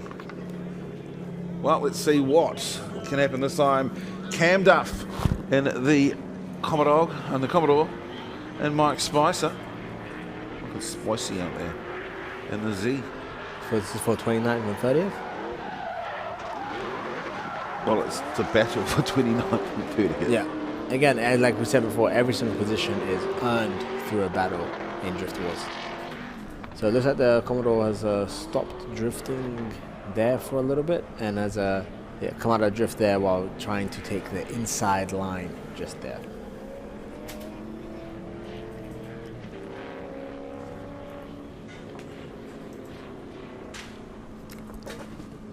So I don't know much about Commodores, and what is the Ford version? Falcon? Well, there's only one Falcon that should ever be acknowledged. It's the greatest Falcon of all, which is the AU Falcon, and that's what you will see. No, it's not even the one that Luke's got in Japan. I think that every car should have the AU front nose clip. They are quite possibly the ugliest Falcon that was ever made, which makes them great. So BF Falcons, got towards the tail end of it. They all kind of changed around. Holden had the VK, VN, and then it just moved up from that, VL, VP, and then towards the likes of Fanger, he finished with the VZ, and this is I think this is a VA. That's either a VX that will turn into a VZ or a VE that got turned into a VF, and that finished it. And then Holden's, you'd have obviously Bathurst, the great race. 1,000 Ks, 161 kilometres, 161 laps, and you'd always have every Holden person out there, and then they'd be like laughing at being a Ford fan. And it's just great to see that Ford's still in that race. Sorry about that, Holden. Yeah, because they don't make Holdens. Yeah, sorry about that, Holden. That's a shame. I guess because they're owned by GM, if I'm not mistaken. I think that is correct. That it wasn't worth it anymore, which is a shame. So, nice entry there. Both cars staying close to each other. Unfortunately, he's coming in quite hot, and boom! That is definitely not what you want there. That was a very big hit by the Chase Z there, coming in real hot. Even the Shakira. Well, hips don't lie. The hips don't lie. Hips don't lie. Yeah, I mean, the Z does have big hips. That was. So let's look at this one more time. So I like both to initiated, move it. Coming in. And there's a certain point where you can tell that the Z is going fast. So it initiates earlier and just speeds up and just doesn't even, and boom. I know I've said it earlier on behind, but like you could just see him line him up and just win. I'm going to take him. You finally got what you wanted. I'm going to come down, take him hard from behind and just came inside him, bang. And that you chose those words in that order on purpose, didn't you? 100% I did. Yeah, I thought so. And if you think it's anything more than what I've said it, you've got a very sick mind. I'm not saying you. I'm talking about the listeners and viewers. No, that's fine. I was going to say that you got what you wanted. Yeah, I hit him. Yep, yeah, that is what you've continuously been saying while we've been commentating. I mean, is hit him. that's like that's a swipe right or grinder right there, mate. That was a pretty big hit, and it didn't look like the I guess the way that the Z from where I could see it and what I could see, the Z looked like he thought the Commodore was going to speed up, but that speed up never came. Definitely a better hit than a badly written country song from Taylor Swift. From Taylor Swift, just yeah. So the judges have decided that the winner is the Commodore. Get out and have a fight now. Pussy. It shouldn't be too difficult to get some more doors for that car. Yeah, like you could probably just get them out of the car park now. Yeah, there you go. Yeah. You must have seen or done an event when you've said, hey, such and such looking for a blah, blah, blah. We'll see one in the car park. Have you ever had? That's quite a common thing to happen in New Zealand. What, as in like making the joke of grabbing one from the car park? No, or actually grabbing it. So, hey, there's an FCR7. I need a such and such. I will... it'll take me 5 minutes to borrow the one off your car, put it in my one here, I'll give you this much money, and I'll put it back in at the end of the event. Seen that many times. Awesome. Well, let's see what happens. This is a return of serve between Sean Potros and Sam West. So yeah, this is part 2 of their battle. They already had part 1 before. So we shuffled things around as Sean needed to do stuff. What a oh my goodness, he's come all the way off the track there. All the way off. You can hear the judges behind me. That was a shame. You see Sam waved at him? I did not see that. I guess when we see the replay, I will see that. But yeah, he was coming in real hot, real fast, and he just drove entirely off the track. But it was a very confident, very fast entry with a lot of speed, a lot of smoke, very minimal sort of corrections. Nice switch here, but at the switching point, the car kept it on the track and then just drops a wheel and just completely just goes off, unfortunately. But luckily, nothing in the way, so that's always good. And then watch what happens now. So Right, he comes through, does his thing. Sam goes past, and you'll see him put the hip. Look, hello. There's the hand, yeah. Is it, cheer, come with me, cuz? A little bit of a friendly banter right there. I mean, like, Mr. West is not... I mean, that is... I mean, he is ADHD at its prime. Oh, yeah. He's a relatively moderately okay human being. That's one way to describe someone. Yeah. And again, hello to Skylar and Kobe watching their dad at home, and Papa Ma. So I believe the judges will be giving it to Mr. West, or the white 180SX on the left-hand side. Will it go to the right side, or will it go to the west side? And it will be the Sam West. Yes, it will be the west side. You're absolutely right. It has gone to... Hit him. There you go. Hit him. My goodness. Sam with his plastic, all plastic guards. Plastic? Yeah, so like, it hasn't got his wing and his rear bumper and stuff, but yeah, those are plastic. So when you fold them inside out, you can just pull them back out again. Seriously. Huh, awesome. You seen them that style before? Only the KBD ones in America, where it's like a what do they call them? It's like fiberglass with polycarbonate. We've got polys here in South Auckland. Yeah, it's that sort of stuff. Yeah. Wait, you got what in South Auckland? We've got polys in South Auckland. Polynesian. Yeah. Yeah. See, so that's we actually don't really have Polynesians in the UK. It's too cold. Yeah, fair. Yeah, that makes sense. Yeah, the UK does get cold. I mean, currently right now it's going for a heat wave, but it's like a heat wave of like 30, maybe. Oh, just practicing dead. So that's what we do a lot as well in New Zealand. Just getting the kids to practice their tagging. Practice their what? Tagging. Tagging. Oh.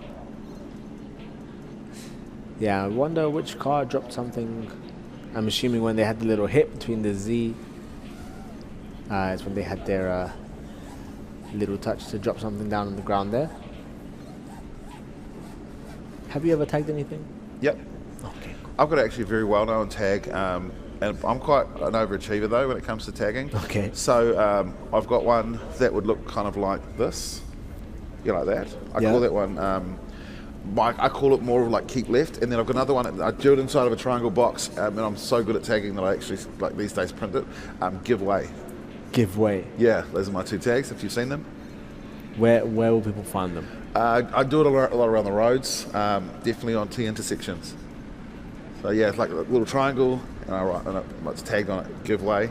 And then sometimes you'll see like little things in the middle of the road, and mine just got like a sort of an arrow kind of thing, and I like to call that keep left. Not keep right? No, Māori, bloody roads. To the left, to the left. Well, not moving swiftly on, but moving on from that. Definitely not Taylor Swifty. I did hear about.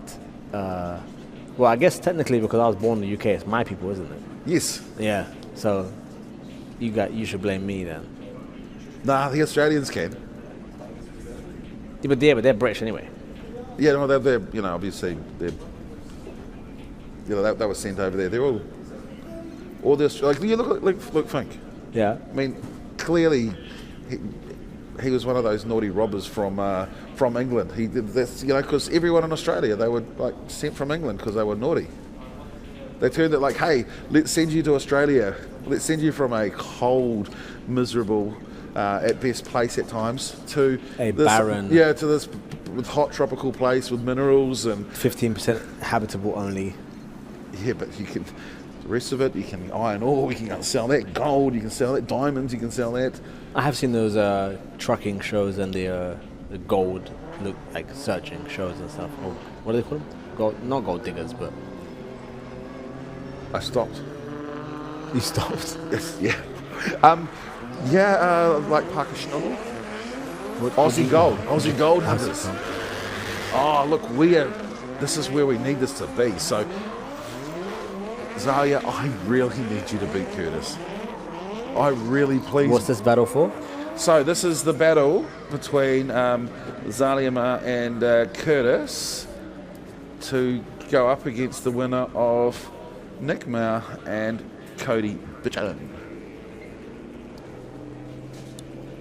What number is it for? 25th and 26th? Oh yeah, UK has poles, not pollies. You mean Polish? No, it's poles.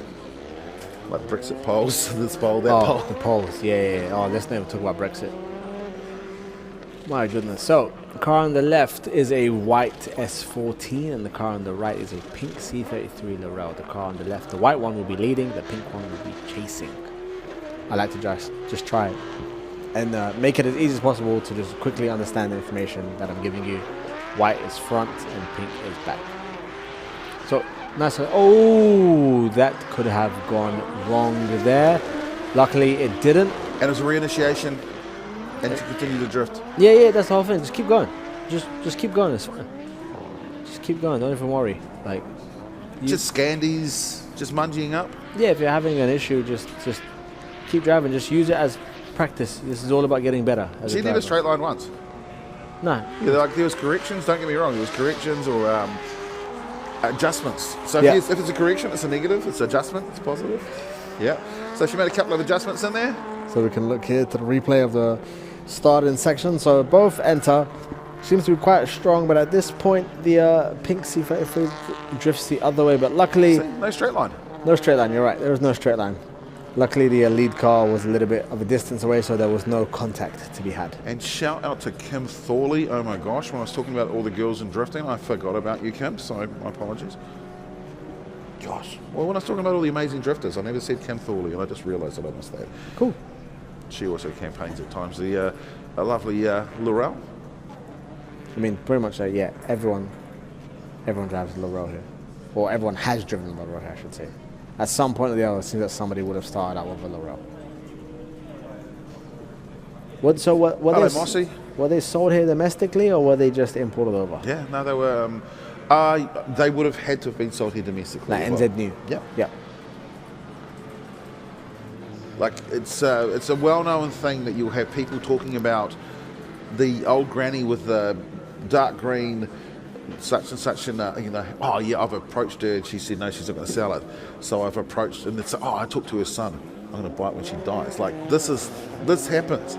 This genuinely happens, and don't say it doesn't, because you lot out there that have, that you've definitely got that one lady with the, the red Escort or the whatever. Yeah. There's a woman in Glen Eden who has a 4-door R34. Yeah, so have you drives it around. Yeah, I've spoken to her. Yeah, she's the one. I asked her. Yeah, have you spoken to his partner, to her son or something? No, I hey, when your mum dies... I haven't gone that deep. So we have the pink C33 leading in the white S14 Jason. Now that's a much better line there by the... Oh, is that going to be a spin? No, kept it in. Kept it in and almost make it to the outside edge just there. Come around a little bit of a shallow line just there, but you know what? That is a much better run from the pink C33 than the run before it. Most of the time leading is easier than chasing. When you're chasing someone, you can kind of, think about the car in front of you and not do your own drive. And one of the big ones is you can also think you're a lot closer than you actually are. It's one of the things that I had troubles with back in the day is thinking I was a lot closer than I was. Oh my God, I'm going to hit him, I've got to stop drifting. And it's like, no, you were actually at 2 car lengths away. Now, to Malcolm and to Phil Green, Malcolm Signs, I saw what you guys just did there. Impressive, boys, impressive. I didn't. I'm just geeking out over there. Clearly chatting to the director and one of the cameramen, chatting about things and pulling an out of focus pull shot into a transition. I saw that, boys. That was beautiful. That was a touch of class. You calling out old guys? Well, I mean that I normally bag out, but not. And that was nice play. Well played, boys. Beautiful. So now we have the C33 Lero. There was 2 of them. Yeah, sorry, Matt, clip that last 5 minutes, mate. You might need that for your team. So we have the on the left, blue C33 Laurel, and on the right, the black C33 Laurel. Well, let's see what Cody in the black and Nick can do. Nick, you need to make up for it for the mares, considering you didn't get away with Porzalia.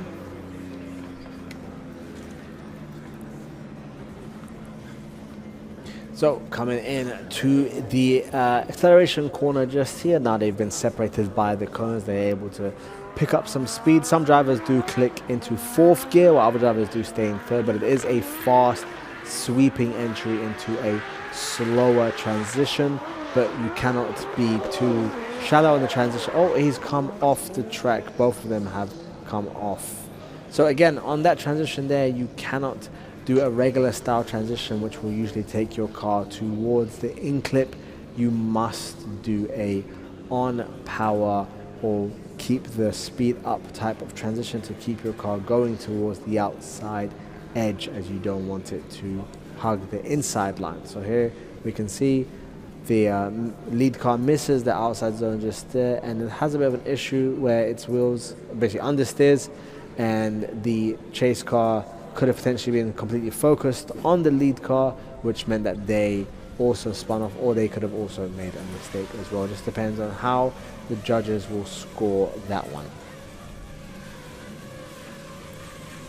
So as the day continues to draw down to the final couple of laps. Well done to Mike Spicer. Above him was Vinny Singh. Cam Duff. Above that was, must have been AJ. Zalia, 28th. Curtis in 26th. Trent, 22nd.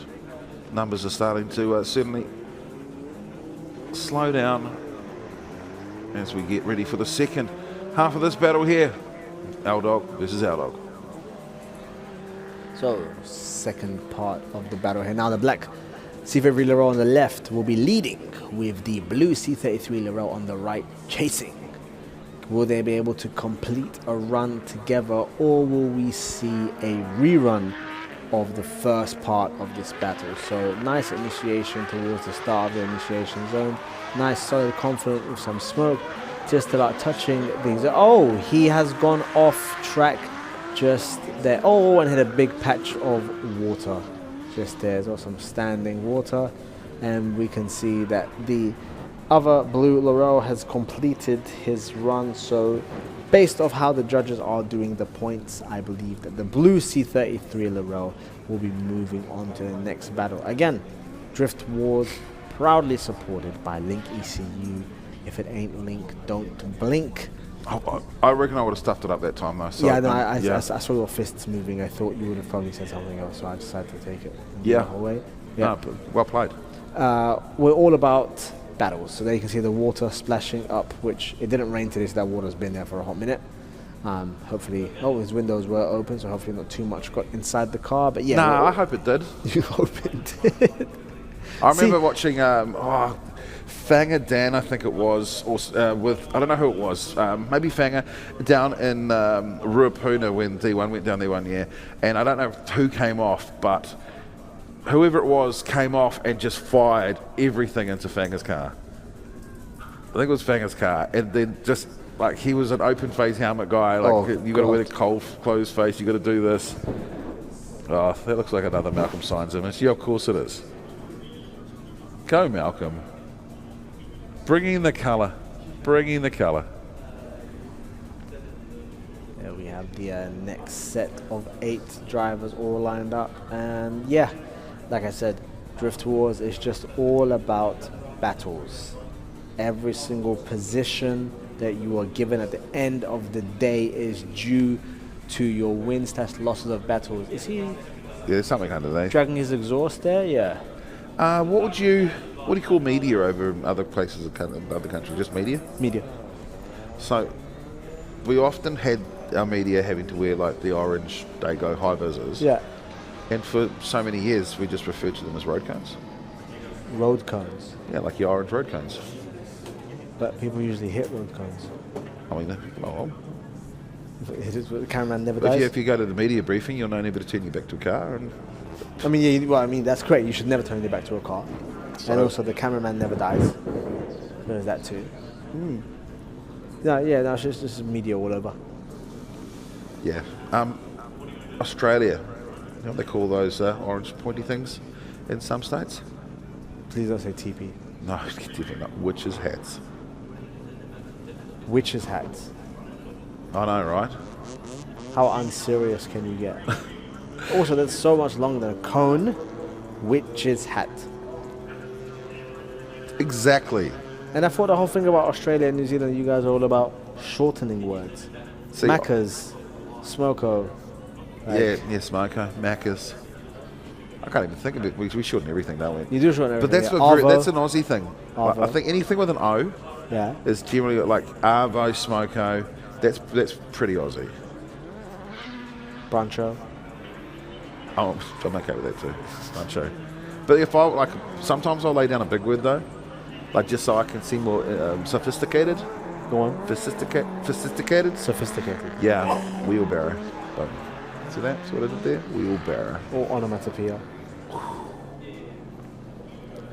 Tui mata whakatangi hanga ko o tamatea turipu kakapeke mana hurunuku pōkai kane pai. Hurunuku ko pai whenua ki tana tahu. If you didn't stutter, that would have been great. Tau mata whakatangi hanga ko o tamatea turipu kakapeke mana hurunuku pōkai whenua ki tana tahu. That is the longest place name in the world. Yeah, that's what I thought you were saying. I thought you were saying that. Yeah. Yeah, because there's that one, and then there is the... That's the Welsh one. Well, that's what I was going to say next, but no, I think you're wrong on that one. Do you know it? Please tell me you... Oh, no, I've heard of it. Can you do the alphabet backwards? I can. I cannot do the alphabet backwards. Go ahead. Z, Y, X, W, V, U, T, S, R, Q, P, O, N, M, R, K, G, R, H, I, V, D, C, B, A. Did you say A? Yeah. So the longest one in Wales is Lanfair, Wiggly, Go, Gary, Chewedrobil, Lasanse, Go, Go, Go. It is 58 letters. It is a village located on the island of Anglesey in the northwest of Wales. So that is that one. Again, I did not say that correctly, let's be real. But that is what I tried to say. So yeah.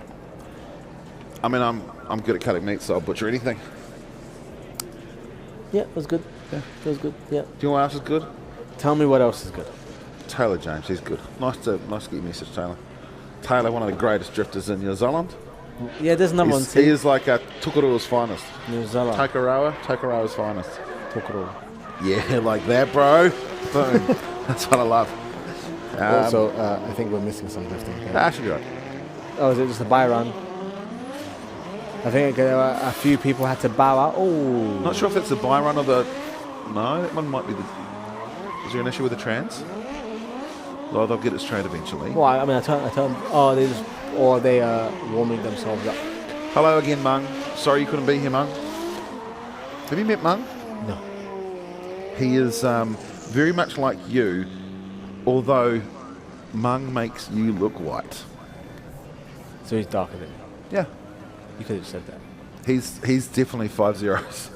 He's definitely 5-0. Hashtag. Or would you say he's like a number 8 if you ever watched Friends? Yeah. Have you watched Friends? Yeah, okay. So number 8. Right. So let us go to what you guys are actually here for, which is the driving of the vehicles. So we have the R32 4-door, the black car, black and blue on the left, which is leading, and then the 2-door R32 white one on the right hand side, which is chasing. Well, let's see what Ash Wosley and the Casper Transmissions 4-door can do. Big boy swing, nice entry, big gap between both of the vehicles. Here is the switching point on Splash, and this is the point where the chase car is able to really catch up and try and get into that pocket, and pushing a little bit of a dirt drop by the chase car there. A little bit of a gap between the two vehicles, but definitely chasing it. Oh, it seems like the chase car had too much go and dropped a couple tires at the end there. It's always interesting to see because, you know, diving in as a chase car is a viable strategy as long as your line is right. If your line isn't right, then you run the risk of, you know, basically, as Steve would say, hit him into the car in front of you. So you really have to either get the arc, similar arc, or dive in and then adjust yourself on the way out. So you can see there's about a 4-car length gap between them. But that's going to drastically shorten after this corner here, as the chase cars are able to go for a more inline than the lead car.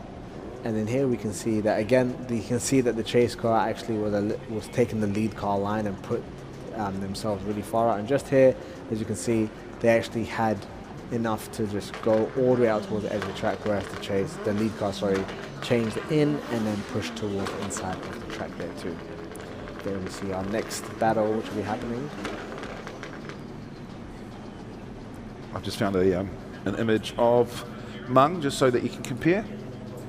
You're just, for everyone there, you're showing me a black screen. It's Mung. There we go.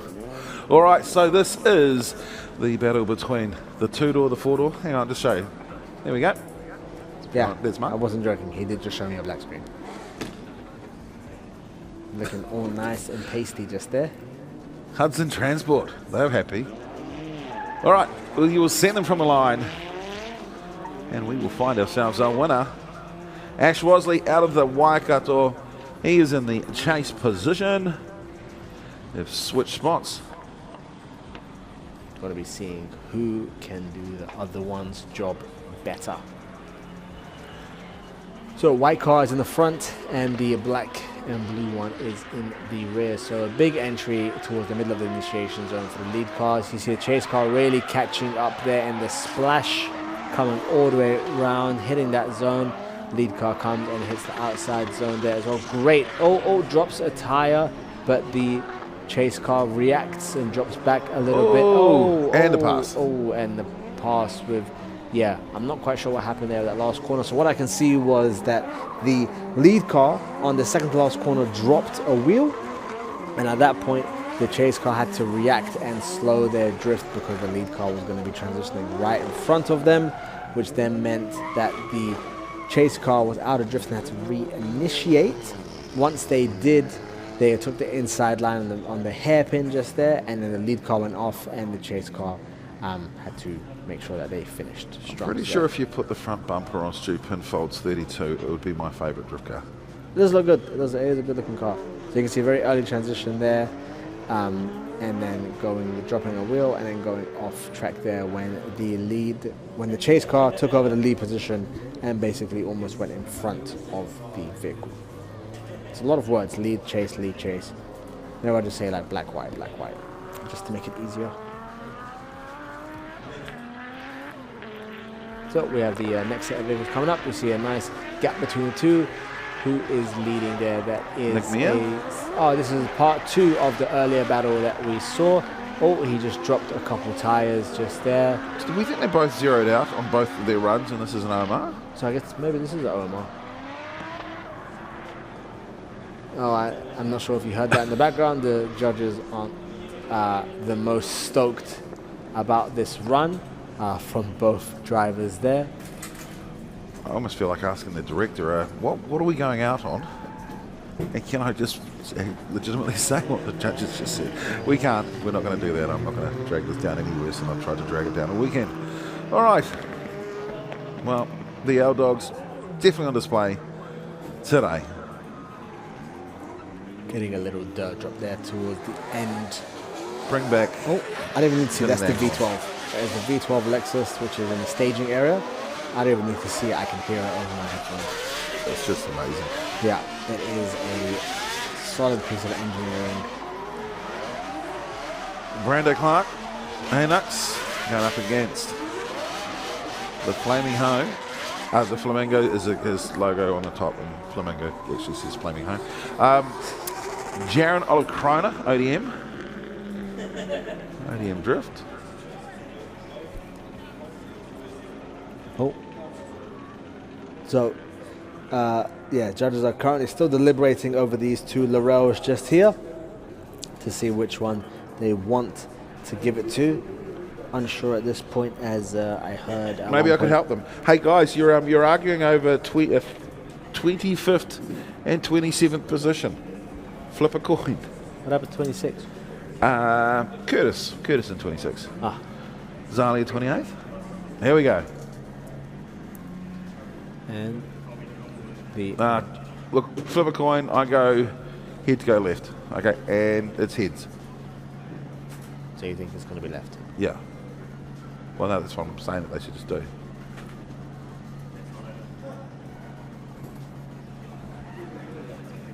Right. So while we wait for the decision, we are going back. Oh, we've brought ourselves back to the decision. Potentially, the judges have one to be made. So, just for those who might complain, number one, I'll lawyer up, it doesn't matter, and I'll win. But number two, my daughter always called flamingos Flaming Hose, and I never changed it because I thought it was cute and funny. So that's why. And Jaron's got flamingos on the roof of his car. Why do I even care? Like everything else that I've tried to get myself cancelled over, and that's the one I want to bring up. Yeah, no, you brought it up unprovoked like 5 minutes later. Yeah, don't. Oh.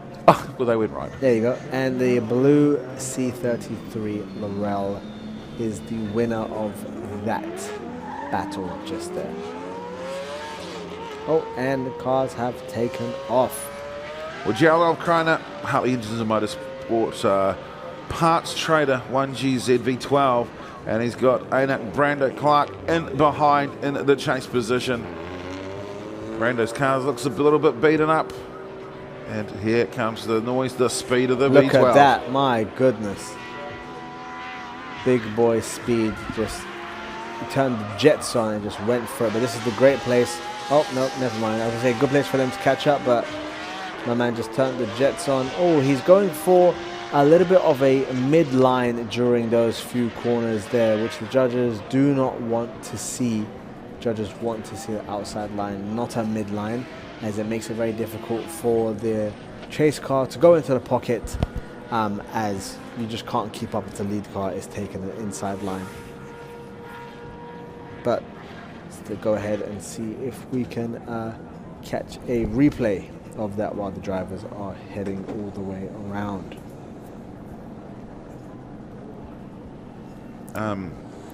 So that little whatever, that was my wife saying, Steve, you're going to get cancelled. That's why I brought it up like 5 minutes late. Ah, okay. Lizzie. Oh, that is so cute. So we had a couple of nice props. A couple of, what are they? Floor wheels that have been dressed up, looking beautiful behind us. They've literally just been taken off because I was going to give them to another driver to use. That's what Drift Wars is. Yep. Just about driving. Get out there and drive. So now Brando, we're going don't smack the side of your door. It's fiberglass, it'll probably break. His door's fiberglass? No. Actually, that one can't be fiberglass. It'll be just be... Regular. Yeah. It'll just be crappy cardboard. Cardboard wrap. So now the drivers will be swapping positions, and the black 180 on the left will be leading, and the white Lexus on the right with the V12. Black Lexus on the right with the V12 will be chasing. I reckon Brando should give him a psych out and just turn it hard, the wheel hard right. The Lexus will still win if that happens. Whoa, he is right on his door. My goodness. He's trying to get on him. Little bit of a late initiation there. There's a big disparity happening between these two vehicles.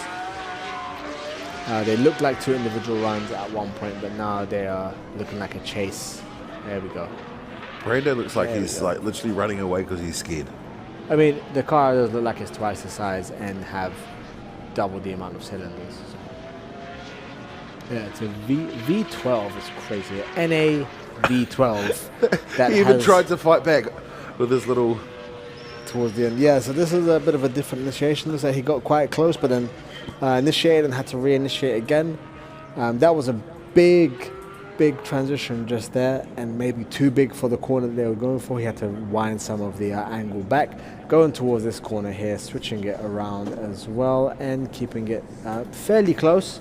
Yep, look at that. That's fairly close just there. There's the flaming hose just on the roof.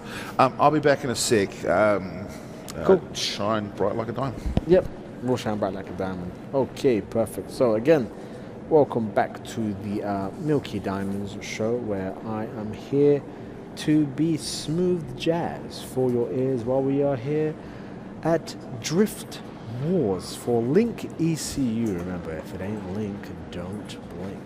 So I can actually do a multitude of different voices depending on what we're after. You know, if we are after someone who is very shocked at the drifting, kind of like an African parent, you know, we can do it. Excuse me there, sir. Why are you turning your car around like this? This is not what we want to see. Please drive straight. Please drive straight. So that could be used as well. If someone does something which is, you know, not exactly something that we're after, or it just catches us off by surprise, that is something that we can do. Or we can go for the straight Cockney British accent instead. Oh, mate, you're milking it there, love. You're milking it, love. Steady on there, mate. Steady on.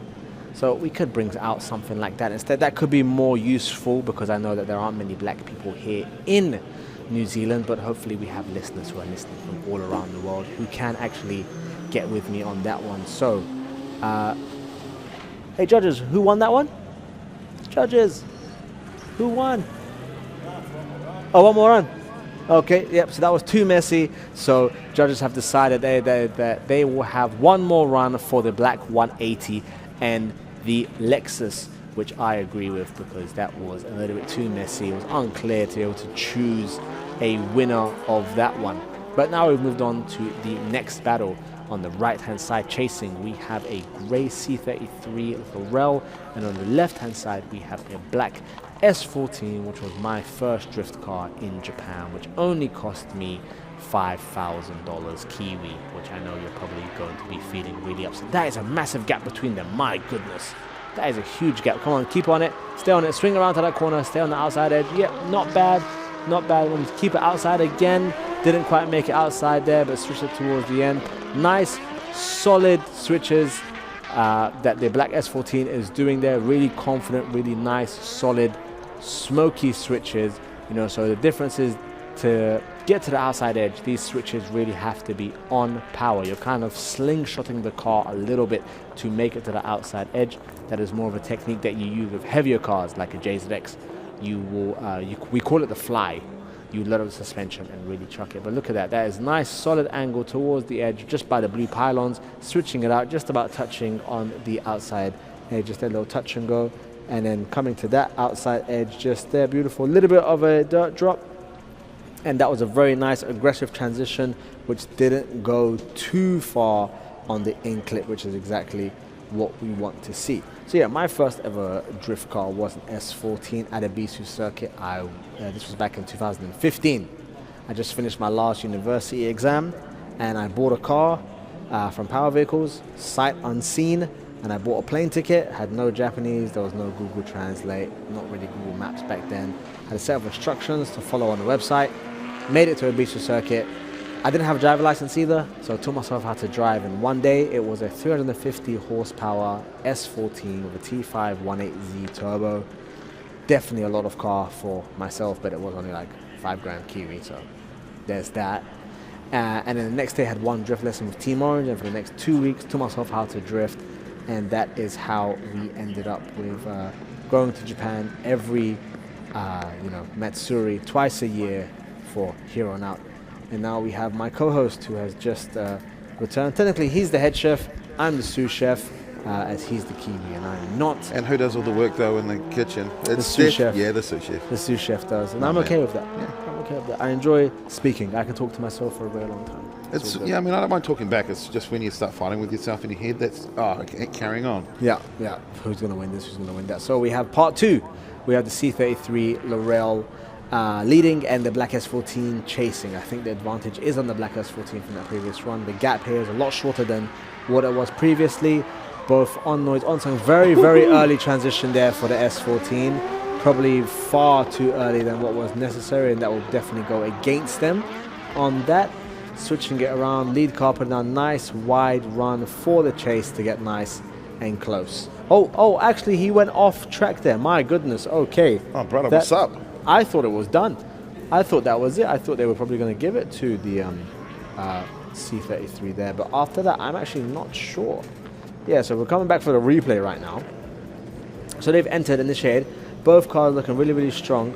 But then the S14 transitions very early, like too early in fact. And then that takes their line completely off. But the C33 stayed composed, hit every single outer zone that they were meant to. But then unfortunately at the end right here actually goes off track before the end of the track. So unsure if the judges will be counting that as a 0. But here we have the one more run, and the judges want the Lexus to be leading on the left-hand side and the black 180 to be chasing on the right-hand side. So for Brando, what he's going to be doing in the chase position is he's going to be trying to put down a qualifying run, because that's where you should be if give your best qualifying run.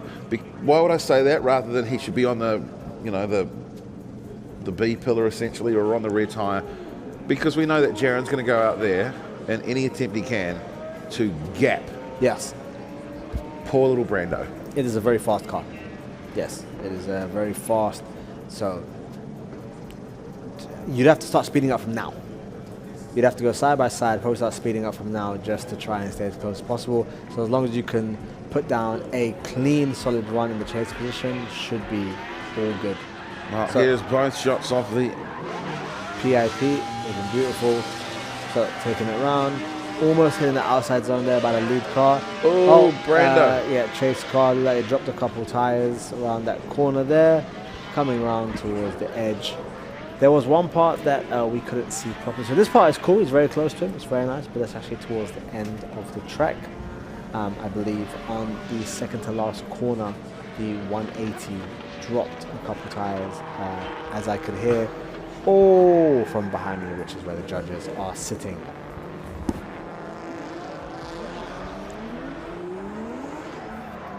Okay, perfect. So that was the OMR. I don't believe they want to make them have another OMR. So again, I think sure it says that the OMR becomes sudden death. Okay, yep. Double OMR, so yeah, right there. Switching around, not a bad. He's right there, doing good proximity. And at this point, he gets very close to the edge in the chase position.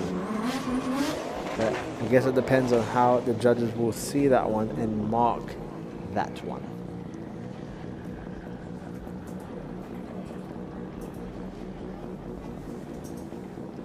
So we have the next battle here, which is the white S13 and the blue FC RX7. So Kyle Short behind the wheel of the S13 with Ross McEwen behind the wheel of the FC RX-7. But before that, is it going to be Jaron O'Connor in the Lexus? Is it going to be Brando? Aina Clark in the Thrill 180. They are deliberating. Oh, and it's going in the direction of. He's very happy about winning that one. Good for you, bro. Love to see it. Well done, Brando. Good for you, bro. Oh my goodness. Yeah, that's not what Justin's about. Just get happy, get excited. That was some excitement, wasn't it? Yeah, good. Good. I mean, to be fair, I'll be excited. I won a battle against a V12 Lexus. I'm excited. It was cool. So we have the white S13 leading and the blue RX-7 FC chasing. What will they show for us here? Show me what you got. That is a very nice entry from both vehicles. Both of them are drifting at the exact same time, hitting the outside zone there with the lead car putting in the work, hitting the outside zone again. Nice switch. Oh, a little bit of over rotation by the FC, and that will definitely make the advantage go towards the S13 there. That was such a shame. That was a solid, good, confident run by the FC in the chase position. But unfortunately, the over rotation took him out of contention for the winning of this one. But luckily, this was only part one of their battle. There will also be part two where the roles are reversed. All right, I'll better press the refresh button on my timing sheet. We'll see what we've got positions up to. So, we have gone from AJ, 25, Mike Spicer, down in, 31st. Vinny in 30th, Cam, 29th. Zalia's 28th, Cody 27th, Curtis 26th, Nick 25th, Stu Pinfold 24th, Boss Black B 23rd, Trent in 22nd, Ash Watson in 21st, Jaron in 20th place, Jeremy in 19th, Matt Kiddo 18th, Brando 17th. There you go, there's a few. There we go. Okay, so we've got all the scores up to 17th place. Again, no position is just given to you. You must take it and grasp it with both your hands. Because we do battles here. Battles all day at Drift Towards. Proudly sponsored by Link EC. Remember, if it ain't Link, don't blink. Hey, the man got it right. It's beautiful. Love to see that. Man's not hot. Well, yeah. Yeah, no, it's currently cold. Man now. is definitely laxed. Oh, relaxed? Relaxed. Relaxed. So we can see our recovery boys going to grab the FC RX-7. Hopefully it doesn't need to go on the trailer. Hopefully it is just a pull out, but I don't see where he is actually stuck. Could be beached. So beached as, bro? There we go, beached as, but the whale. The big whale. I know that one. I reckon we super source it so that we can see a bigger picture of them. I know that they want to, like, Steve. Oh, you want to switch? No, like, so it's a super source is what they're doing. We're putting the picture in picture. Oh, Pip, yeah. I'm like, go on, Phil. I know you can make the green and the... Anyway. Look, there he goes. And now he's going to come and bring us back up on the bottom left-hand corner because he's that good. Oh, so we're going to be pipped. Yeah, we'll be pipped. We'll be pipped. At the post. Yeah. Alrighty. So, looking at the computer again, we have all of our positions from 17th up to 32. So the only ones that we have left are top 16. Top 16 upwards, we do not have we have every single driver ready to go, but we do not have their actual positions just yet. So our next battles that we're going to move into is actually the Were Takake versus Steven Soul battle, which is going to... that's down for 10th place. I think so that goes into the winner of this one will finish in 10th place.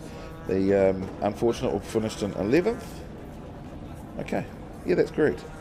Jared Anderson versus Troy will be the other one, which will be for 9th place and 12th. Sick. Awesome. Yeah, sick, bro. Sick, bruv. Sick, bruv. I'm trying to think. What is... I know something that's definitely a bit different for New Zealand since I've been here. So you guys have a cafe culture. Yeah. Yeah, we don't have that in the UK. Cafe culture is not a thing. What do you mean? You don't go up for... Well, for brunch? No. And I understand you don't just go up and rock up to one of your mates' houses. It depends what Well, culture they are. unannounced. It depends what culture they are. You know, if it's like, it depends if they're similar culture to yours or if they're different culture. For us in New Zealand, we don't see colour, so everyone's the same. It's because you guys don't really have colour. Wow. You guys have white and brown, that's it. It's true though, you guys don't really have that. Sometimes we've got black in the sky. It's not the colour of the person. Let's call it nighttime. Yes, everyone's got. That's a cool shot. That is a very cool shot. That is the drone following along. It's not a person. We have not put someone in harm's way. Health and safety would never let us do that. That is a Psycho RX2. Cambridge Automotive on the side. Now that is. So this is part 2 of the battle we just saw, where the FC spun on the second to last corner. Now the FC is leading on the left, the blue car is leading, and the white car is in the chase position. For 14th and 15th position, it will be Ross McEwen who leads out Kyle Short. McEwen in the FC RX-7 four-wheel drive warehouse on the side of the door. Big entry, a little bit of a later entry there for the FC, trying to use as much speed as possible, hitting the outside area just there, and then hitting the next outside area perfectly. And then we see the S13 coming out of the smoke, a little bit of a dirt drop, which a few drivers have done today, bringing it round. And as long as the white S13 doesn't do anything crazy just here, I think that should be given to the white S13, just based on the fact that he put down a great chase run, and when it was part 1 of this battle, the FC spun on the second to last corner, effectively giving him a 0. Well, I've got the opportunity just to acknowledge the incredible team from the broadcast co, led by Matt O'Megan and his amazing team. We've got up in the crow's nest here, we've got my old mate Malcolm Sines, other cameraman as well, which we've got is Chris out there in the field, Chris White. And then we have, sitting at home in the Tauranga studio, cutting it all up, we've got Mr. Green himself, Phil Green, Ren as well, been helping out on the tech side of things. So a huge thank you to those guys there.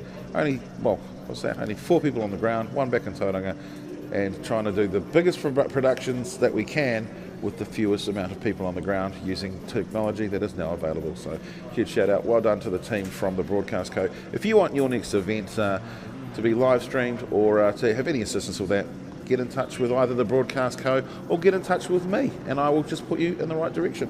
So yeah, bro. Yeah, bro. They deserve that.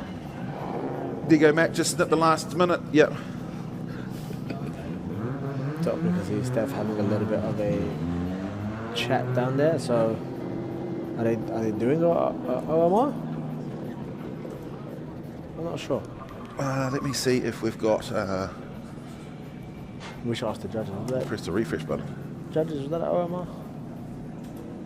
Refresh button on the Excel document just here. Nope, they're done. So Kyle took the win. Ross coming through to finish in 15th place. Kyle in 14th. The next one will be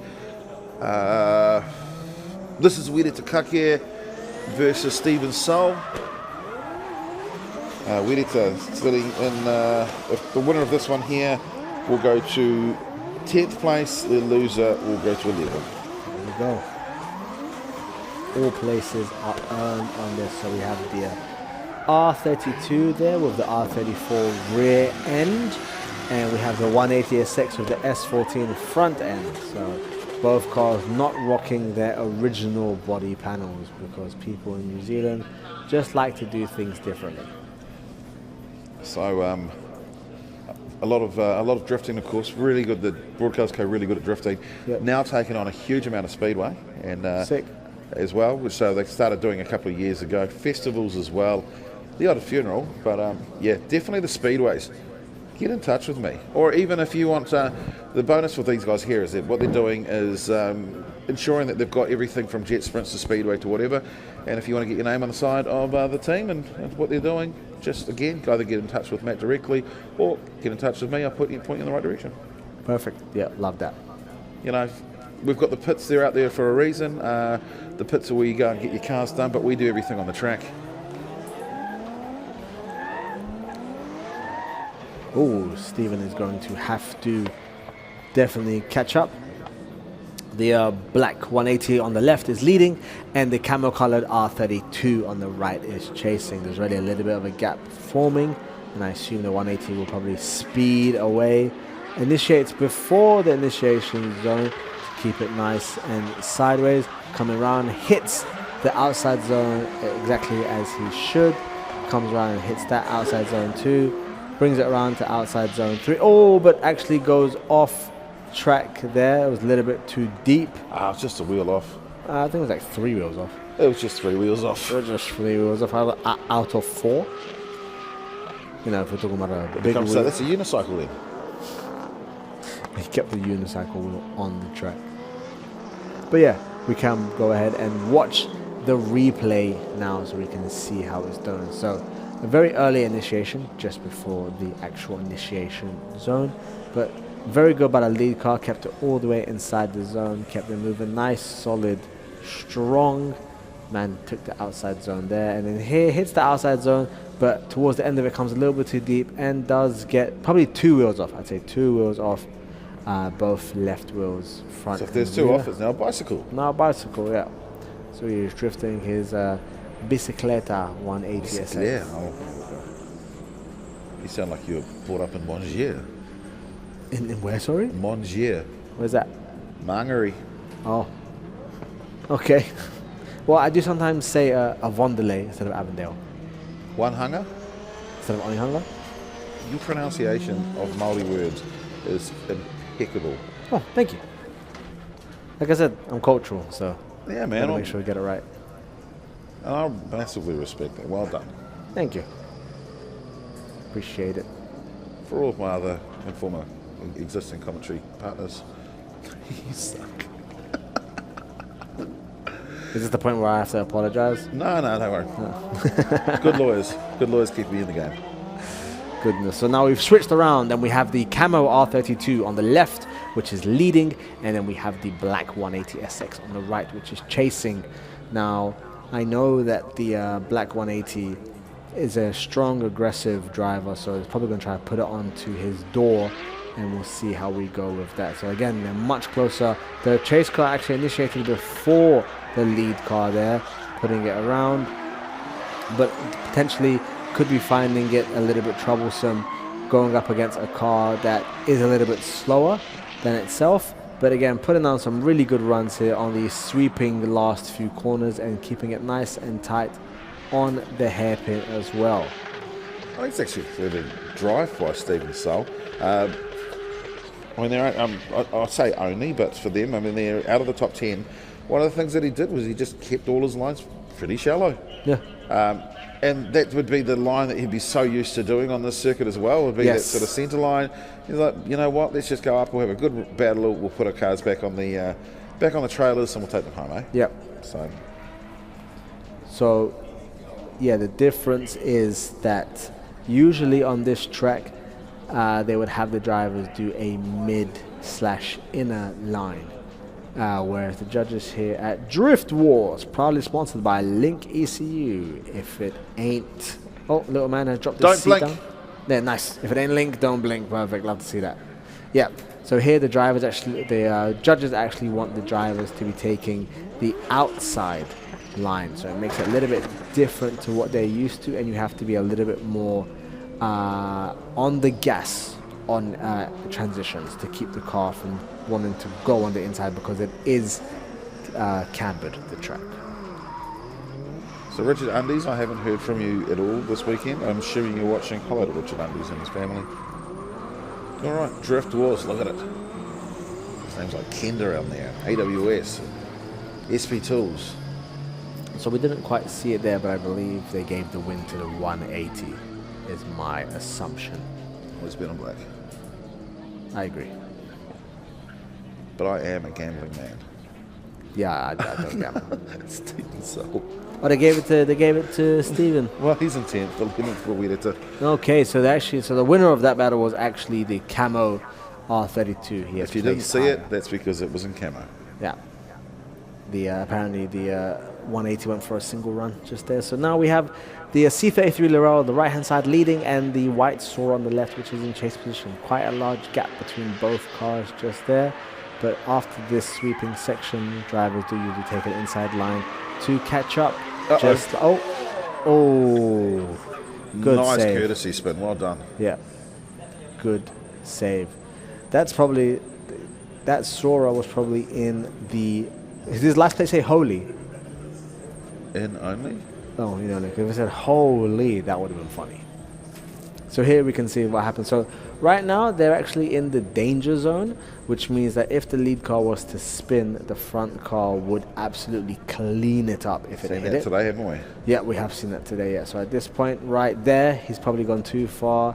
But by that point, he wasn't in the danger zone, was able to see it and then spin at the same time. And good on the Laurel for actually continuing the spin and taking the car off track, which is exactly what we want when you spin. So the white Sora there, which is now in the lead position, does have the advantage going into part 2 of this battle here at Drift Wars. We're battling. Doing tandems of cars is not about a single battle, it's about a war, because I believe each driver has had maybe 5 battles today. Yeah, that's 5. At least 5 battles is what you'll get. Yeah, 5 battles. They had 1 yesterday, so 6 total battles, 2 parts, 6 leads, 6 chases, 12 total, basically, quote-unquote, tandem runs, which is great. That's a lot. I'm okay with the commentary curse, but we've also seen everyone campaigning their own vehicles today. Not a whole heap of swapping. Yeah, it's very good. Yep. It's nice though that we do allow swapping. We don't want them to swap. We want your car to be working, but if it's not, you can.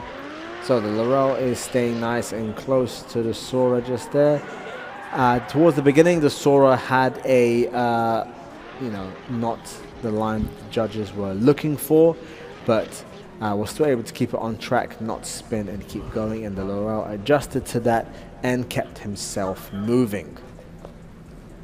It's great to see. So if we look at the... I said thank you to everyone before, but to say thank you to the drone operator. Yes, drone operator and putting in the work. So here we have the replay of the wrong run, but that's okay. Yeah, that's great. Yeah, I mean, hey, I'll do anything to hit a V12 again, so that's fine. So a couple of cars just got up into the staging area to stage themselves, ready for the next battle. Again, we have battles on battles on battles on battles. That's why we call it Drift Wars. So out here right now, we've got Troy Brown on the left-hand side. That's a 180. And Jared Anderson in the CHB Engineering S14. Release from the line. They head down the front straight here, down into turn 1, Toyota. Manfeild circuit, Chris Amon, what a treat it's been over the last couple of days. So we have the white 180SX on the left leading and the white S14 on the right chasing. So the lead car has a black roof. There you go. So nice entries. They both start a little bit before the initiation zone, keeping it going nice and more or less wide. Looks like the S14 has come up a little bit shallow there and have to play a little bit of catch up. But it's fine as the lead car's taking a little bit more of a midline, which allows the chase car to try and catch up. Good job there, and both of them across the line without any glaring issues.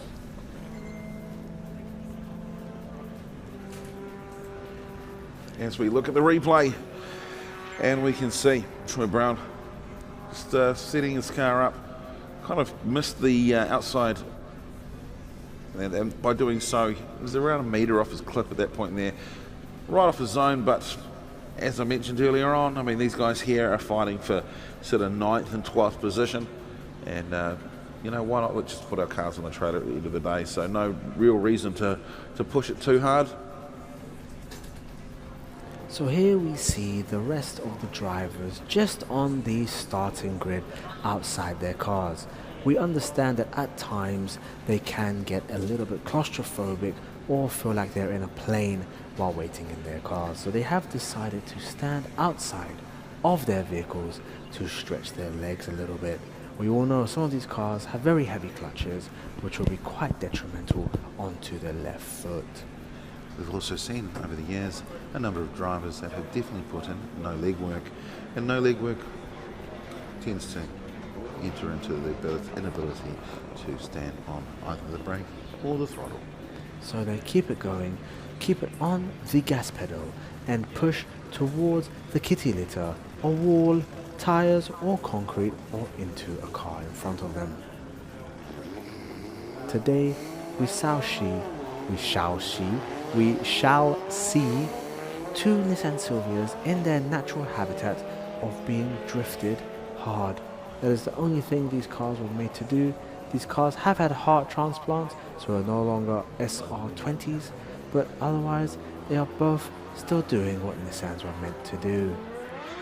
So we have the S14 on the right in the front, and the 180 on the back just there. So big initiation by the S14, switching it. Oh, that was a big spin right into the kitty litter. Yeah, boy. And this 180, as long as, well, no, he's done. This is 180, which is nice and low and looks very cool with the lazy eye modification. We'll put in the work to cross the line. So that was putting on my David Attenborough voice. That's beautiful. Yeah. Good old Englishman, David Attenborough. So if we look right here from this angle, we'll see big initiation and then little buff onto the kitty litter. So the kitty litter is great if you hit it head on, because it 100% will stop you before you hit a wall or anything like that. But if you hit it coming really fast and sideways on, there is the potential for you to flip your vehicles. Of course, it's not what you want. And now we have the 2JZ powered BMW E92 putting in some work, and he'll be facing Guy Maxwell in the choice file 881 Safiro. Well, hands out the window, RB Mafia. Yep, he definitely did win that one, that's for sure. My dog.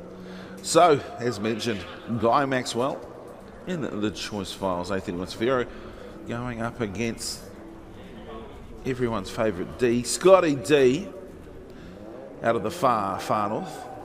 How far? That far. That far? Okay. Yeah. That far. So Scotty D out of Whangarei, which is... Oh yeah, Whangarei, yep. I mean, it's as far as you want to go up. No, there's some great places like Ahipara.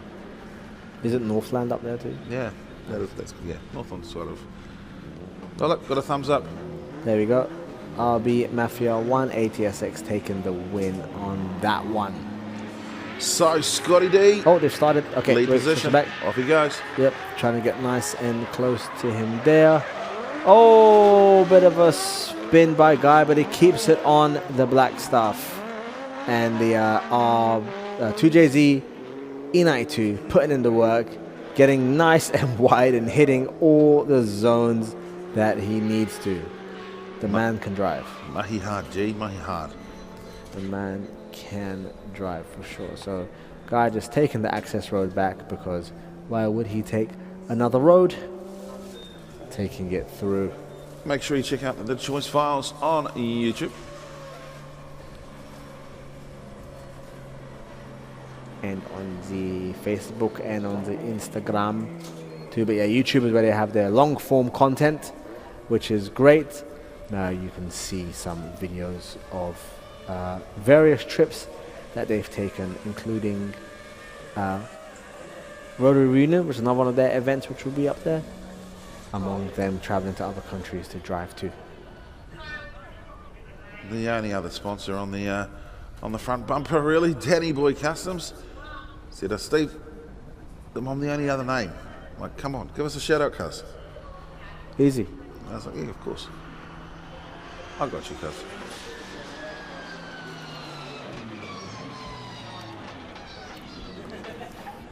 So they've been reversed now for part 2 of this battle, and the A31 Safiro on the left hand side will be leading. And I keep forgetting that we're actually reversed, so this left looks like a right to you and that right looks like a left to you, but it is what it is. So we have one car that way and then one car that way.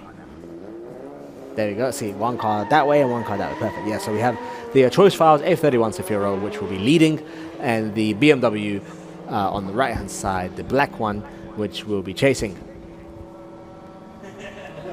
What was that? Did he have his hand out the window? Well, I mean, this track here is actually highly encouraged. Oh, yeah.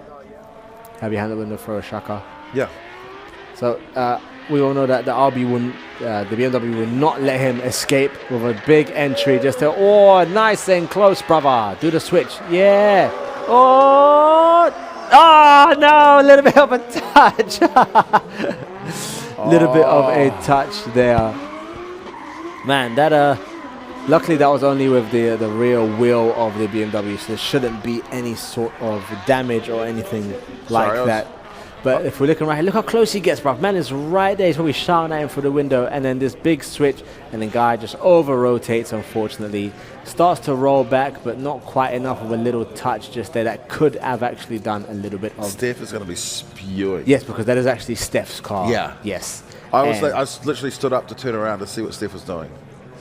Yeah, no, she's downstairs right now. But yeah, she'll see it once because she's the one that decides who goes next. So she'll be the one that says, yeah. So that was man. He was right there. I wanted to see that battle.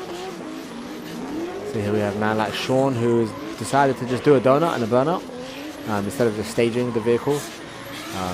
Those tires will last one lap, maybe. Well, if they're very lucky. So, taking his sweet-ass time to get around. Are you saying it's Steph that's actually deliberating? Is she saying you're the winner, you're the loser? Yeah. Oh. So they have to go right up to Steph, and that's her car. And Guy has had a couple of hits today in that vehicle. So that will be interesting to see. I can't quite see a lot happening on the front wheel. Hopefully it'll be okay.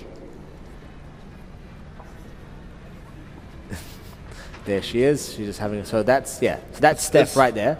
And that is she shaking her head? She pointed at him first. Nah. No, she put a thumbs up. So BMW won that one. Oh, next battle just here we have Sean Potros coming in, putting against the A31 Safiro. Yep. And having just big angle, big smoke, big power, big noise. I think the judges are going to give that one to Sean, I believe.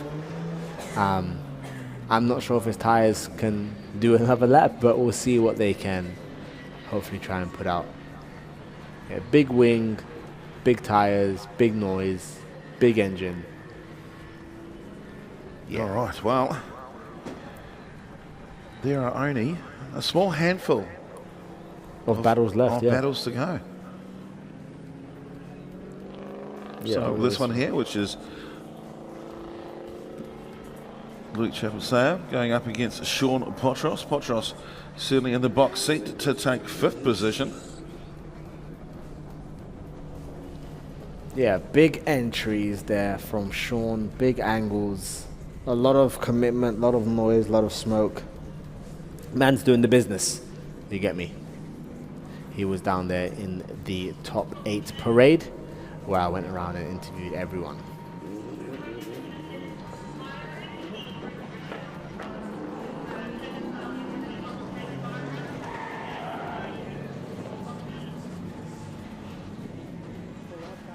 Okay, so now they have reversed, and the A31 Safiro on the left-hand side with the red writing will be leading, and the black S15 will be chasing.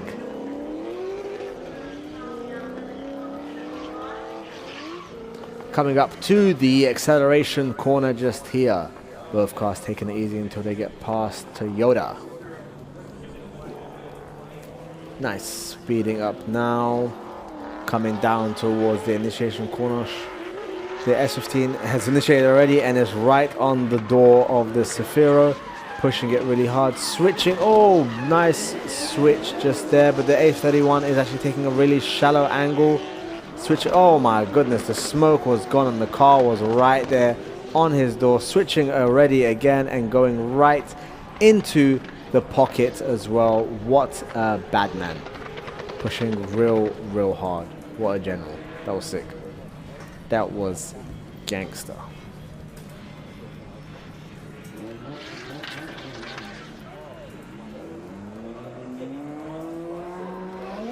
So something else I've noticed with my time in New Zealand, Auckland specifically, is that you guys only have 1.5 million people in Auckland, but your traffic is absolutely horrendous. That's because it's full of Aucklanders. Okay, yeah, I can't really argue with that one. But yeah, back in the day when I had my JZX, I did not have a cert on that vehicle. And I never got stopped, which was great. I sold it, and the new owner got stopped 2 weeks after, and the car was off the road for 2 years.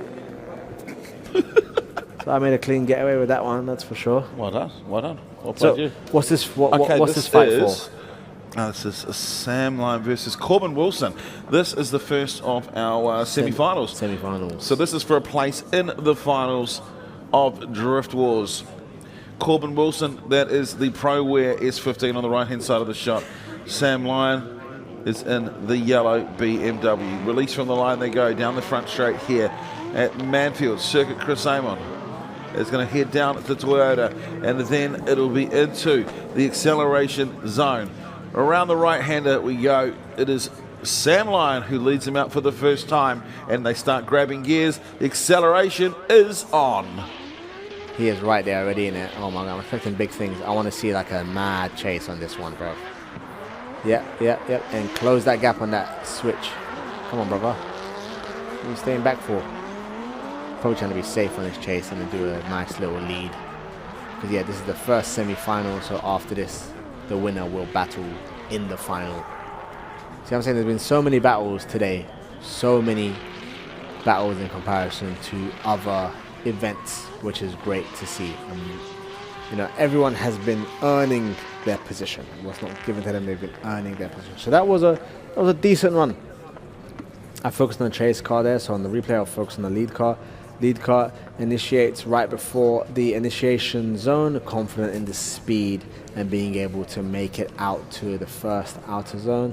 Switches just here, does ever so slightly touch the outer zone, but takes more of a mid/inside line there, not allowing a lot of space for the chase car. Again, just hits the outer zone on the outer edge. This one hits that zone 85% of its entirety, switches around towards the hairpin, and more or less hits that zone as well. There are no lines anymore, so can't see that correctly, but lead car put down a very good line. The first couple corners were difficult for a chase car to get into the pocket based on the line they took, but did a decent, stellar stand-up job. So now they will be swapping positions with the S15 in the lead and the E36 in the chase.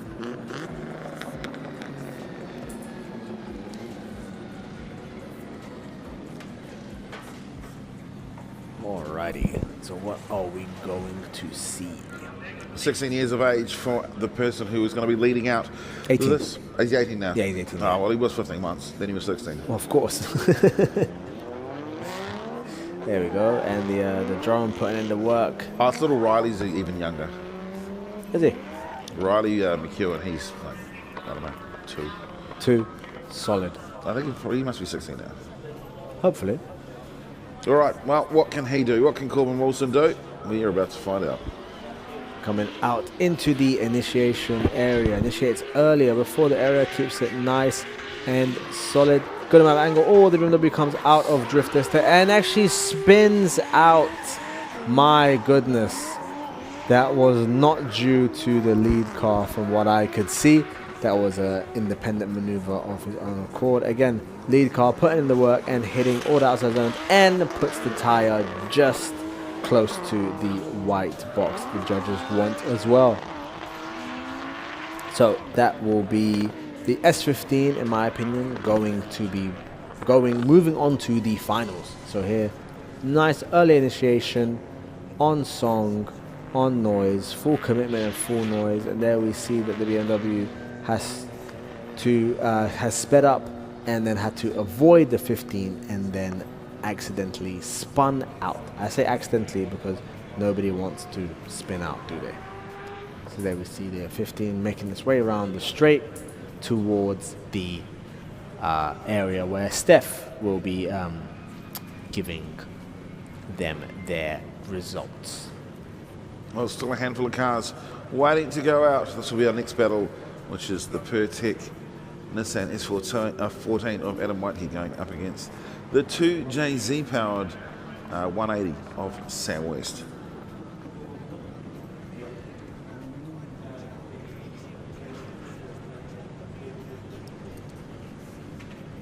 Alrighty, so just pulling up now to Steph, and she is the one who will be telling them Wagwan, which is if you spell that, it's WAH space GWAN.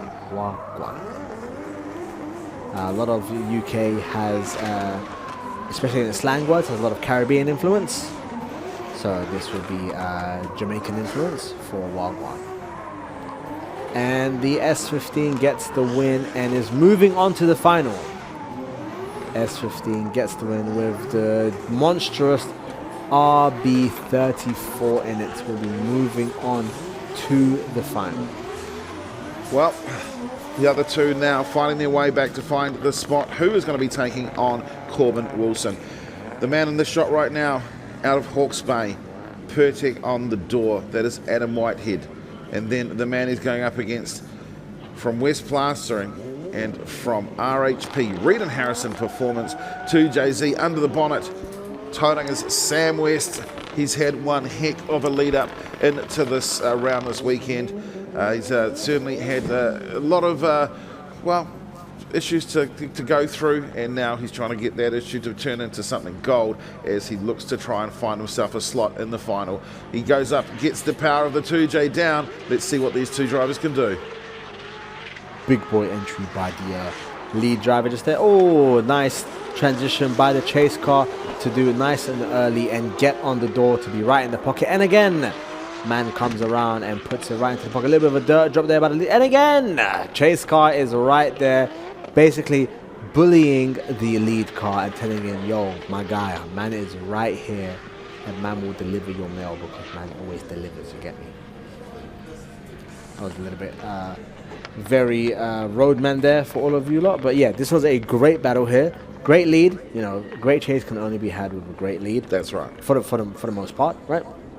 But that was a very good lead where, look at that switch. That is a great transition. Also great for the lead car to be in the outside zone to leave all that space available for the chase car. Again, another switch. Chase car is already there in the pocket and the lead car hitting the outside zone, dropping a single tire for a dirt drop, switching again and pushing it nice and wide for the chase car to get right into that pocket. That's great. That's perfect. That's banging. That was some really, really good driving from both drivers there. I'm happy I'm not a judge because I can't judge that. But again, we have 3 judges, which is, of course, every drift tournament has 3 judges unless you're using an electronic system. Usually it's a line judge, style judge, and angle judge. But we've got it differently here at Drift Wars, proudly sponsored by Link ECU. If it ain't Link, don't blink. Perfect. We have one judge who looks at the lead car, one judge who looks at the chase car, and then one judge who looks at the battle as a whole. Therefore, we do not want to. We want to have a winner from the battle. We don't do one more times. We do one more runs when the judge wants a driver to prove themselves in a particular position. So both cars have lined up again. That was a great part 1 of the battle. Unsure who's in an advantage position. And now we're going to be seeing part 2. Well, this is all about finding a spot in the final to take on Corbin Wilson. They've been released from the line, and it is the turn now of Adam Whitehead to lead the way. Sam West in a chase position. He's certainly knows his competitor well. They've no doubt been on track multiple times before. It certainly takes a bit of trust in situations like that. Let's see what happens as they transition into drift. Come on, G. Come on, bro. And switch right in the pocket. Yeah. Oh, no. Oh, my goodness. Now, what would that be count? I mean, he's... Oh, and again. So there were 2 corrections there. That very last corner was a blatant correction. There, the line was off, which meant that the transition wasn't... He didn't end up where he was supposed to be. And then prior to that, just after the first corner, it was a little bit of an over-rotation, or too much angle, I should say. And because of that angle, you'll see it in 3, 2, 1. Just here, it rotates a little bit too much. That is a little bit too much. That's not actually what the judges wanted, and that pulled him back a little bit.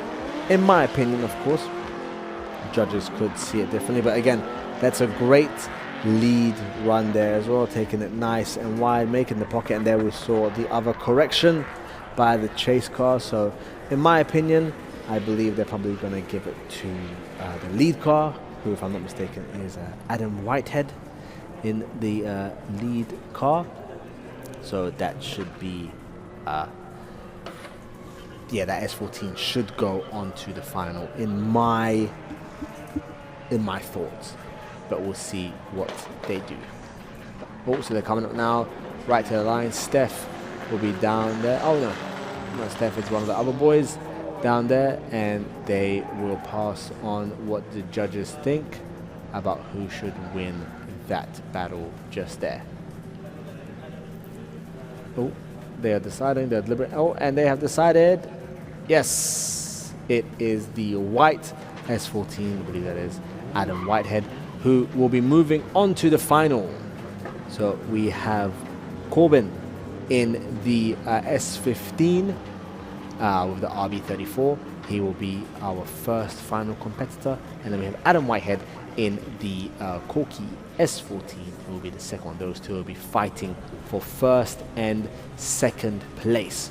But right now, if I grab the lappy top, we will scroll and we will see what position these two are fighting for. 1 second, just going to move it. They will be fighting for... It doesn't tell me. Either way, we love to see battles. This will be a lower bracket battle right here. It could be for 31st and 32nd place, potentially. But, so they're actually doing a dual buy run. But basically, they're not actually battling each other. They're just doing a buy run, but we don't want to send them out individually, because if we do, then we lose time. And we do not have a lot of time. We want to make sure the action is flowing. So to the spectators, this could look like it's a battle, but we know it's just a dual buy run because there were some bow outs due to car difficulties, and also I think someone's feeling a bit, oh Jesus, my man just decided to completely destroy the grass there. Excuse me, sir, what are you doing? We have to pay for this, you know. Are you going to pay for it? Jesus. My goodness, sorry about that. My my African dad just came out there a little bit. You know, we gotta pay for that. You know, the grass ain't cheap. You know, this is why a lot of circuits don't like drifters, because we just chew up the grass and then we get in trouble for it. But yeah, so now we are moving on to another battle. It is the Commodore versus the Z. So this is a battle. This is Vinny Singh, Vinette, in 30th position versus Cam Duff. The last one we saw was a dual buy run, so this one here can be a position change. This is event 66. Event 66. You hear that? Event 66. That's a big number. So fast entry, a little bit more midsection for the Z. Bringing it around. Commodore is trying to catch up, but is unable to, and actually comes out of drift, whereas the Z keeps it going. Hits that, almost hits the outside line just there, but again, it's all good. Hits the outside line there on the hairpin and swings. And there comes the Commodore, the mighty Commodore coming through. I just call it mighty because it sounded quite funny to say of Commodore. The mighty Commodore. The mighty Commodore. You know, it's definitely an underdog. Definitely the Commodore. Definitely the underdog. That's for sure. Definitely the Commodore. My dog. Hurrah. That one there was just like a cheeky little throw out for people that would understand what I'm saying. Oh, yeah. Yeah. All right. So, position-wise, this one should be a swap. The one that we just saw was Zalia Mir in 28th place, and I think somebody's pulled out. Oh, Cody Bitchin pulled out of, so essentially she gets 27th by default. Yep.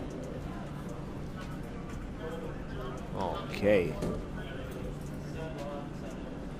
All right, so they are going to reverse it now for part 2 of that battle, and we will have the Commodore in lead and the Z in chase. Again, we are just all about continuous battles, driver progression, and seat time here at this competition, whereas usually those few things don't actually go together. But here at Drift Wars, we are pioneering something different and unique to the drift competition scene. Alrighty, so they have taken off. We will just quickly switch cameras. They're coming around Toyota, going past the acceleration cones, as I like to call them, into the initiation zone. Commodore initiates right on the entry of the zone. Comes down right, swings it, just about misses the outside section just there. Oh, and the Z actually comes out of drift, which is very similar to how the Commodore came out of drift. So I'm not sure how the judges are actually going to score it then. I don't know if they're going to do an OMR. They might not do an OMR. They might not feel that it is necessary to do an OMR. But that would have been definitely the Z all day if it just happened to stay in drift and just do a clean line throughout. But unfortunately, it came out of drift. Hopefully they just do it on like lead runs or something. Yeah, probably. I would say so. Yeah, I'd say they'd probably just do it on lead run. This is for position 29 and 30. Staging C33 Laurel. And if you give me a moment, I will be right back after this battle. Or after this Byron, I should say. All right, so Nick Mayer, number 31 on the door. He was meant to be going up against Curtis. As we see it's a big dog, Cam Duff and the Commodore for the win on that one. Vinny, 19th place for Vinay Singh. And this one here is Nick Mayer. That car looks authentic, honey.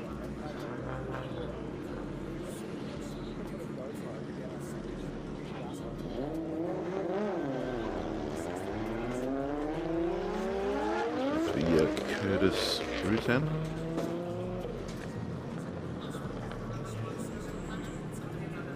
And this will be for 20, this is event 68, which is for 25th and 26th position. We're in lead position.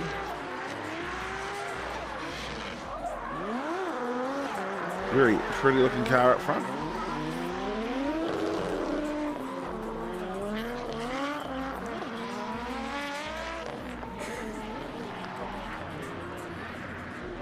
Coming through to finish. Just a nice clean pass for McNair in the lead position.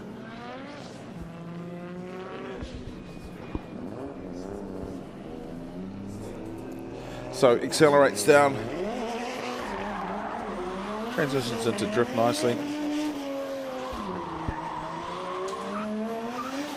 See, just misses the box.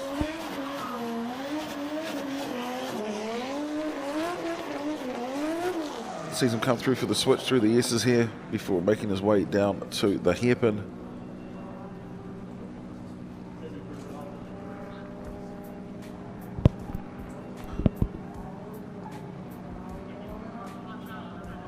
So these cars will head out for the choices to be made.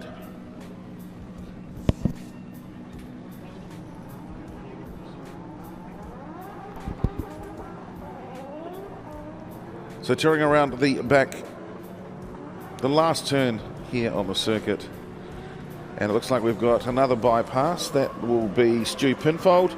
Stu Pinfold is meant to go up against Boss Blackbee, and that would be for event 69 for 23rd and 24th position. But Stu Pinfold rocking the number 27, powering out through the hairpin, coming through to finish, and will jump one spot and out the window. He's happy. Event 69 will be won by Stu, and that will be 23rd place. As we go back to this battle here,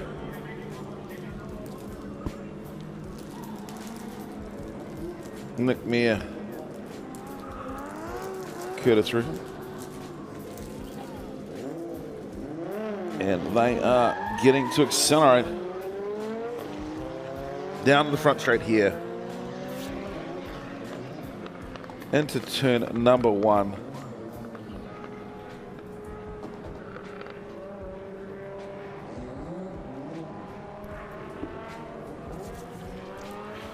Nice. So we have the white S14 leading with the C33 in chase. Nice, confident entry there. Oh, a little bit of some squirreliness from the chase car.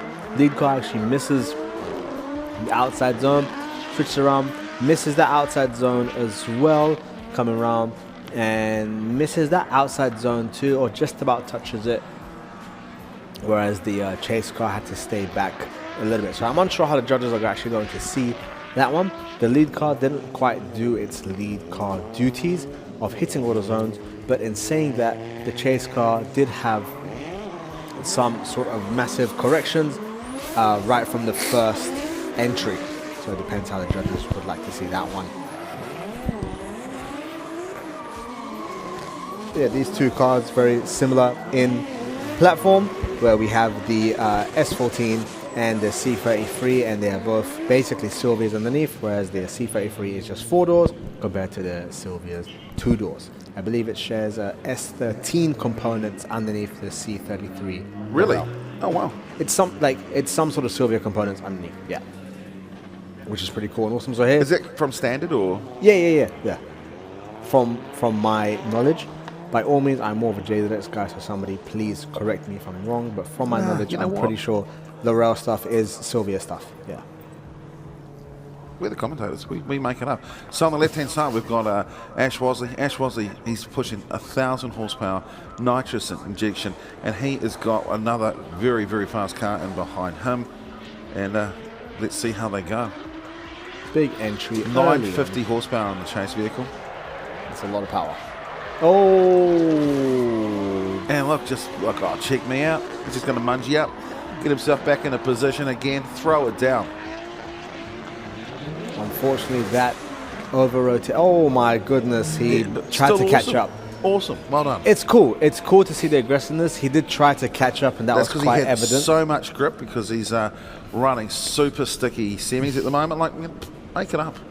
Don't let the truth. I don't want to make it up. Don't let the truth get in the way of a good story. But the truth can be a good story. Oh, yeah, good point.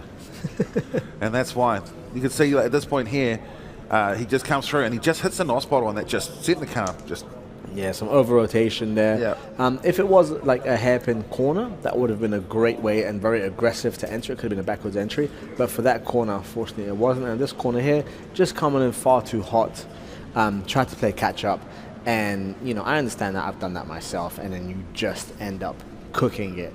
And unfortunately, there goes his rear bumper. Looks like it's all in one piece though, which is great. Can stick that right back on the car, and there is our great boys going around to pick it up and make sure that everything gets back into play. It's always good to have a little bit of light energy to pick those bits and pieces and car parts up, and certainly cooking today. Talk about cooking. What's your favourite type of food? I'm a great fan of Asian cuisine. Probably Japanese is one of my favourite. For me, it's Ethiopian food, which is my country's food. So you've just said that Japanese is your favourite food. No, so when, like, is there any way that people can come and enjoy the Japanese food that you've just said is your favourite? Yes, they can. They can absolutely hit me up at Milky Diamonds on Instagram, Facebook, YouTube, or TikTok, or they can hit up my website, diamonds with an S .tours, if you would like to do a tour of Japan. So my specialty is no Tokyo, no Kyoto, no Osaka. Let's go ahead and get a nice luxury Japanese van and go explore real Japan, where no tourists actually go to. So I used to live in Utsunomiya, which is an hour north of Tokyo. Great city, a city of about 500,000 people. I was there for about 3 years before I was in Gunma for a year. Great area. It is right next to Nikko Circuit, which I know a lot of people want to go and visit. And it is your pathway to the rest of Northern Kanto and Tohoku.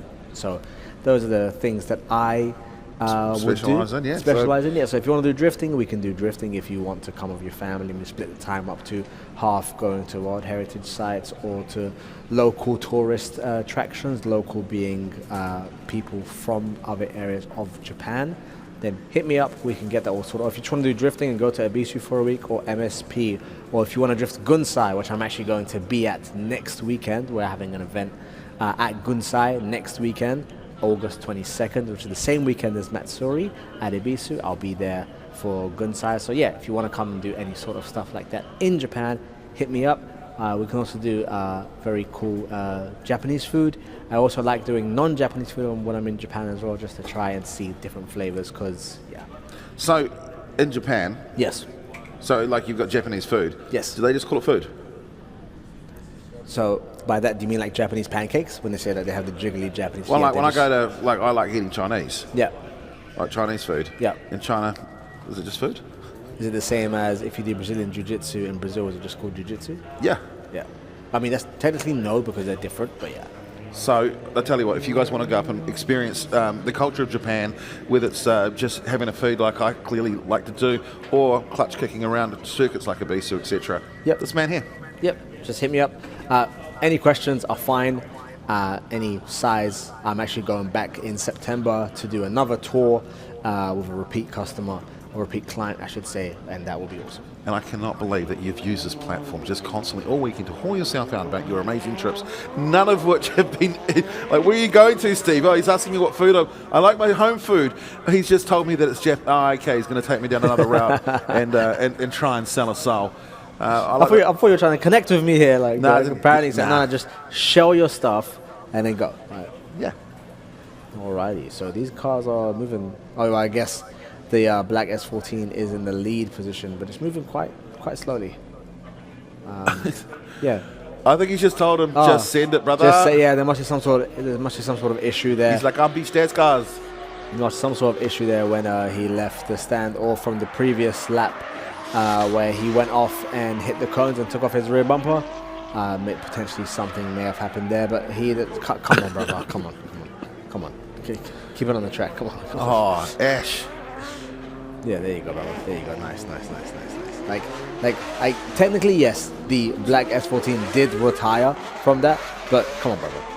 Like, you got this. I believe in you. And a huge hello and shout out to Michael Clark from Castro Transmissions. When it comes to transmissions anywhere in Aotearoa, that is the man to talk to, and he's such a giving guy. He's supported so many different drivers and things over the years, and nothing seems to change for the Casper Transmissions team. They're all very, very special people, and Michael Clark, it doesn't go unnoticed, and I just take the opportunity to say thank you. Thank you. Yeah. Kia ora, kare. So, have you ever heard when Americans try and say some Maori words? Oh, yeah. No, they're definitely not cooking with gas, those. Kia ora. Kia ora. Whereas the correct way is kia ora. Beautiful, bro. Those rolled R's. Oh. Well, of course, yeah. I mean, the one commentary partner that I've ever had that's managed to shut me up because I'm like, oh, damn, you're pretty good, brother. I'll try my best. So in the lead, we have a C33, and in the chase, we have the Lexus RCF with the colossal V12, the only one that Toyota ever made, the 1GZ. You can hear it in its full NA form. Barely any Toyota left in that car, but it's a Hartley V12. But yeah, so that was so the lead car didn't quite hit all of the outer zones that it was meant to, but the chase car did keep the pressure on, not exactly as close as judges would have liked, but that's of course based on the lead car's positioning on the track. If the lead car is not going wide, the chase car cannot really go into the pocket. So just about hit that zone there on the edge. Move around to the next area. Great proximity from the chase car. Lead car did a little correction there, had to reinitiate.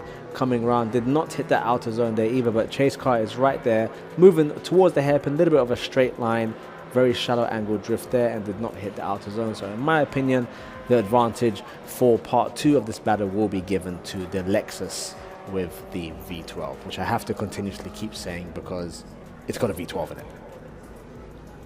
There was a battle, and it was did it happen on track or was it just in practice between Darren Kelly at FD and Federico? So it was V12 versus V12. Yeah. Just there's nothing there has never been that many cylinders. The Ferrari, right? Yeah. It's a funny story. I actually met Federico in Japan randomly at the 7-Eleven right next to the Nihon Matsu train station, and Nihon Matsu is the town that Ibishu Circuit is in 2016. I walked in, because back then he does stuff with Team Orange. Yep. So I walked in and I saw a man wearing a Team Orange shirt who clearly wasn't Japanese. And I was like, hey bro, how you doing? He's like, yo, yeah, I'm here. Was he eating? He just purchased something to eat. Il cane grosso devi mangiare. Big dog's got to eat. Que bellissimo. Bellissimo. Que bellissimo. All right, so now we've switched around, and the V12 putting all of its power down, initiating just before the initiation zone, having to do a couple more pulls to keep it going. Hits the outside zone just there and just decides to turn the jets on and just go flying. But again, the C33 is right there and is keeping up. We love to see that. And he did actually hit all of his zones, so that was a great lead that allowed the chase car to get into the pocket. But at certain points, he did turn the jets on, and I am surprised that the C33 kept up. I don't think it's the same when they're running semi-strapped to the back, Oh, but yeah. Well, I mean, hey, I guess we don't really have any tire rules here, do we? Oh, well, would they run semi? I don't know. What are they running? I didn't hear anything about it. The only thing I heard about was that there's no minimum tire pressure limit.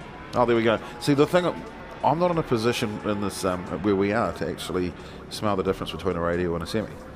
Smell? There's a smell difference. Radials smell good. Yeah, semis are disgusting. Smell sticky. They smell like cat piss. They are disgusting. They're horrible, and I love them. Fair enough. Is this a buy run just here? Must be a buy run.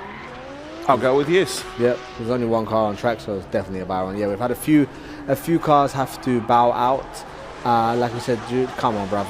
Not on the last corner. Super 6 to say for the boys. For the boys. Done. For the boys. And it's great to see that drifting's inclusive, obviously we've got our buy runs out there, and then, every single one of these drivers is using that power through the trans. Obviously, one thing we don't want to see is the straightening of the cars when they go through, and we just, Yep, for the boys, yeah. So here we see that the Lexus was the winner of that battle against the C33. The mighty V12 took apart the inline 6 of the C33. All right. Who have we got next? We must be getting close to our final, I would say. Must be getting very close to the final. Is this Matt versus Brando? Seems that way. Yes, we have the black S14 versus the 180 SX. Mr. Man himself, the only one to actually give us anything to say about him. Absolutely. Car releaser turned drift driver. Coming through. They are both coming up to Toyota, my personal favorite brand. I've had the JZX since 2018, pre-COVID. Yeah, I've got a Toyota Corolla. Nice. Yeah. Sick. That's awesome. So a little bit of a gap developing there, initiating very, very confidently, solid. A lot of smoke, swinging back around, just about missing the outer zone there, but very, very close. Coming around again. Looks like it hit that outer zone. Coming around. Yes, very good lead run. Also, Chase is, oh, my man came out the smoke and was right there like a Jehovah's Witness trying to get you. That was beautiful, bruv. Bless. Bless. That's it, just bless. I didn't think I'd ever say that Brando had to dial on more angle to slow the car down. Yep. I don't think he'd ever have the ability to do that. Well done, Anak. Well done, Brando. Well, it's funny because like, there's always a gap on the very initiation part, right? There's always a gap. And then after the splash right here, everyone always just dives in.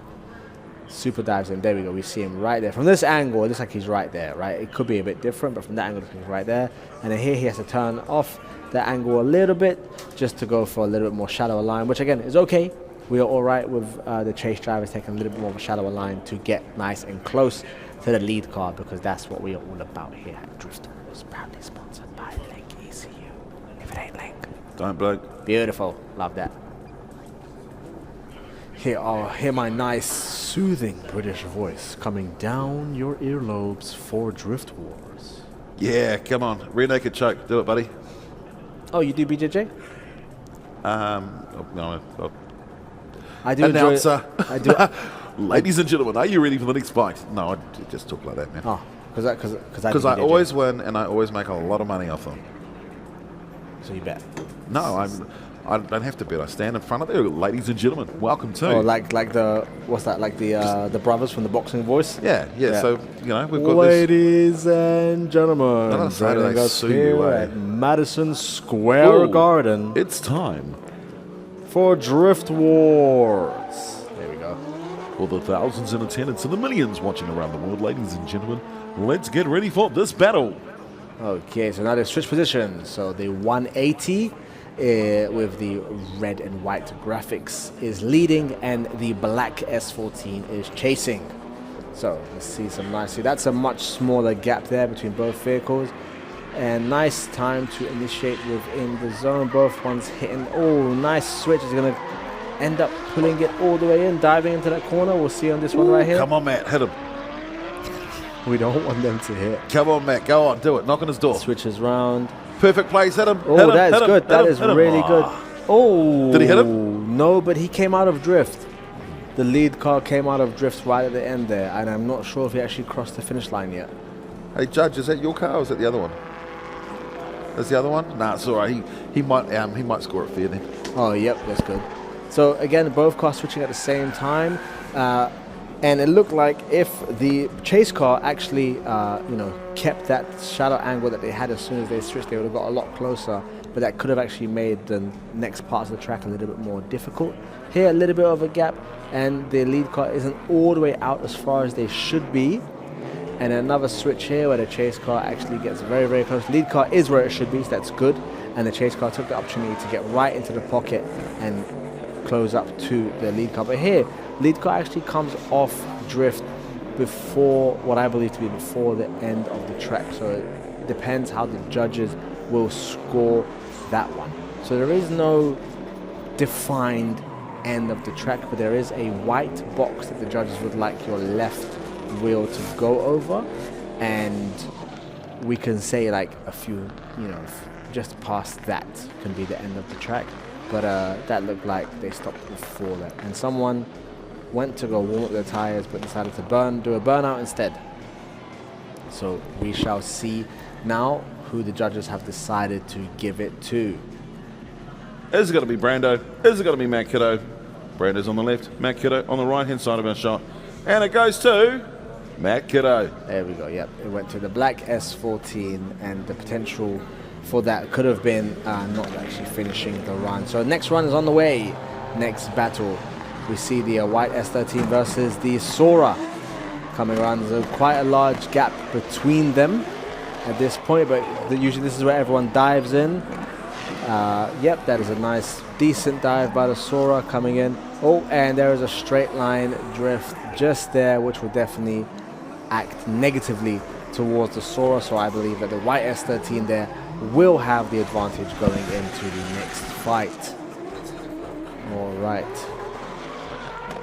So we had the white S13 and the Sora both. So I think battling that was just event 74. As we make our way Up all the the way ladder. to event number 80. So 6 there's- away. There's 6 away. So we've had 80 battles. Is that what you're telling me? Yeah. Well, plus Omar's. And plus yesterday. What's the plan of attack for you this evening?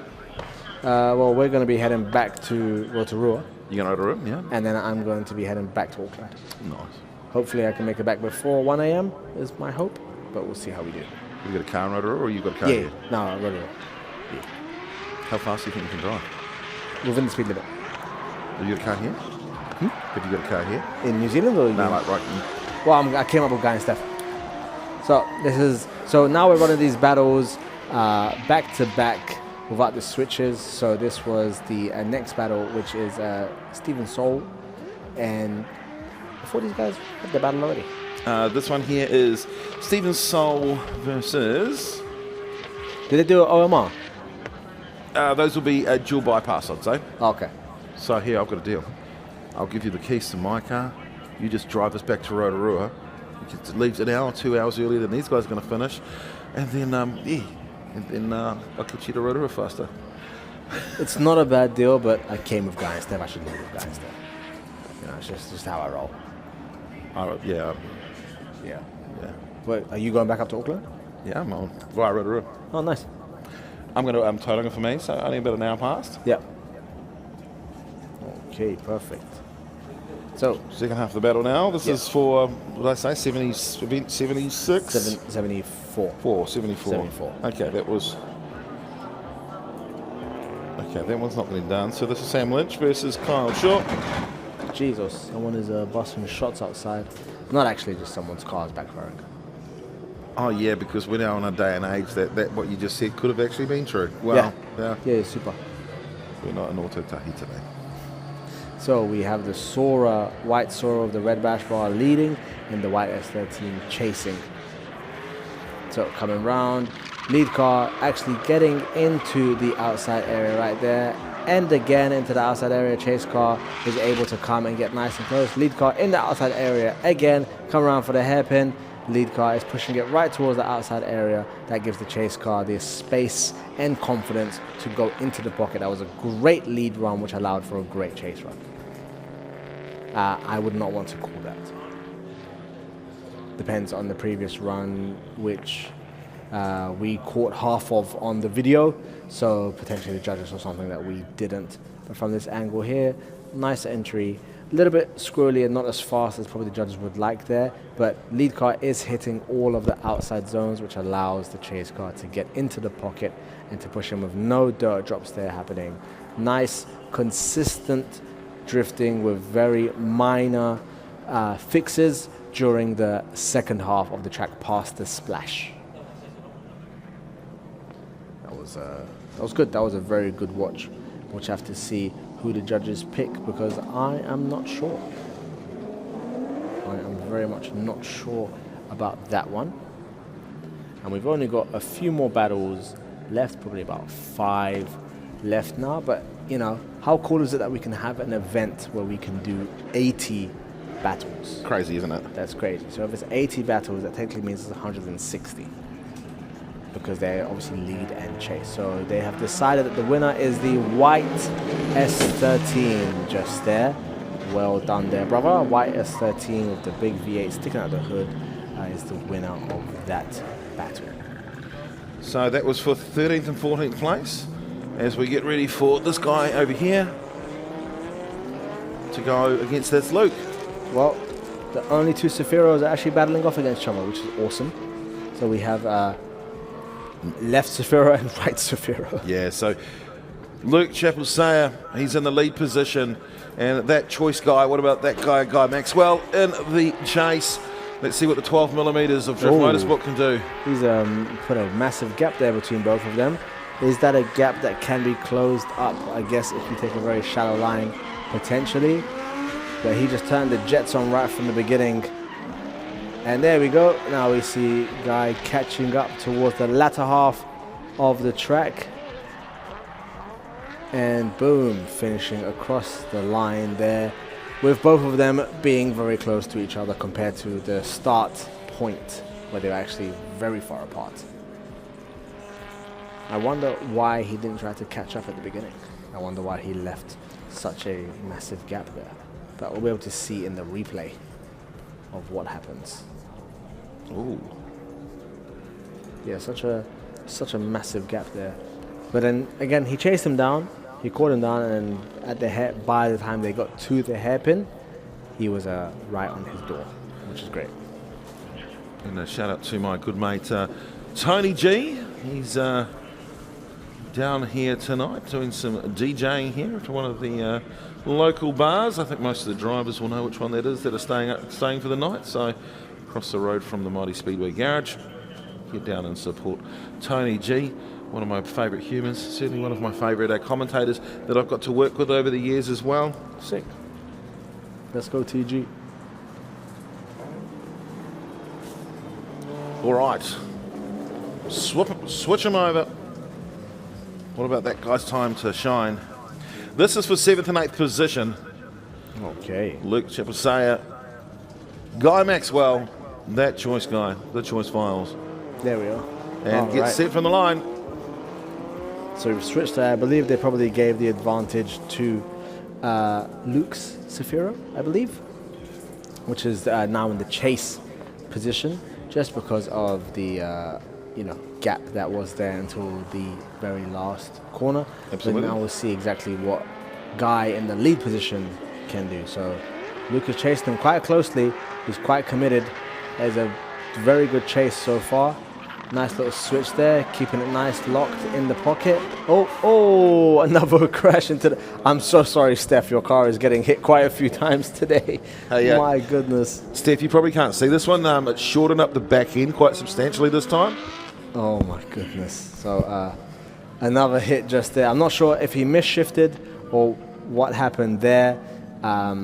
Potentially the tail lights will be out, but yeah, let's have a look again. So very good, good lead, very good chase, being confident, staying nice and close. Guys switching just there, taking the outside, majority of the outside corner there, and then here just looks like just loses power and just gets struck. So both rear quarter panels there getting hit. When you see like brakes and plastic and stuff, I hope. Yep, the winner is Luke, just there. So he is, that Safiro is Safiroing more than the other Safiro. That's what we'll say with that one. Safiroing more than the other Safiro. That is the top Safiro. That's TC Safiro. Well, you've got a top Safiro, now you've got a top Scotty D versus a top Sean Potros. That'll be why we heard all that bang before, because that's the Potros effect in his Limmy. Oh man, it's going to be a great battle. Limmy bashing. This is what, 5th and 6th place? It's 5th and 6th, lad. 5th and 6th, yeah, this should be a good battle. I'm excited for this one. There's a couple of D1 NZ pros, yeah? Yeah. I'm excited to see the battle that happens from this one. This will be good. So we're getting down towards the final. This is not the final, we are getting towards the final. This is for 5th and 6th position. Little battle that we're having here. So we have the BMW on the left in the lead position and the S15 on the right in the chase. Event 78. 78, so we've got 2 more. Mate. 5, 6, 3, 4, then final, 1 and 2. Yeah, 6, 7. All right. Very nice proximity from before. Oh my goodness, both initiating side by side together. Oi, he's coming in close. Oi, brother. Keep it in. He's about to try hit him with his wing. That's okay. Can't see it. He's still going to. Oh, he's shallowing up. Oh, that was a bit shallow from the chase car. Still keeping it in proximity, but that was a bit shallow. That was definitely a big correction there from the chase car. But that's all you want to see is hit him. Destruction derby. So, in my opinion, that definitely goes towards the BMW. The lead car will definitely have advantage on that one. It was a great chase. A great chase can happen because of a great lead. Look at this point right here. Both initiating on the fastest part of the track, side by side, putting in the work. really good proximity between both drivers and the lead car. Potros has just got that champ vision when he's like staring out the cockpit of his car. That part there was a bit of a, not, I wouldn't call it an over rotation, it was just too much angle, because that wasn't over rotate. It just happened to have a little bit too much angle for the corner that was coming up. But I guess when the earth's working for you like the earth works on the BMW, you just get the ability to drive away from it. The best thing though about scratching that thing up is that Danny Boy Customs can come and fix the BMW. So there you go. So you're saying hit him? Hit him. That's the long way of saying hit him. Okay. Now we've got the one-eyed man, which is Mr. West. He'll get ready to go, but before that, we will get there's the second half of this battle on the way. Go on. Come on, Scotty D. See if you can just wipe one of Danny Boy Custom stickers off the front bumper of your BMW. Oh, he wants to quickly scrub again. Or he's probably just putting on a show for the crowd. All right, so the S15, which is driven by Sean Potros, will actually be leading. And Scotty D in the BMW E92 will be chasing. So we have the car with the wing in the leading position and the car without the wing in the chase position. Come on, boys. Whatever you scratch up, the mighty Mun can polish out. Let's go up and put you boys door to door, side to side. We're about to find out what happens in the last pass. The battle of the two J's. Look at that. Both of them initiating at the same time. Beautiful. Love that. And nice little slow down and switch and gas it into that pocket. Push it. Oh, no. My goodness. He went off track just there. So we know that Scotty D in the... that was he go for a reverse entry there. That made me stop talking for a little bit. Scotty D in the BMW E92 2JZ will be taking the 5th position for battle 78 out of 80. 80 battles. 80 battles. Only brought to you by Drift Wars. Proudly supported by Link ECU. If it ain't Link, don't blink. Beautiful. So look at that. Both side by side. Both coming in nice and strong. A little switch there to go in to the pocket just there. But Sean Potros going a little bit wide and going off track. And actually, Scotty D followed him off a little bit, dropped 2 tires, then came back on and kept it moving. And then for the very last hairpin comes for a nice little backwards entry there, which, you know, at this point, he is the winner of this. This is how the judges are looking at it. If the lead car comes off track, the chase car automatically, you know, moves on next unless they do something crazy, right? But yeah, so now we are moving on to 3rd and 4th. So this is for the final spot on the rostrum. It's time to find the 3rd place getter. We've got Sam Lyon. He's had an absolutely fantastic weekend, moving that BMW through as many different battles as he possibly can, but now he's going to face Sam West. Sam West, certainly one of the quicker drivers out there on the field with that 2JZ powered 180. Let's go. White v yellow. There we go. So boom. Nice, solid entry. Look at that commitment and speed. Switching around. 75% of the outer zone there was hit. Again, a little bit of the outer zone there was hit here. Definitely outer zone, but the BMW is sticking to his door. Switching it around again. Both of them solidly moving and pushing it towards the end. So I actually don't know who has the advantage going into part 2. He's my mate. Okay, cool. Yeah. So apparently, and the key word here is apparently all in caps, Sam has the advantage moving into part 2. But let's look at it again. Solid initiation just before the initiation zone, keeping it nice and tough and gassed out. There, unfortunately, a little bit of a miss towards going throughout the entirety of the zone. Here, it looks like he went for the zone, but I'm not 100% sure judges can see better than I can. Absolutely perfect. This corner, Sam West made no mistakes. No mistakes. And he'd like to thank the sponsor on his door, as you can quite clearly see there. That is RHP, Reed and Harrison Performance, and of course West Plastering. Come on, stick your car up, you useless fella. You wanted to say something else, didn't you? Yeah, absolutely. You're useless, Sam. You're one-eyed and you've got... It's pretty good drifting for one eye. One eye, one ear. Okay, it's very good drifting for one eye and one ear. Scabby hands. Needs to moisturise. Other than that, we love him. Couldn't wear gloves. Of course. Yep. And hello to Kobe. Hello to Skylar. Hello to Maddie. Hello to the whānau back in Papamore. Oh, someone is warming something up. It's just Sam. Sam doing Sam things. Sam doing Sam things. Okay. That's just ADHD going. What was I supposed to be doing here? Oh, that's right. Another battle. Part 2 of Battle 78 for 3rd place, the last spot on the podium. I'm not sure who has the advantage. According to my co-host, it is Sam who's got the advantage just there. Yes, absolutely. Yeah. So we just brought out, these cars are just warming themselves up before the final. These cars are warming themselves up. It is Corbin and... oh, okay, so perfect. They are making their way out.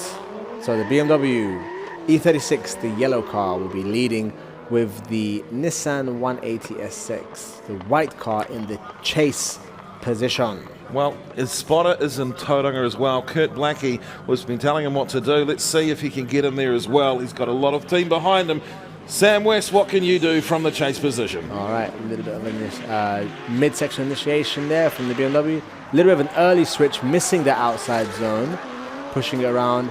Also missing that zone, coming around to the second last corner, hitting that zone but getting a slight little dirt drop, and then coming around to the last one. Ooh, he dived in there. That was a big dive towards the hairpin and pushing it around. So I assume potentially, actually wait, this is for 3rd place, so we won't know who it is until they actually do the. We won't see who it is until they actually give out the prizes. Oh yeah. So we won't know, yeah. So even if we do know, we shouldn't say it. So I don't know. It could be anyone's game. They were both really good runs. Here we can see from the replay, lead car missed that outer zone there. So the chase car tried to take an inner line to go and catch up. Looks like he missed that zone there as well. Again, judges can see better than I can. Hit this zone, then a little dirt drop.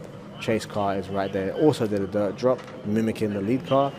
And then pushed it out wide here and is on his door towards the final part of the track. Well, for 2 days, we've had drivers here from all over the country challenging themselves out here on track.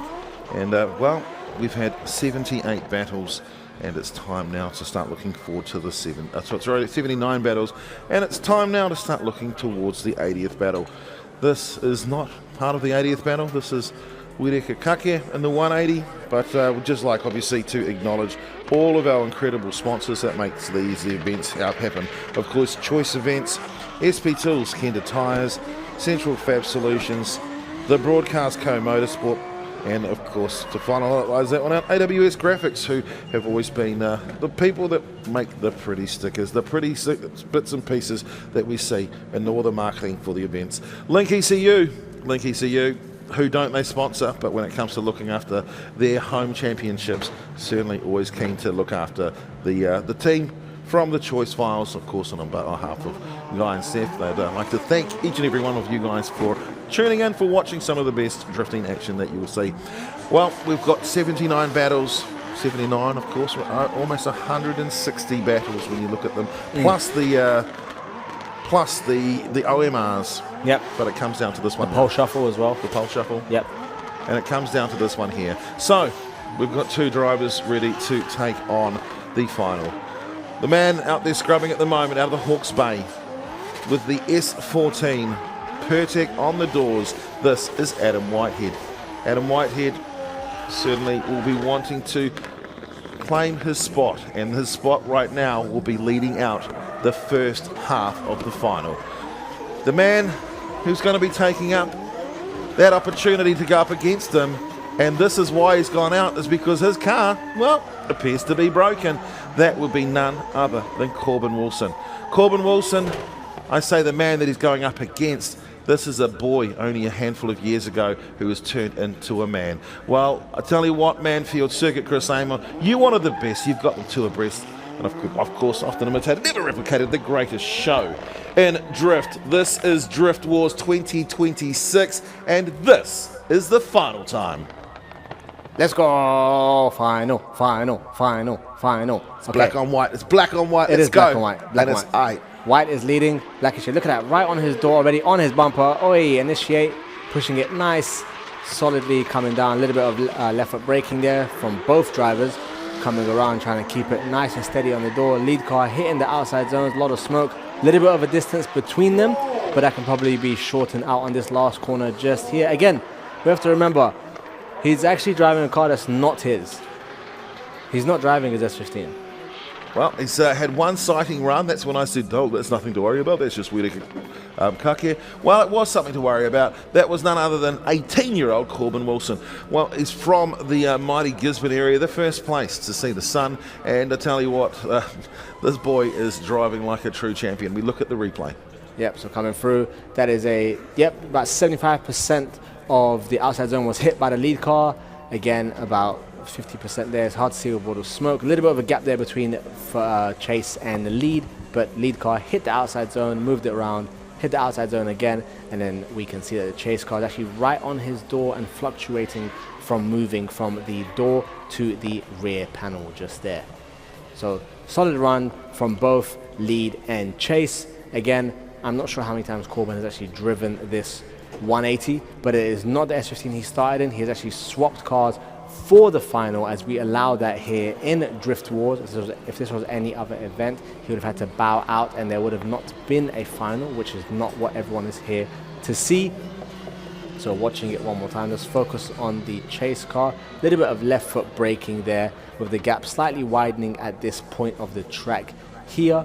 Coming up to the second to last corner, we are unable to see any more. We've taken it back to the beginning and we're seeing it in slow motion, which is very nicely. So at this point, it is very good. They're both neck and neck, both wheels very close to each other, and they both initiate at a similar point in time, but therefore a gap is created. As you saw, the Chase car did use a little bit of left foot braking, which slowed him down a bit, and as you can see, the lead car has a lot more angle than the Chase car here too. So the gap ever so slightly widened from 1 to 2 car lengths, and just look at the difference in angle that is being shown by both cars just there as well. But again, we have to remember, this is Corbin is not driving his own car. So a little bit of left foot brake there in transition just to slow the transition down, get back onto the gas. Lead car doesn't quite use the entirety of the outside zone, but does a pretty good job regardless, and the Chase car is doing a good job keeping up. He does get gapped a little bit here at this point, and we do lose him in the smoke from this particular angle. Which is also the lead car hasn't really filled, it's touching the sides of that zone. outer zone, but it's not necessarily in it. Yeah. But I guess what, man, when it comes to the final, I mean, forget the rest. These two are definitely the best. They have fought their way to the positions they are at now. This is the 80th battle. This is officially the 160th battle when you look at the fact that we go side by side, back to back. And for 160 times we've seen cars out on track, this is going to be the best time and hopefully the last time. Final. So as you can see, big disparity in the gap between them. He is putting down the absolute noise on full noise, going mega at the front, using the majority of the zone just there and this zone as well, so making it quite easy for the Chase car to dive into that pocket and get nice and close. And switching around to the very final hairpin just here, again, lead car hitting every single outside zone that the judges want and pushing it all towards the end. That was a great run by both drivers, and I personally cannot decide who won that one. And if I did know, I wouldn't tell you either, because of course we have an award ceremony happening after this. Well, fantastic job, fantastic work. We've got two drivers that certainly have put on a show when it comes to the final. We've got Corbin Wilson, a car that he's borrowed, that is literally showing as he leads out. Great angle to start. A borrowed car, still well and truly filling the zone. Comes and sets himself up out of splash again. Hits the zone. When it comes to lead at this point here, Corbin Wilson in that borrowed car is the man we're watching. But to get onto that rear bumper, both of these drivers have had a fantastic lead run to chase down, and that's why you've seen such an incredible final. Yeah, man, he is right there the entire time. That's awesome. Both of them put down some crazy runs. Like, that is legitness. Makes me want to go and drift as well. That is so sick. So I'm unsure if the judges are going to do an OMR for that one. I don't know. Or if they've decided on a winner. Yeah, and we will find out momentarily once they pull up. So we're just looking for 4 words, and those 4 words are, we have a decision. Yes. At which stage, it'll be a case of moving butt, heading downstairs. Yep. We haven't got a result yet.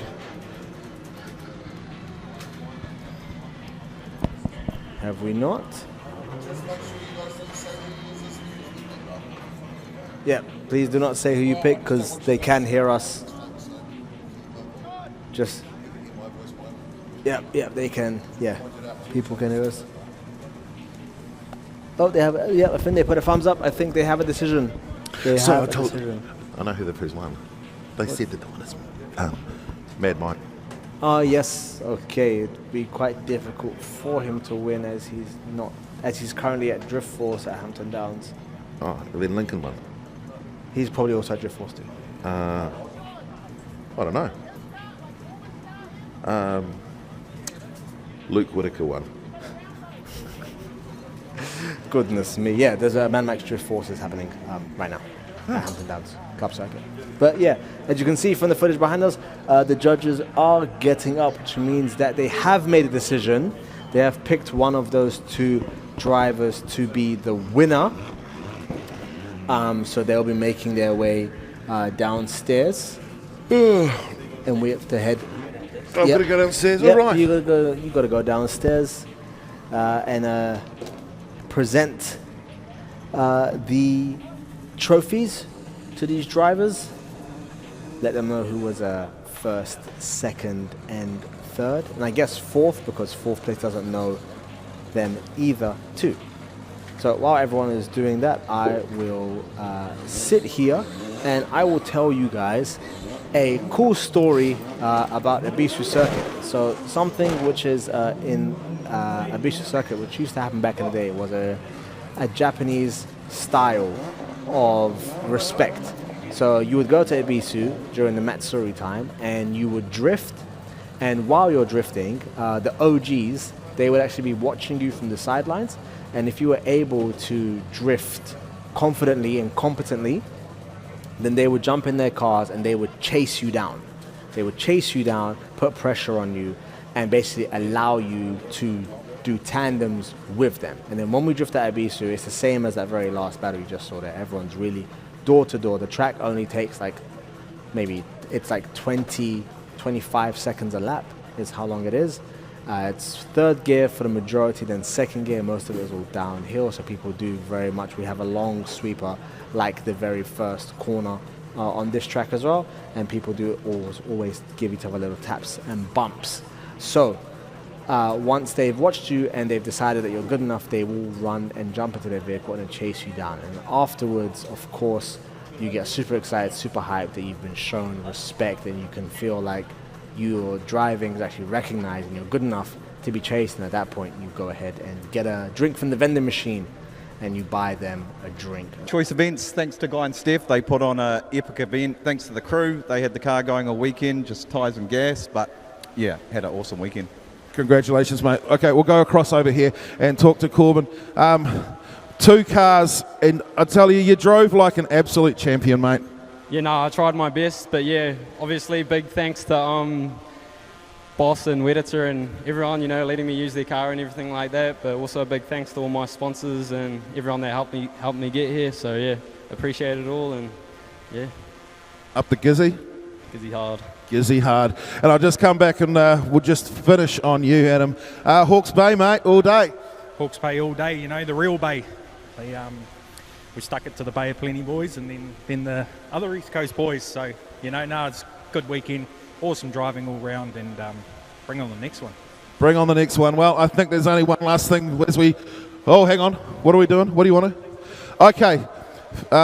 Official photographers, before these guys ruin your camera lenses, if we could just take a look at these amazing people here. Hold up your trophies. Hold up your... Sam West is dyslexic, so he doesn't even know if this is right the way or not.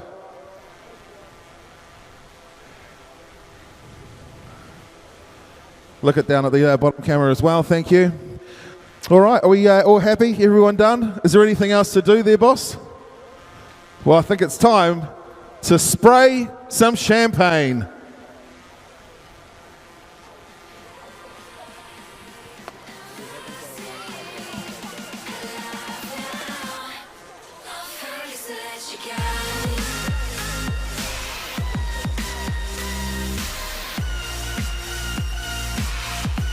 All right, well, We'll jump in and have a chat to Guy. Guy, another fantastic event by you, Steph, and your entire team.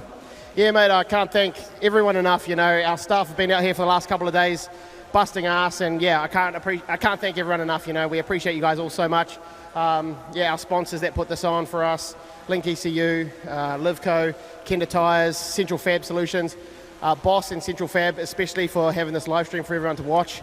And yeah, just everyone that has anything to do with what we do. You know, as I said earlier, we really appreciate everyone. The old Seth ran out of go in the top 8, so I just started going lose, lose. So it is what it is, but I'll be back, I think.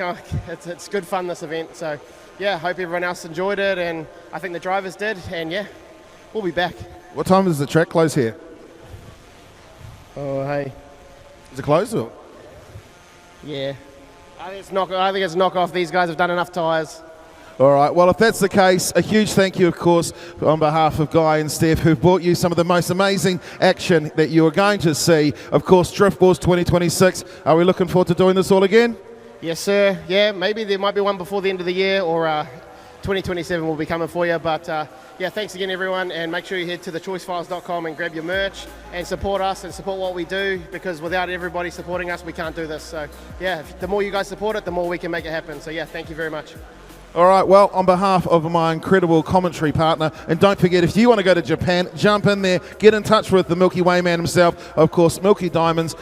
On behalf of the team here, we'd just like to thank you very much for tuning in. Thanks to the Broadcast Co, and we look forward to seeing you all again soon. Mā te wā.